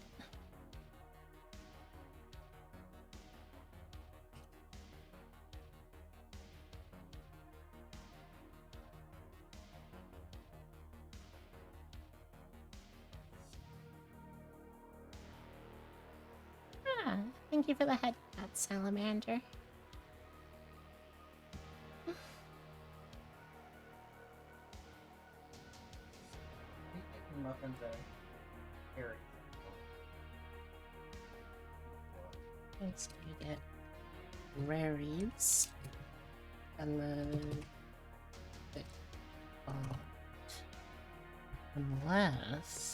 Wait a second. Is that a spell that you can get at this level? It's probably level 6, right? No, that is level 5. It's illusion. Of course. Alright. Thanks for hanging out, Thomas. I hope you have a good rest of your night and sweet dreams. Son, no.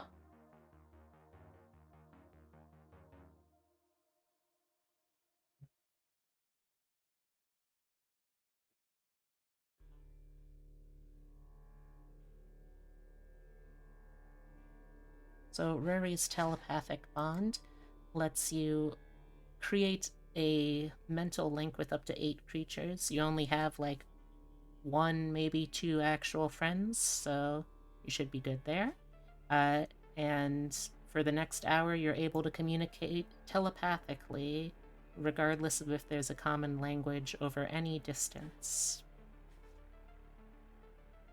You'll also get probably the most important spell for this entire character build, Telekinesis, which lets you move a object up to 1,000 pounds, or it also can let you move a huge or smaller creature with your mind.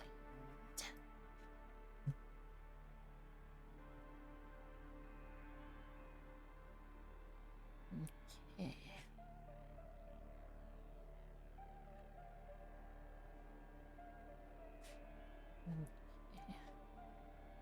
And then we also get another spell of our choice.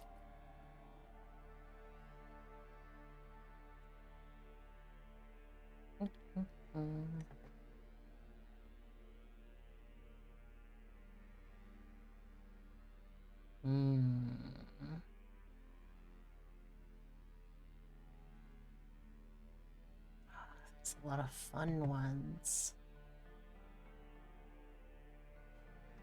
I'm gonna say for the other one, if you want to be able to control a lot of objects at once telekinetically, I again would say an excellent way to simulate that would be animate objects.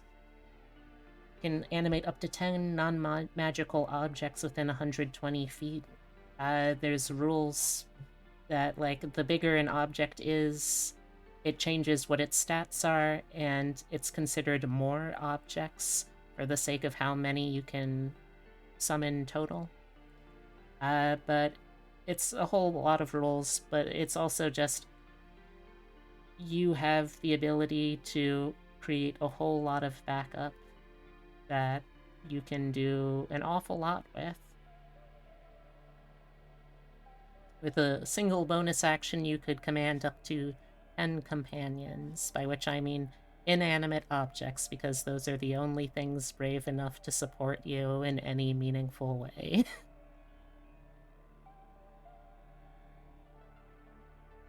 And it's going pretty well. It's a little slow because I'm like starting to lose my steam a little bit. But after, you know, maybe after a 10th level, since that's like halfway point, I am going to take a dinner break and we'll watch something together as a group. How's that sound?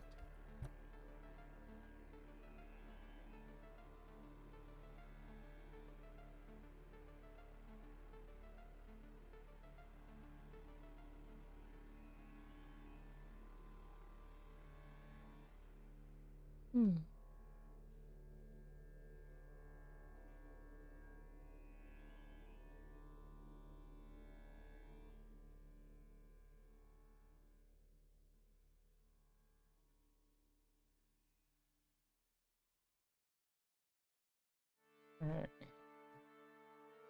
At Sorcerer 10, we get another meta magic option.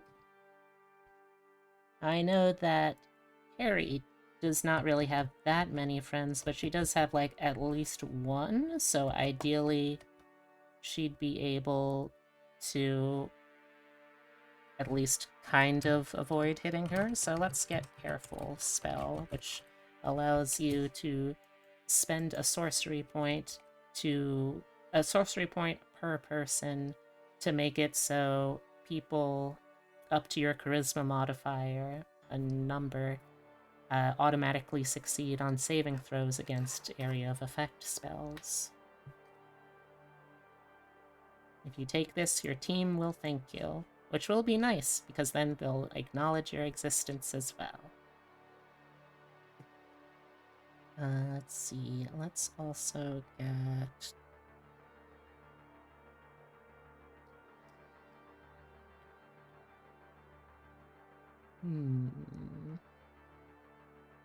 What other cantrip do we want?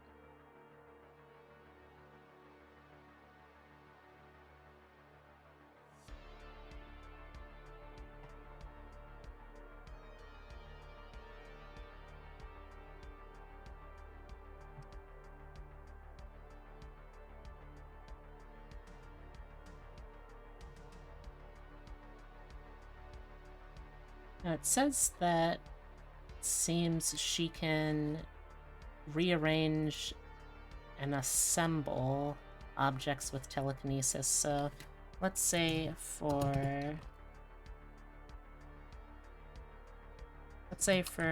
the last cantrip, let's get Mending, which allows you to fix a break or tear within an object. She is a good seamstress. She is? She made her own dress. Oh, good for her. Let's see. We'll get one more spell here. 5th level or lower. What do we want? What do we want?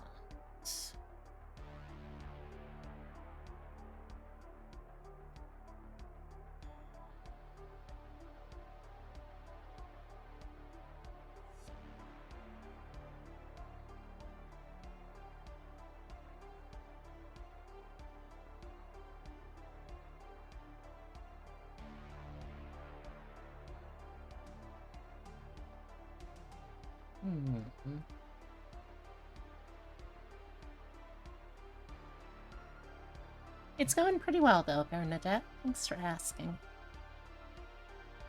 Crazy Diamonds. The song or the stand?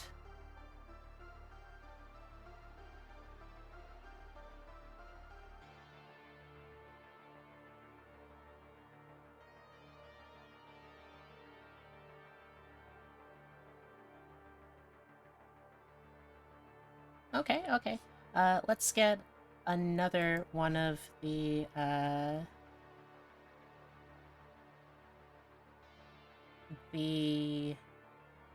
hail thingies with the 4th level spell.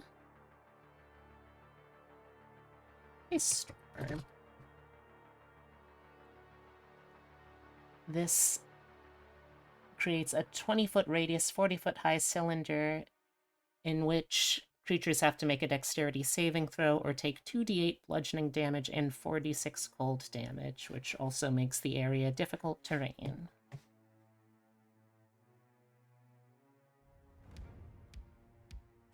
And I think that's it at 10th level, right? Yes. Alright, so I think this is a good spot for me to take a break since we're like halfway... Let's readjust this. Since we're halfway through the entire build, so I'm gonna take a little break. We're gonna do a little dinner time. What should we watch while we do some dinner?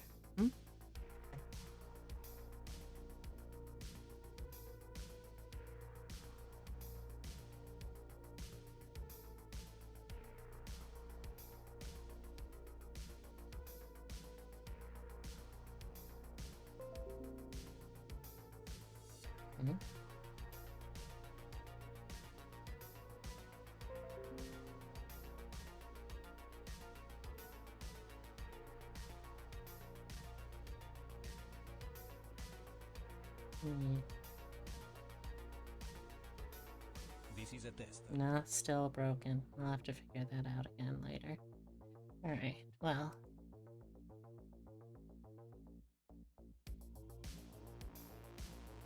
Gonna do a real quick poll.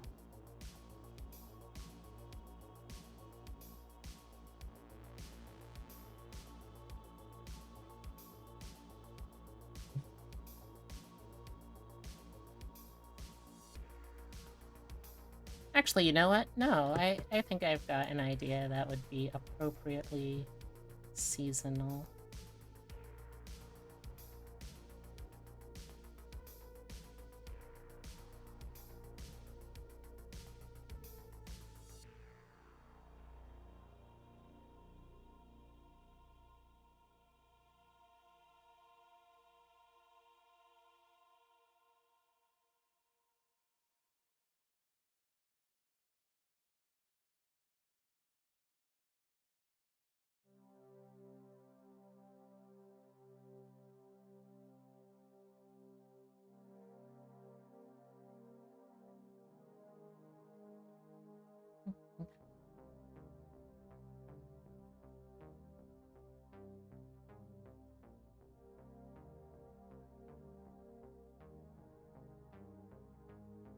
I don't know.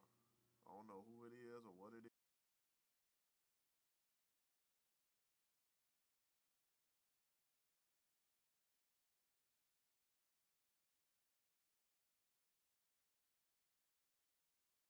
Hmm.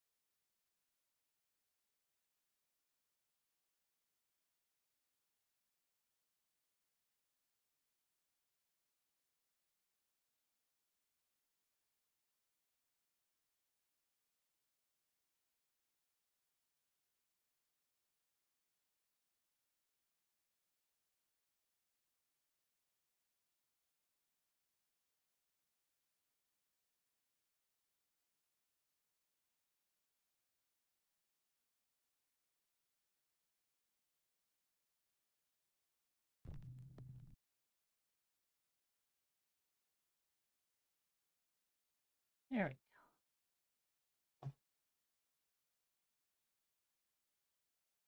go. Okay. I'll be right back, everyone. I'm gonna go get some dinner. For now, let me switch over. Oh wait, no, that's not gonna work. Keep this here. Let's pop this open and put, there we go. You got it. Yeah. I am too.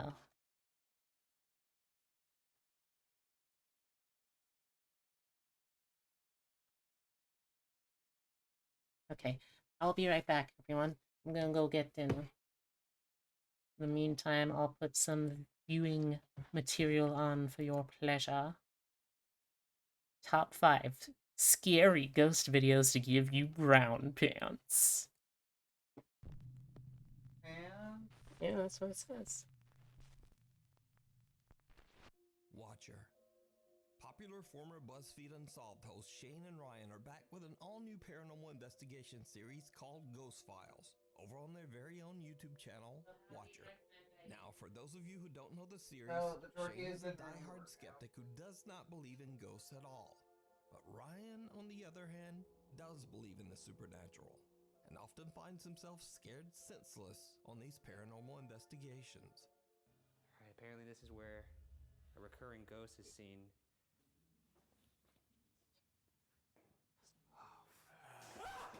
What are you? Hey man, calm down. You piece of shit, Shane. My mic went out, and then I was looking for you, He's crouching in here like some kind of cave creature. and then all I did was I went. I was just coming so to you're say just- hello to you. You're looking for me while grunting like a zombie. So this time the two friends set out to investigate the allegedly haunted Waverly Hills Sanatorium in Louisville, Kentucky. The massive hospital was built in 1910 to treat patients suffering from tuberculosis. Shockingly, it is estimated that around 63,000 people lost their lives inside the sanatorium walls. So it's no wonder that Waverly Hills is said to be one of the most haunted buildings in America, and is a site where many visitors claim to have witnessed terrifying paranormal activity. Ryan and Shane make it to the second floor of the Waverly Hills Sanatorium when they capture something truly bizarre. Let's see. Ooh, was that a fart? No, that was a noise. That was a fart. No, that came from down there. Are you kidding me? That was not No, a fart? that came from down there.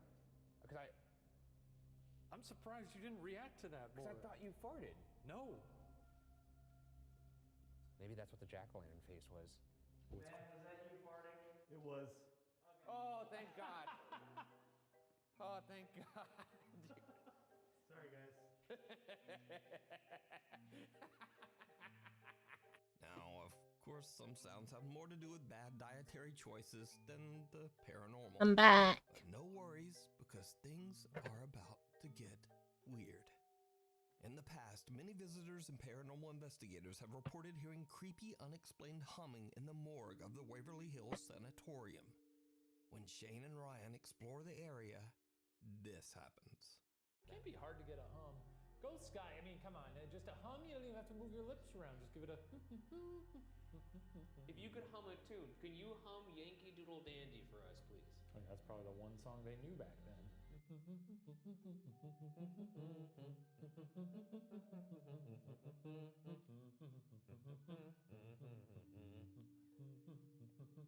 Take it away. Oh, Are you hearing that? Yeah, a little bit. Are you hearing that? that's Hair cool. On the back of my Oh, that's cool. I mean, it could have well been a car outside somewhere, but it did sound like a sort of a low tone somewhere in the building.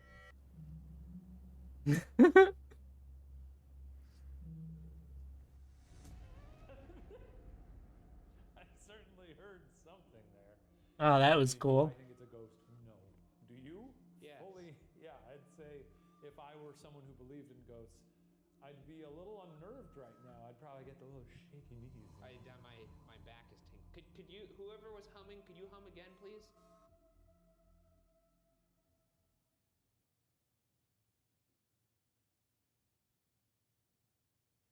Okay, well, I'm really glad we didn't hear anything on that one. Tell you what. Why don't we move to the spirit? There was another. What, really? Tell you what. That's so good. You talking there? I didn't hear it.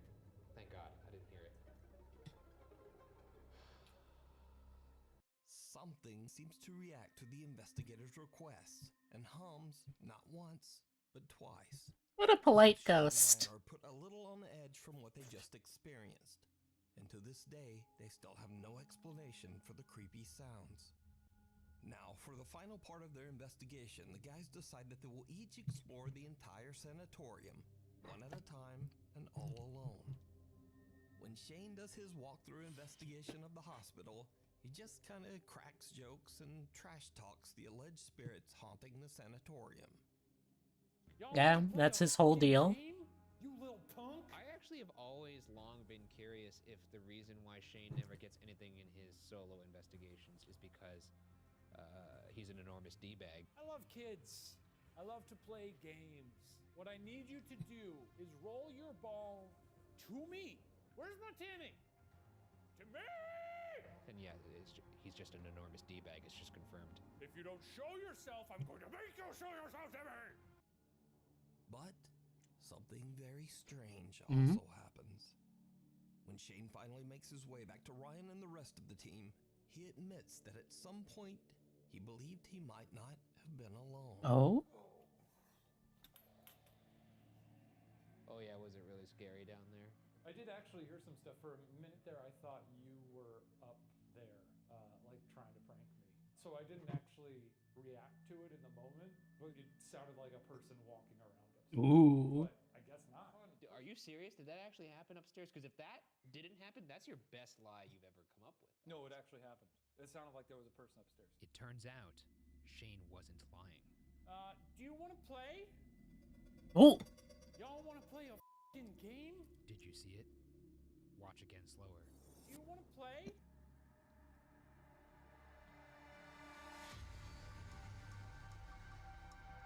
Oh! Oh, that's cool.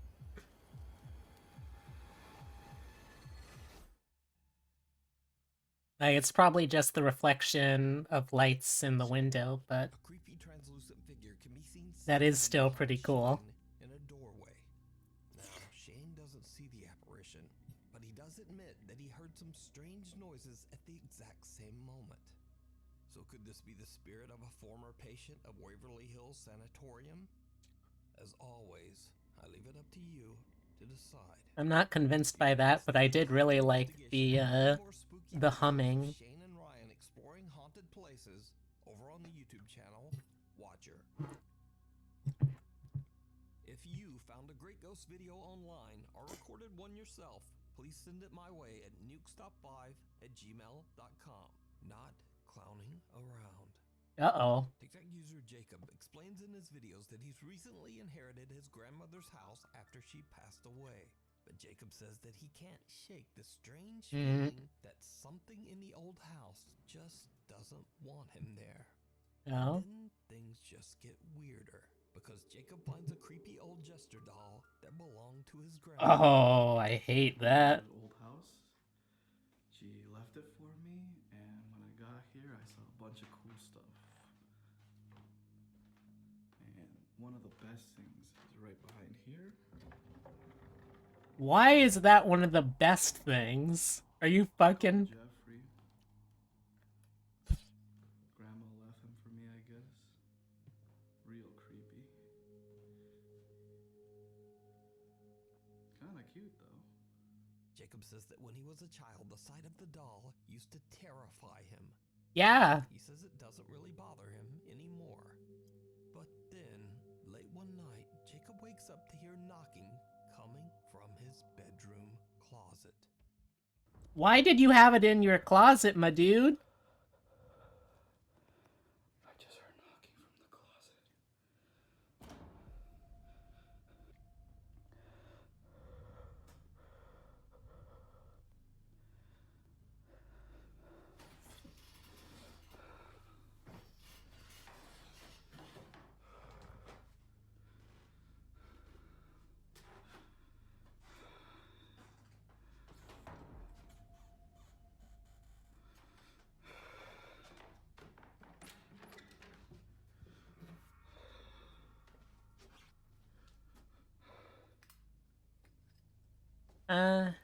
I'm not super convinced so far. There's a lot of things that could be living in that house that aren't supernatural. Old houses like that can have a lot of problems with animals. Jeffrey moved. Yeah.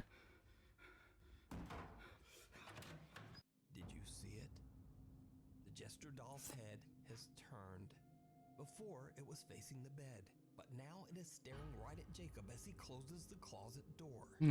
Yeah, but also keep in mind that, like, during all of this, we don't actually have a consistent eye on the doll. So, with, like, even if there's no cuts visible within the footage, it's still very easy to, like, justify it as, oh, that's something that he could have very easily, since he already set up the plot line of this supposed haunting, it would be very easy to have someone as an sorry, as an accomplice, just while he's in there, while the camera isn't focused, come in, turn the doll head, go back out of frame. It doesn't spook me because, like, there's good explanations for what could be happening. Almost as if it's keeping an eye on him. Jacob says that he didn't even realize that the doll had moved at the time and only noticed it later when looking back at his footage. So could it be that Jacob's grandmother's home is haunted?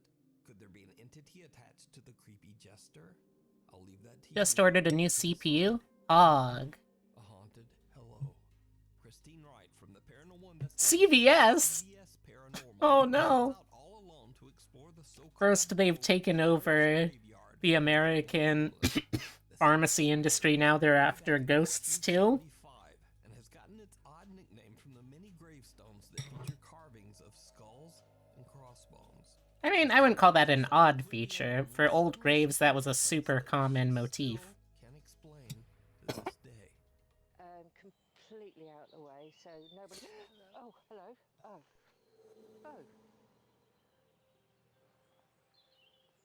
What? Hello?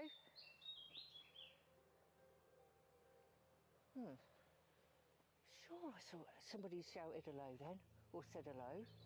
Christine is all alone when she hears something behind her, and as she turns, she hears a woman nearby clearly say hello. Completely out of the way, so nobody. Oh, hello. That does sound. Oh, hello. That does sound awfully clear, and, like, what's really nice about that is it even sounded like the proper kind of regional accent. I do like that. Again, I'm not convinced because there's a lot of easy ways to fake this, but it's still entertaining and engaging. But there's no one there. In fact, there's not even anyone else in the entire area that she's exploring. So could it be that the Pirates Graveyard in Portland, England is haunted by the ghosts of those who are laid to rest there? Maybe. Let me know. The devil down below. This next creepy video was recorded on an allegedly cursed river in Indonesia. Now, many locals claim that a strange creature lives in this river and surfaces only after dark to prey on its victims. So, in the dead of night, 4 friends set out to attempt to capture video evidence of this alleged Extremely important news. My gecko just yawned and it was adorable. Hell yeah, that's the news we love to see. abandoned shipwreck. What happens next is downright terrifying.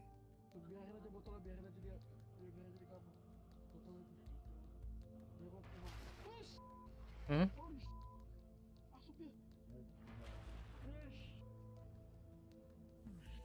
Hmm? What looks like a pale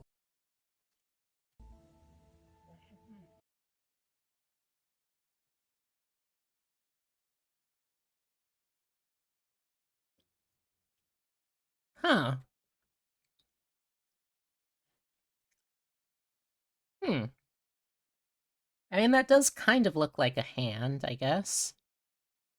A pale hand with long webbed fingers quickly splashes out of the water and snatches at a plastic bottle floating on the surface. Hmm. Then it just disappears back into the murky depths from which it came. Well, that's 4 neat. friends believe they might have captured the infamous water creature that is said to live in the river. But what do you think this Oh, is? I am too, Odin. No. I just like being skeptical. Kind, you're back. Connor Lyles from Fresno, California is coming home late one evening when he suddenly hears something right behind him. Oh. His doorbell camera captures captures something downright chilling. Oh?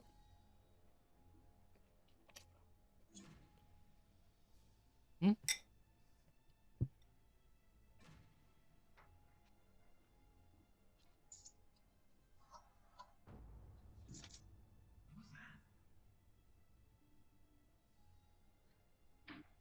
A dark shadow-like figure can be seen walking from left to right behind Connor. Suddenly it Hmm. appears again, but now a lot closer. What? Connor hears something behind him and quickly turns around, but sees no one there. Hmm. When he checks his doorbell security camera, he sees the bizarre dark figure and realizes that perhaps something was following him. But what do you think is going on Hmm. there? Is it real, or is it all just an elaborate hoax? I don't buy this one. That feels like the kind of thing that could be easy to have faked. Plus also, I don't really buy when people talk to themselves and things like that where he was like, "What was that?" I don't know. Oh, heading off to bed? Alright. Good night, Rose. Sweet dreams. Have I ever had a pickle pop? As I say again and again, my No. schedule is crazy all over the place. So please subscribe and turn on notifications so you'll always know immediately.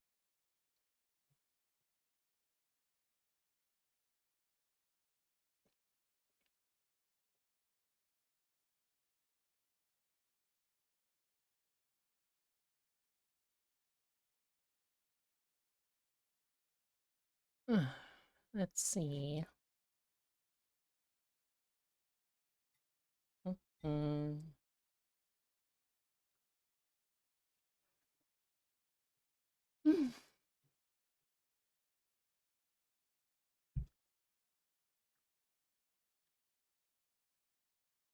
Not quite done yet.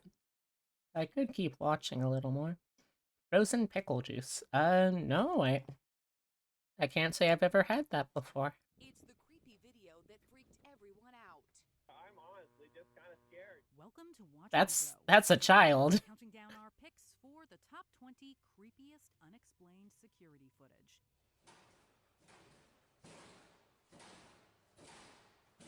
For this list, we're looking at frightening footage of unusual occurrences captured on security cameras. Which one of these would freak you out? I mean, Comments. I do, but... Fresno Oh! Oh my gosh, look! Fresno homeowner Jose managed to capture footage of what looks like pairs of pants. It's our boy! What's this one coming in here? It's our boy, chat! Anatomically speaking, I've never seen anything that looks like either of these figures before. His dogs barked at these puzzling creatures. It's Francisco's family! Or extended family, at least. Beings baffled him as well as the investigation Ah, of the sci-fi that's so docu-series Fact or Faked: Paranormal Files, who deemed the suspicious slacks unconfirmable. You weren't able to prove the video was hoaxed, so I say this is unexplainable. Great job, guys. While there are doubters who believe it's all a hoax, others think Francisco had the night off. There has been speculation online that they're figures from Native American lore, but with little to support it. Number 19, a curious and creepy woman. Wandering aimlessly isn't very scary. Sometimes it helps us pass the time, focus on what's important, or relax. But this might not be one of those times. YouTuber Rainy Skylar found an unusual and uninvited guest on his property who seemed to be pacing around for around 10 minutes. The odd thing is, Skylar's home is in a mountainous region. It's quite far away from any busy roads, and he has no neighbors in his immediate vicinity. So why did this woman end up there? Rainy Skylar has uploaded footage. So this one is creepy because there's nothing really supernatural about it. It's literally just a person. Number 18. And that person could show up at anyone's house. Hotspots for supposed supernatural events. And this incident in the Wingate Hotel in Illinois fits the bill. The clip shows purported hotel employee John investigating some odd occurrences in room 209.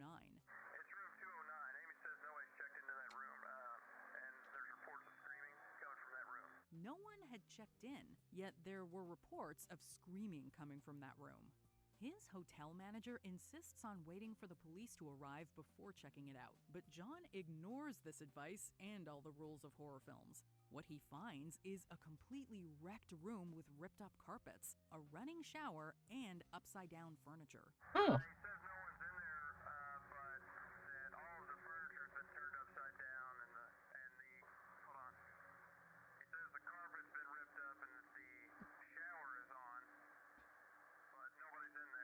Eagle-eyed viewers can see a terrifying translucent figure leave the room. Do you think it was a screaming spectral vandal? Nah. Or just a hoax? Number 17, a giggling frenzy. We all love a good laugh, but this video does the opposite of tickling your funny bone. The footage you're watching is from a CCTV camera in an elevator, and it captures the complete meltdown of this unnamed woman.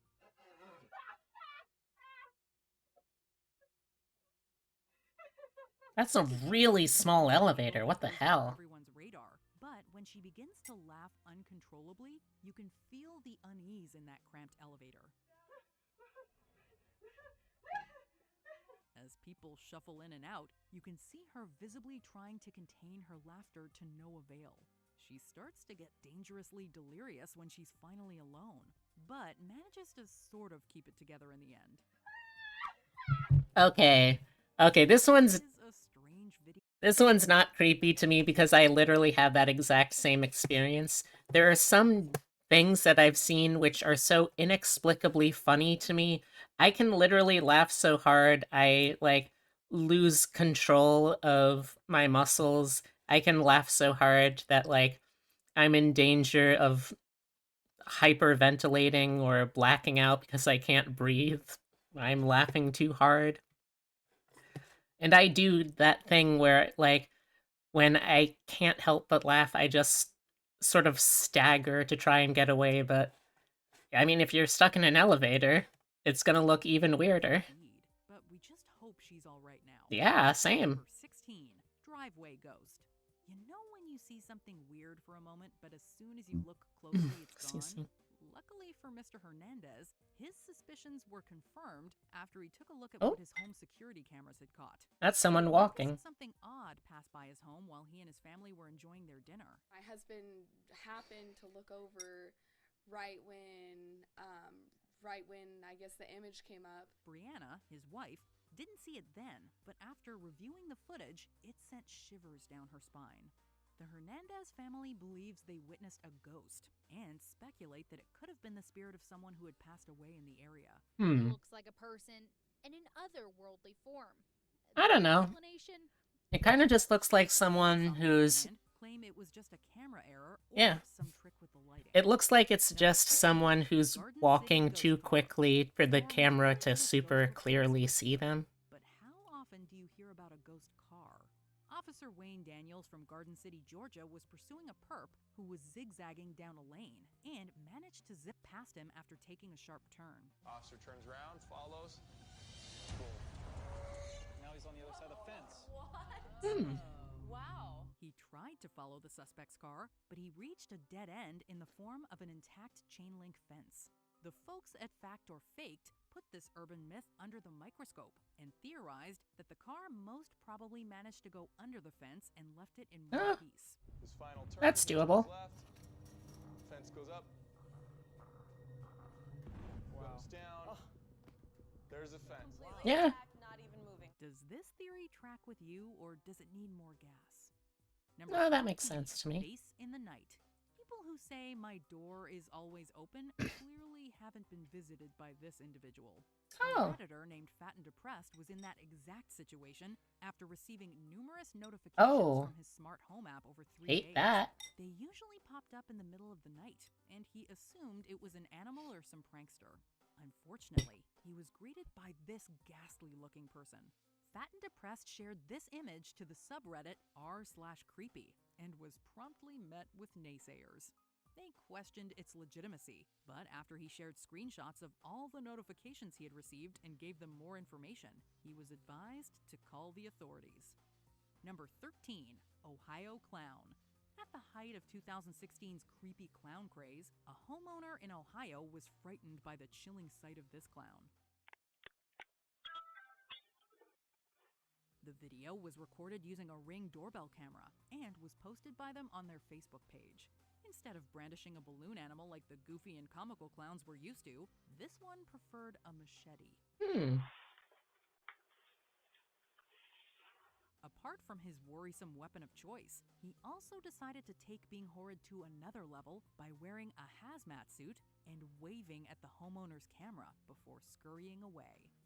Number 12, Red Box Fright. This is technically just a still and not a full video, but we're bending over backwards to add this one to the list just because it's so unsettling. Not much is known about this image other than the fact that the contorted customer featured here is somehow facing and not facing a red box, which is an automated retail kiosk that lets customers borrow DVDs, Blu-ray discs, video games, etc. I can rent new movie releases for $1.75 a night and video game rentals for $3 at the kiosk. We know that Maybe. much, but we don't know for sure. I don't know how that if would it's line legitimate up or with just like another the timing to rile up the internet. of the It does fill us with a of the sense of film dread in the releases. most twisted way possible. Number 11, Chicago Creeper. Have you ever felt like someone was watching you?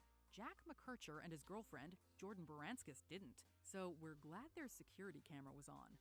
The couple was petrified after going through the footage to settle an argument about a missing purse. While they were knocked out, this man creeped in. I like to think that he was watching the TV, not us. That's like slightly more comforting in this sort of disgusting circumstances. They did find out where Jordan's purse had gone, but they found out something way worse. A man, later named the Chicago Creeper or the Bucktown Burglar, watched them as they watched some TV and later went to sleep. The creepiest part about all of this, we didn't see someone breaking the home, taking something, and leaving. We saw someone just... Yeah, this one's genuinely scary because again, this is a very plausible thing. House without waking them up or their dogs, and managed to leave with Jordan's purse in hand. Hold on while we double check if we locked everything. Number 10, Rocking Horse Poltergeist. Antique toys are creepy enough as is, but things get turned up a notch when they start moving by themselves. In 2017, in a store called Barnsley Antique Center, a rocking horse toy from the 1960s was flipped over onto the floor by something the camera couldn't capture. Wow, what a rude ghost. The owner, Daniel Parker, found the toy on the floor in the morning and later reviewed the footage to see how it got there. When things didn't add up, he even tried to recreate the incident by moving the toy in front of the camera, but it just didn't match. The store is a beacon for bizarre events, according to Parker, because before this, a cabinet in the store inexplicably exploded. Wow, that is pretty weird. Number 9, Deer Park CBS Ghost. If you study in Deer Park CBS School in Cork, Ireland, exams might not be the only thing you have to worry about. CCTV camera footage from the school went viral in 2017 after it showed lockers being shaken by no one, sheets of paper flying all over, and a plastic sign on the floor flipping over all by itself. Critics point out that the placement of the security camera, the fact that there are 2 cameras pointed at the same spot, the fact that this was uploaded close to Halloween, and so on, make it seem like one big bluff. I'm curious why you need 2 cameras to film the same area. Even more curious, why is the other camera several feet higher than the one capturing the ghost? The school's administration, however, disregards these accusations and has declared themselves one of Ireland's most haunted schools. Number 8, Lars Mitank's disappearance. In 2014, Lars Mitank was waiting at Varna Airport in Bulgaria for his flight home to Germany. Everything seemed fine until Lars stood up and bolted out of the airport, never to be seen again. It was reported that he shouted, "I don't want to die here. I have to get out of here," as he ran. While on vacation, he was involved in an altercation with some other German tourists in Varna. This left him with a damaged jaw and ruptured eardrum, which prevented him from being able to fly right then. Mitank was prescribed an antibiotic called Cefprozil, which experts say could have caused paranoia and hallucinations. Some people are quick to blame the medicine prescribed to Lars by the physician on July 7th, just after Lars checked out of Hotel Viva with his friends. Lars's mother still hopes that her son will return to her, and so do we. Number 7, Missy Beavers' murderer. In April 2016, Missy Beavers was killed by an unknown assailant at a dance studio in a church in Midlothian, Texas. Security cameras on the premises show a person wearing what resembles tactical police gear, the authenticity of which is unknown. There was also footage of a car driving slowly in a parking lot of a closed business nearby, which they suspect was the killer's. Even stranger still, the police gear might have been used to lower people's guards since no alarms were rung. Sadly, Missy Beavers' murderer hasn't been identified yet, even after thousands of tips were sent to the police. Federal, state, and local agencies poured over the tips and evidence, but none of it Welcome has back, panned Hazel. out. It is difficult to believe that 5 years later that we haven't made an arrest. Number 6, Springfield Clowns. Being a clown and doing weird stuff became a terrifying trend in 2016. But this string of encounters in the Springfield neighborhood in Jacksonville, Florida, can be traced all the way back to 2014.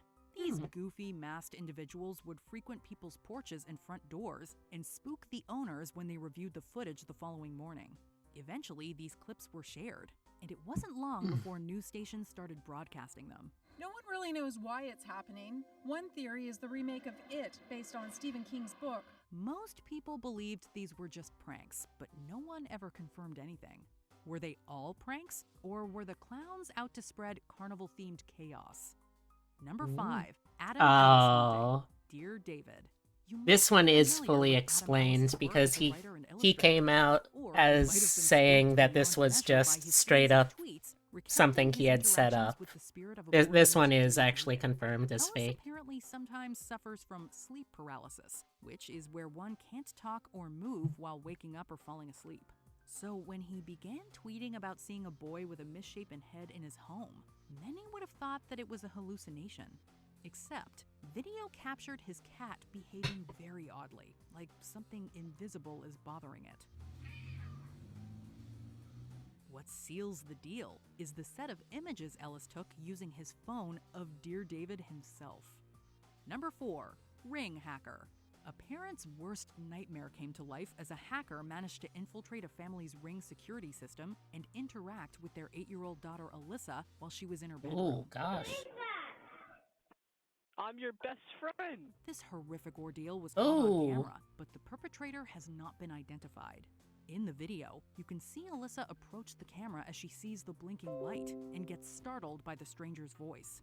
The person greets her and then uses a racial slur before asking her to say it along with him. This morning, the LeMay family Wow, is still that- on edge after the Yeah, device that was is really supposed to creepy. make them feel safe did anything but. He then tells her to smash her TV and that she can trust him.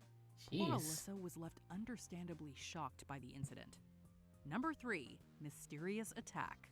Here's another alleged ghost attack, but unlike our previous entries, this one appears to be far more violent. Although we don't know many details about the video, what we can say is that it is definitely disturbing.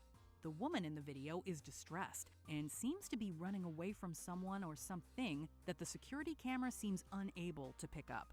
All of the furniture in the room gets Whoa. thrown wildly, which prompts her to make a break for it. Hmm. But something stops her and causes her to lose consciousness.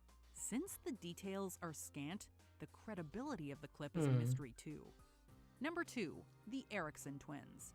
This upsetting event took place in 2008 and managed to be filmed by CCTV cameras across the busy M6 motorway in the UK and by the film crew of the TV show Motorway Cops.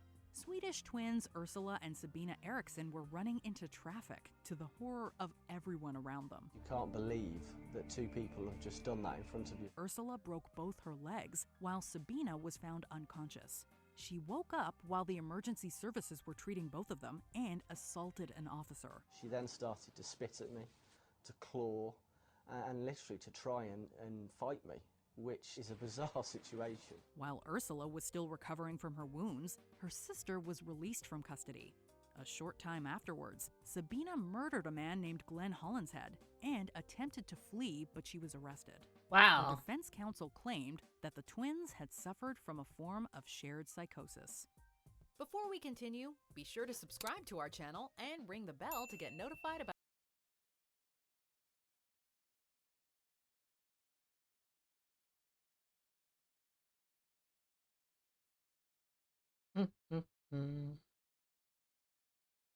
Oh, the Elisa Lam footage. Oh, this is sad. Footage of Chinese-Canadian tourist Elisa Lam's last moments went viral.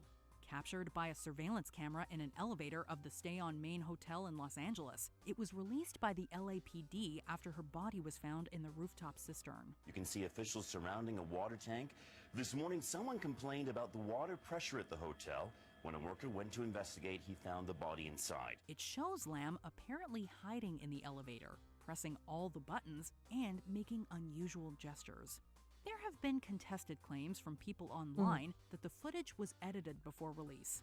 The coroner concluded that her bipolar disorder was a contributing factor in her death, and there is speculation that she was experiencing a psychotic episode, perhaps related to under-medicating. That doesn't explain how We she don't would know have for gotten sure in what was there, going on though. in her mind or what precipitated her behavior. Do you agree with our picks? Check out this other recent clip from WatchMojo and be Alright. Let's finish up with Carrie. Oh, after I put Epitome to bed. I'll be right back again.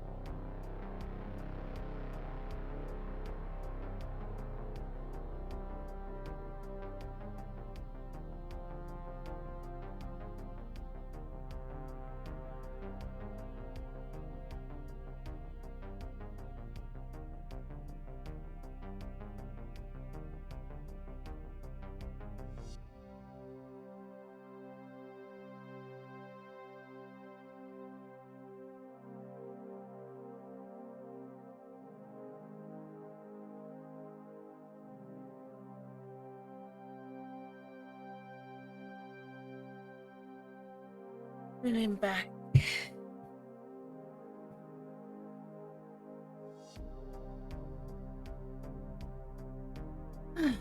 Alright.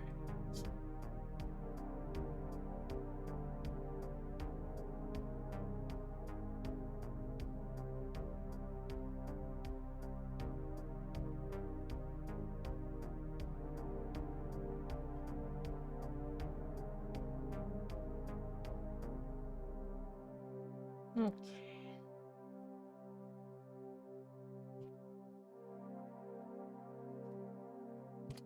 Sorcerer 11. We have our 6th level slot.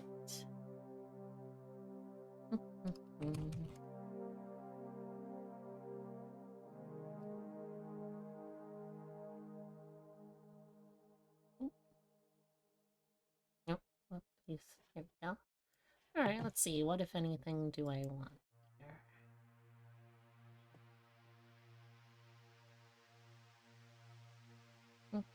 Hmm.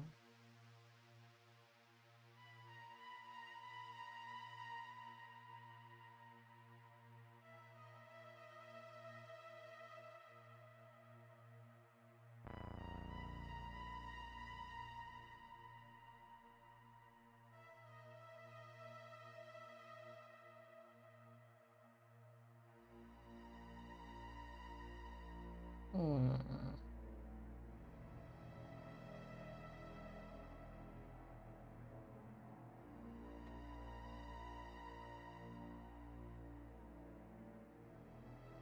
Hmm.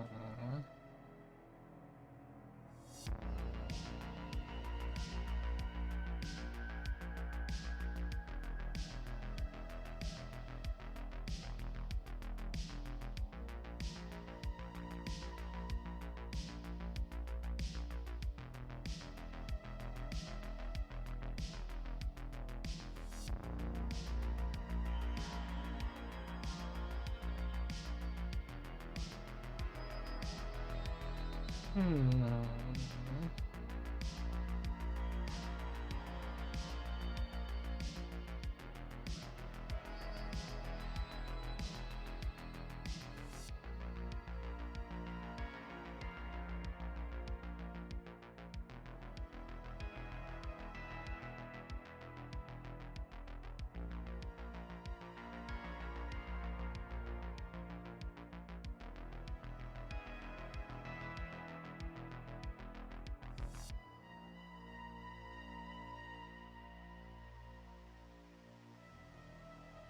You know what? I don't know if there's any actual specific 6th level spells that I want for Carrie.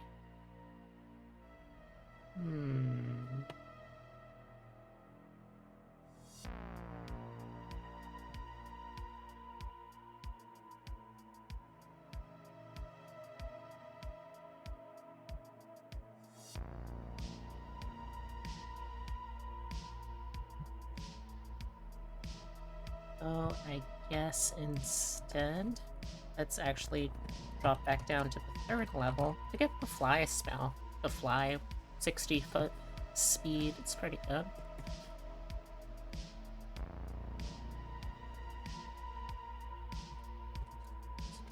Well, we have another SI. I think we've maxed out our casting stat at this point, right? Yes, okay, so let's boost Constitution next.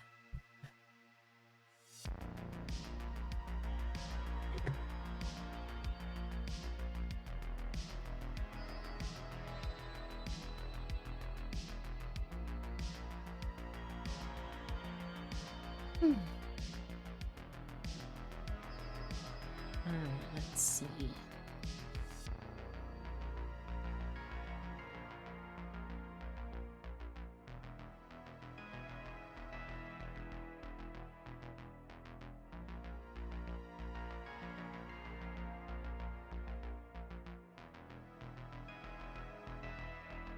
Alright, what other spells will get me here? Oh, we don't get any spells here. Cool. Alright.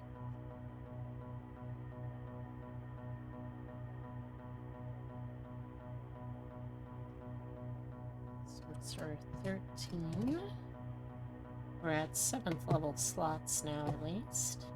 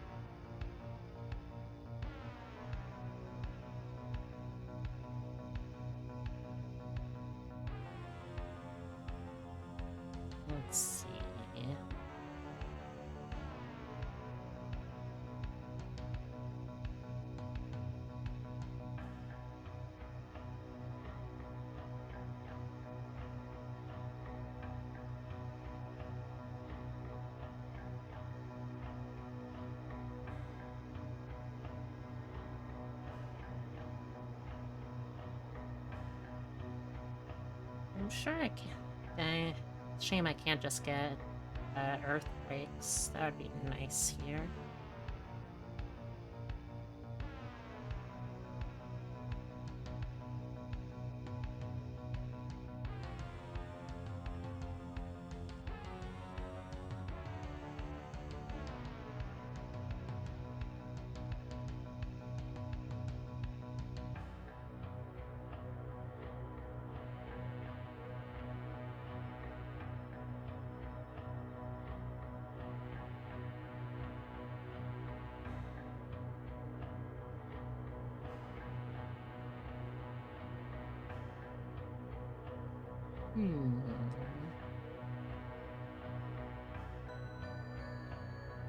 Alright, well, since at least one version of her has straight up pyrokinesis, let's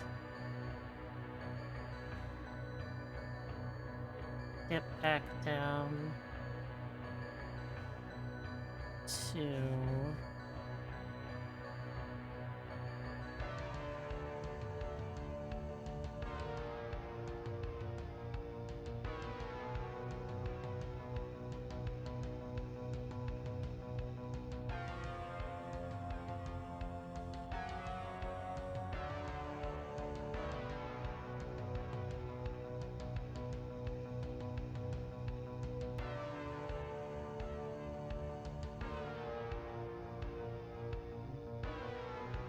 Yeah, let's get immolation.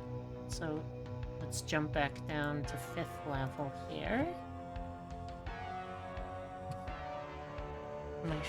Am I sure there's no 7th level spells I want, though?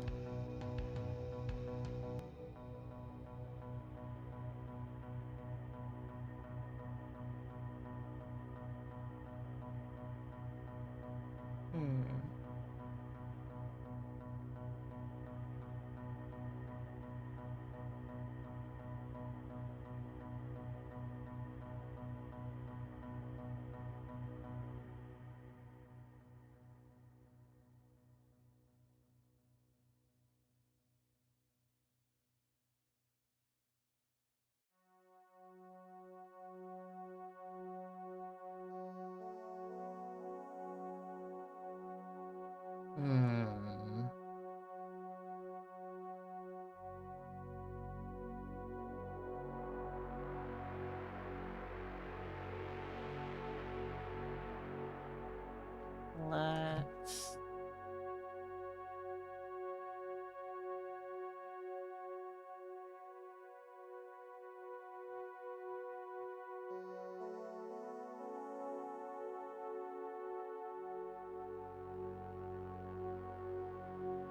Sorry, I got distracted.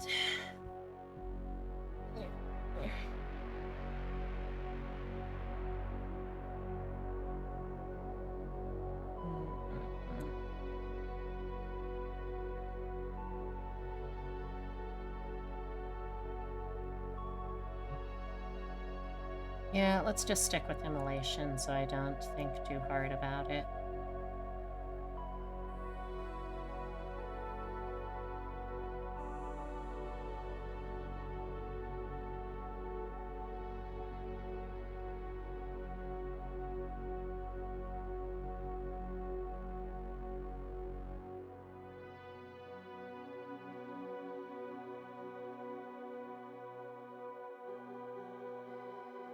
So immolation forces a dex save, or they take 8d6 fire damage, and they just keep burning, taking an additional 4d6 fire damage on a failed save each turn after that, for up to a minute.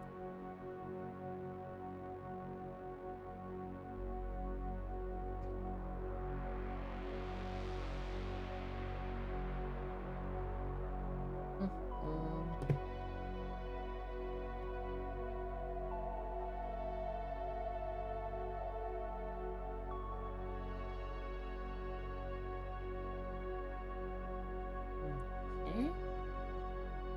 14th level, we get another Sorceress Origin feature.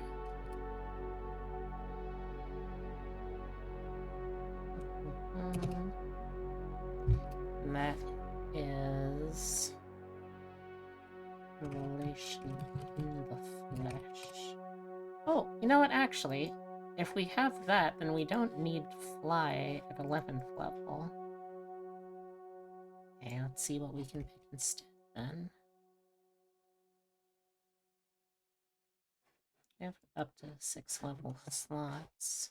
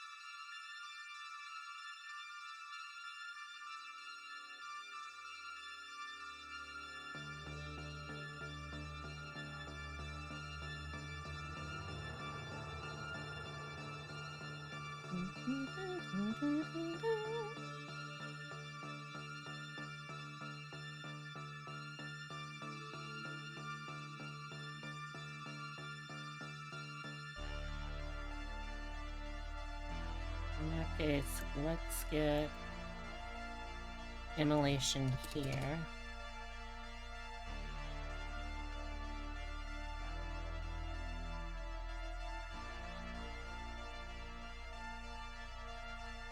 And at this level,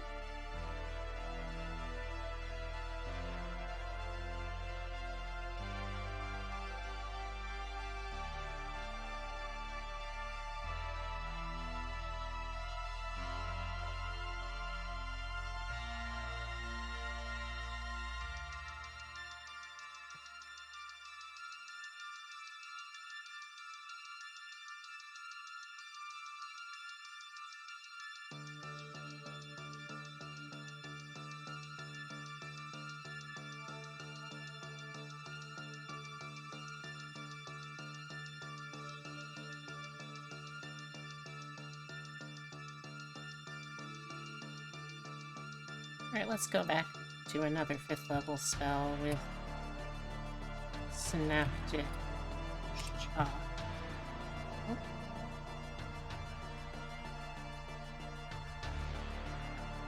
Oh, sorry, Synaptic Static. My mistake. So, that will make it so that each creature in a 20-foot radius sphere... Also, this is probably too loud now, isn't it? Yeah, it's a little loud. Let me turn that down a bit. So, Synaptic Static makes it so that each creature in a 20-foot radius sphere has to make a intelligence saving throw. If they fail, they take 8d6 psychic damage, and for the next minute, they have to roll a d6 and subtract the number rolled from all attack rolls and ability checks and constitution saving throws for concentration.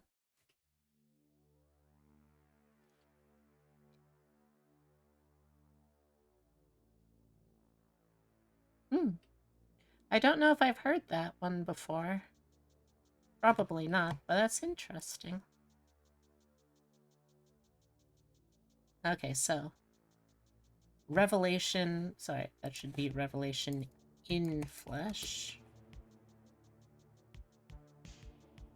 As a bonus action, you can spend 1 or more sorcery points to magically transform your body for 10 minutes.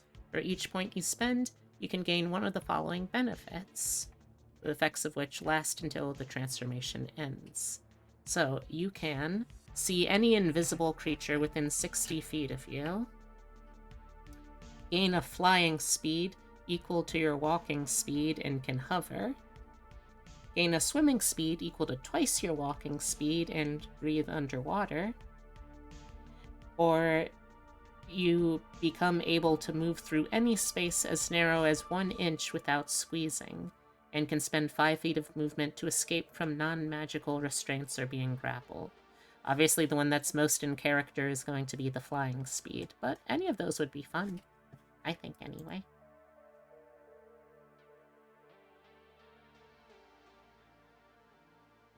Okay.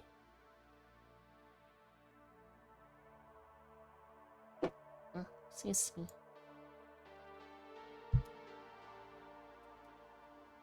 Sorcerer 15. We are up to 8th level slots. Let's see. Is there anything we want for an 8th level slot?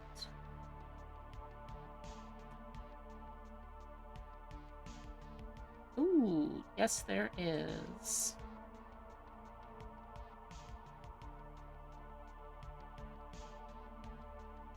Ghost, in general, is an interesting band. The lead singer and clergy members could actually be D&D members. Wait, clergy members? Are they like a religious group? Right, so one of the spells I definitely want, because again, it's straight up in the books and film. Earthquake. You create a point of your choice within 500 feet, and for the duration, 100-foot radius circle of intense tremors rip through that area. The ground becomes difficult terrain. Concentration saves have to be made just for each turn that they spend in this range. You can open up fissures. Or, sorry, fissures open up regardless.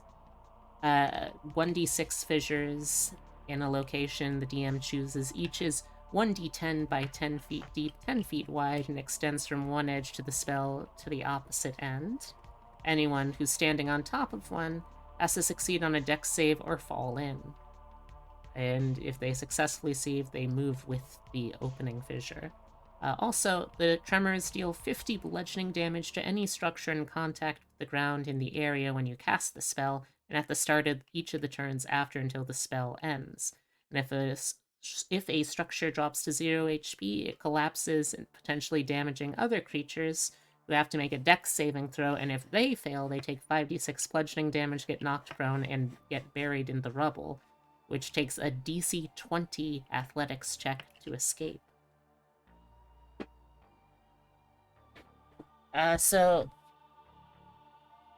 Yeah, she opens up earthquakes she creates earthquakes in several moments in the 2013 movie. You could also argue that, at least part of what buries her house is the earthquake bringing it down.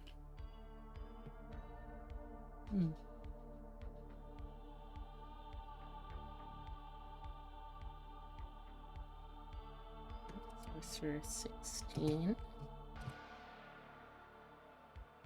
And get another ASI here.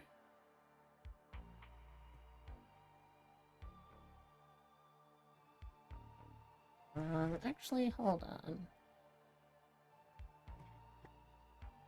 You know what, let's do a feat instead.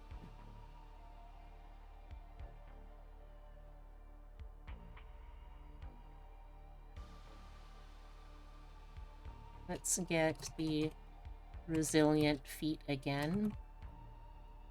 For wisdom, that gives us a +1 to that stat and proficiency in those saving throws.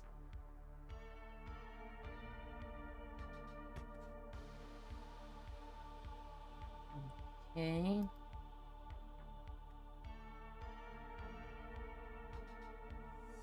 They are not, they're very anti. Huh, okay.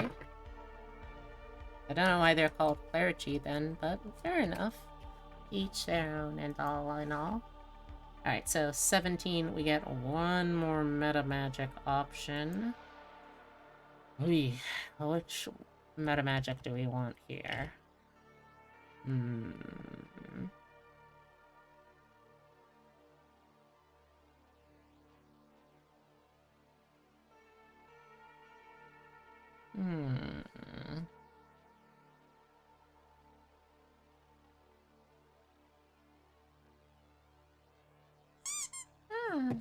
Thank you for the head pat.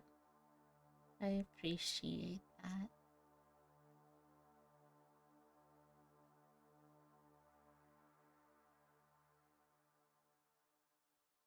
Let's see. How many spells does she have that aren't AoE? Let's take a look real quick.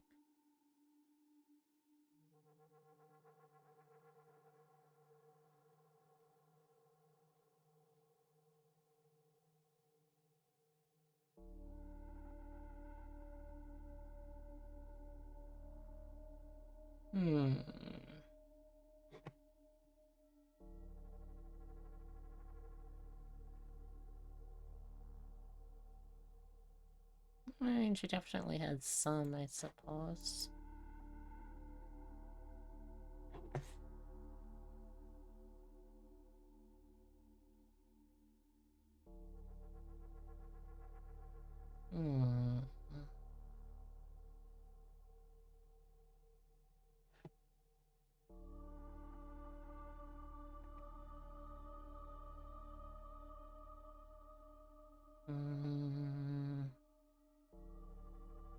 Oh, come on. Come on. Go down. There we go. Meta magic option.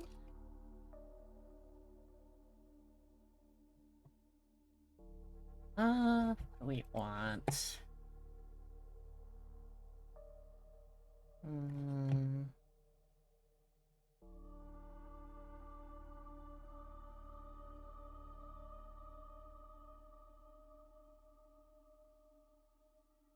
You know what, let's get Twinned Spell.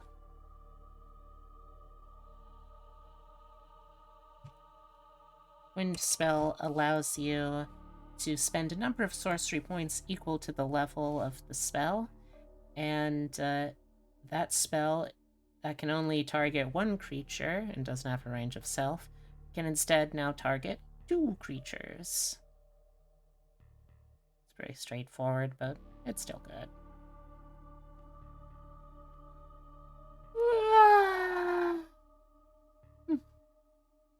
Alright, and then this is also when we get our 9th level spell slot. And you know, she kinda brings down her house, not just in a quaking earth, but also in dropping a shower of rocks on her and her house. So I think the best way to do that big finish, I think that's gonna be Meteor Swarm. Oh boy, that's a messy one. Oh, no, I don't want my calendar up, please. Thank you. There we go. Hoppa.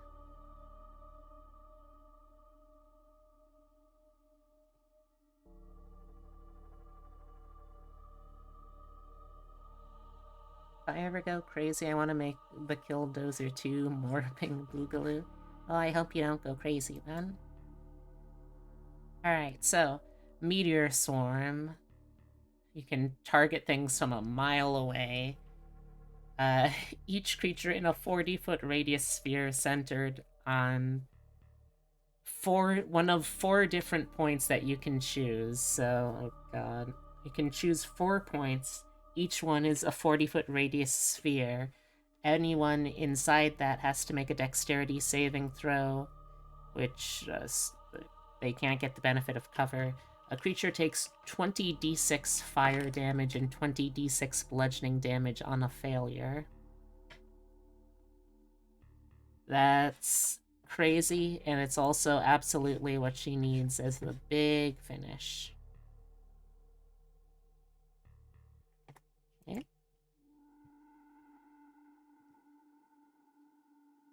Now at that point we have pretty much everything we need for Carrie as a build. But let's just keep going. Let's just keep going, huh?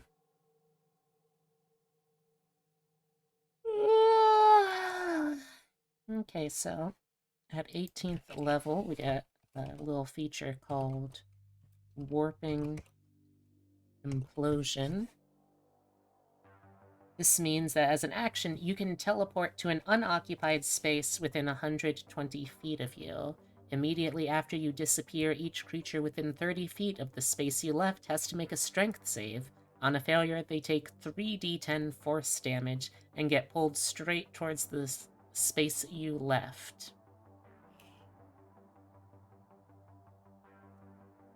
Yeah, that... as far as I know... Or be deleted, succeed or be deleted. No, I don't want you to be deleted. No, I was just gonna say, I don't think Carrie ever learns how to teleport in the book or the movies, but you know what? At this point, everything's just gravy.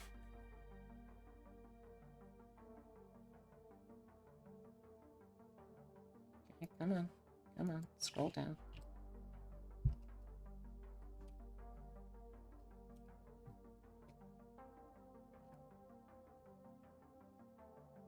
Okay, so 19, we get our last ASI. Oh, yeah. Basically, yeah. We get one more ASI here.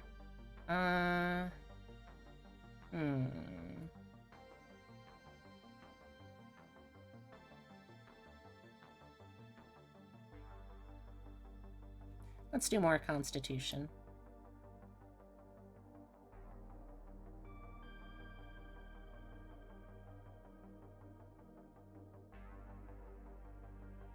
Constitution is 2. And then finally... Oh, nope. Go down. There you go. Our capstone. Sorcerer level 20. We get... Sorceress Restoration, which means whenever you finish a short rest, you regain 4 expended sorcery points. It's not great. That's the end of the statement. It's not great. However, it's still useful, at least, I guess. Since normally you would only get spell slot, other sorcery points back through burning spell slots or on a long rest. So it's something, I guess. But now that we've gotten through all that, let's talk about some pros and cons, huh?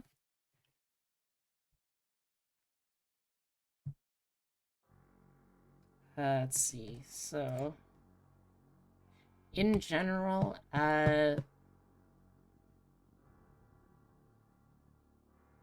you got some extreme damage output.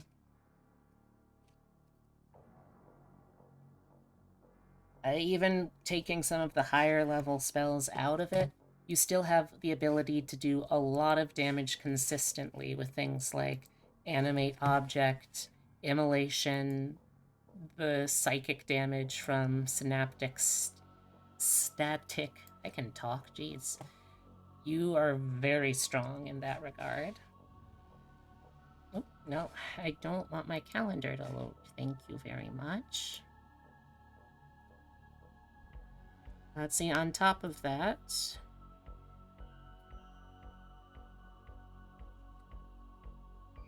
You're a decent variety caster.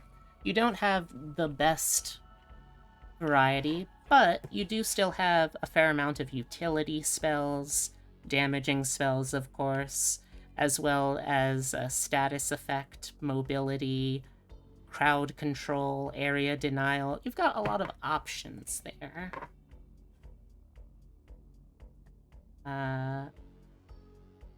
As for cons, you're very squishy. You have a 10 AC and a sorcerer hit die.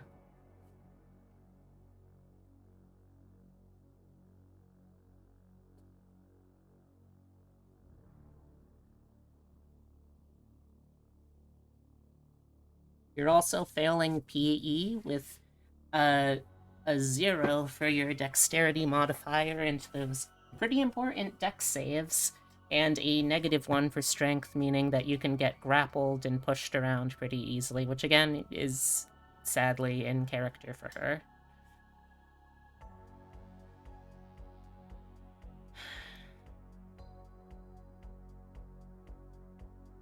Also, unfortunately, because we're focusing on playing the character,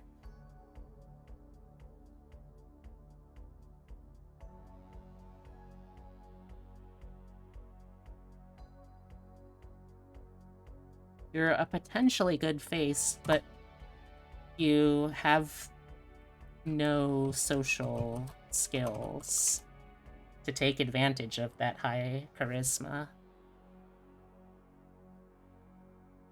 But you know what? Carrie deserves our love and affection. She's been through a lot. She should get at least one fucking good night.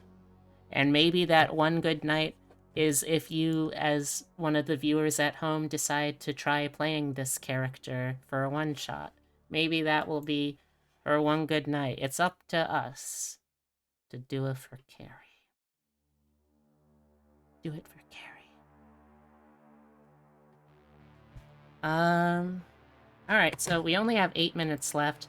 That is absolutely not going to be enough time to do anything else.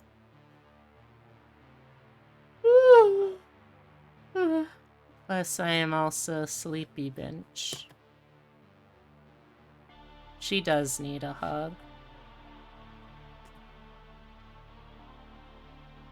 You know what? Let me see if I can find something real quick. Let me pause the music. It's nice, but I also just want to pause it and give myself a break first. Alright, let's see.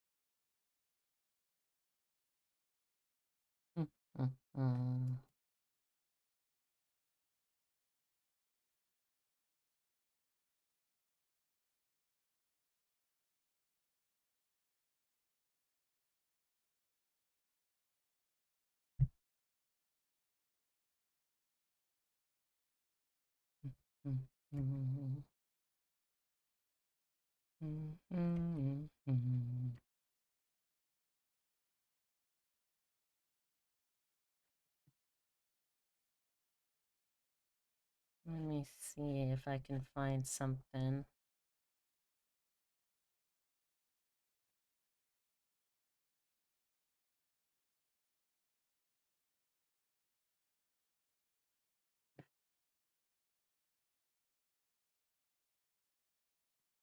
Speedrun. No, I can't speedrun. That is too much. Hmm.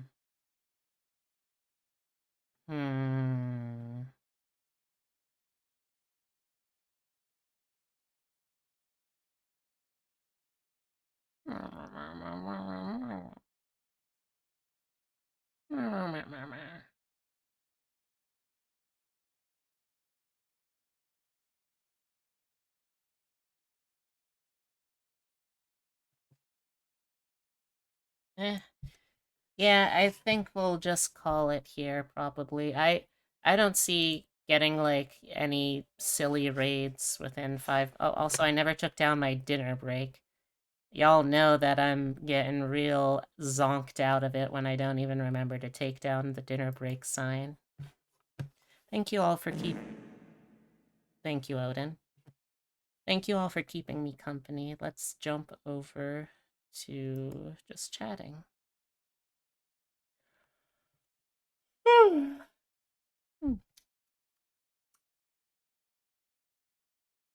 Alright. I'm gonna start looking for someone to raid in the meantime, can I have a exclamation point socials command?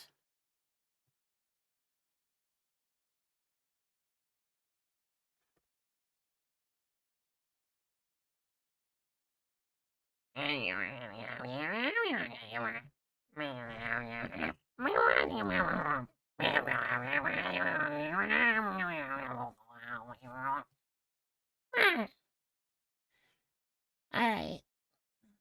So the first link is the Discord. If you want to hang out and get to know me or any of the other amazing people in the community, then I hope that you'll stop by and check it out, because Beatrix Yembeck. The Sandstorm lost against Godzilla. I'm gonna hide in closet for a day or two from Godzilla. If comes by, tell him I'm not her. Okay, I'll do that, chat. Alright, let's see.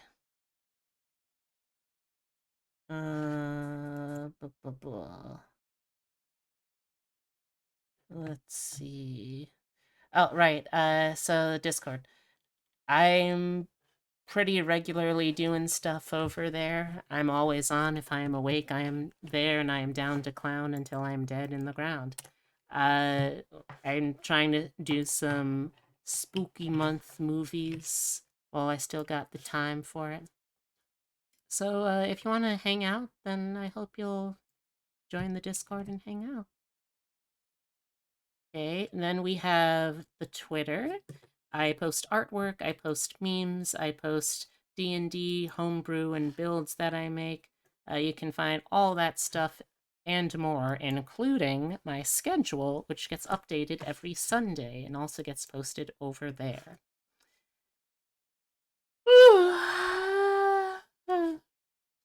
And then finally, we have the YouTube, where I put my VODs when I remember to put my VODs somewhere.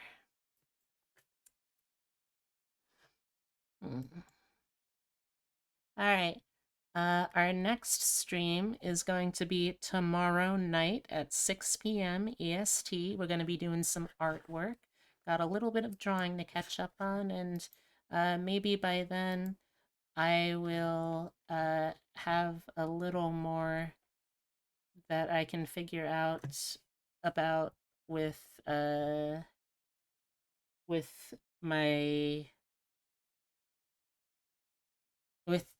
commission work. There we go. I can still remember things, I swear. I'm fine. I'm not that sleepy. I'm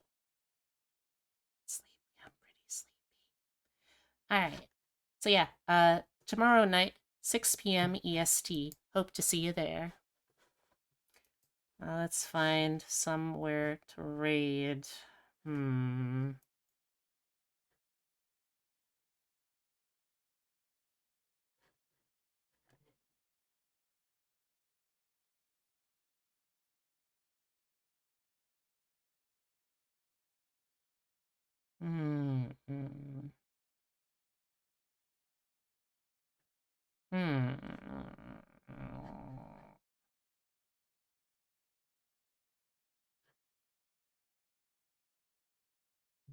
Let's see. Oh, forgot to put on the background music.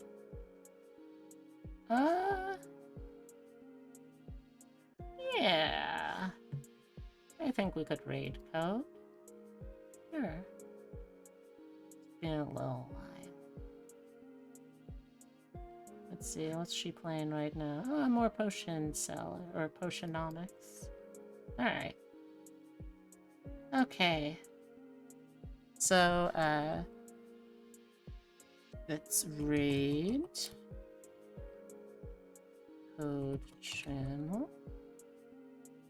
She's a bodega cat girl, and is working through a bunch of games and being very brave even when there's a lot of shit she's got to put up with. So everyone be on your best behavior. Let me give you all a hug. Smooch if you prefer.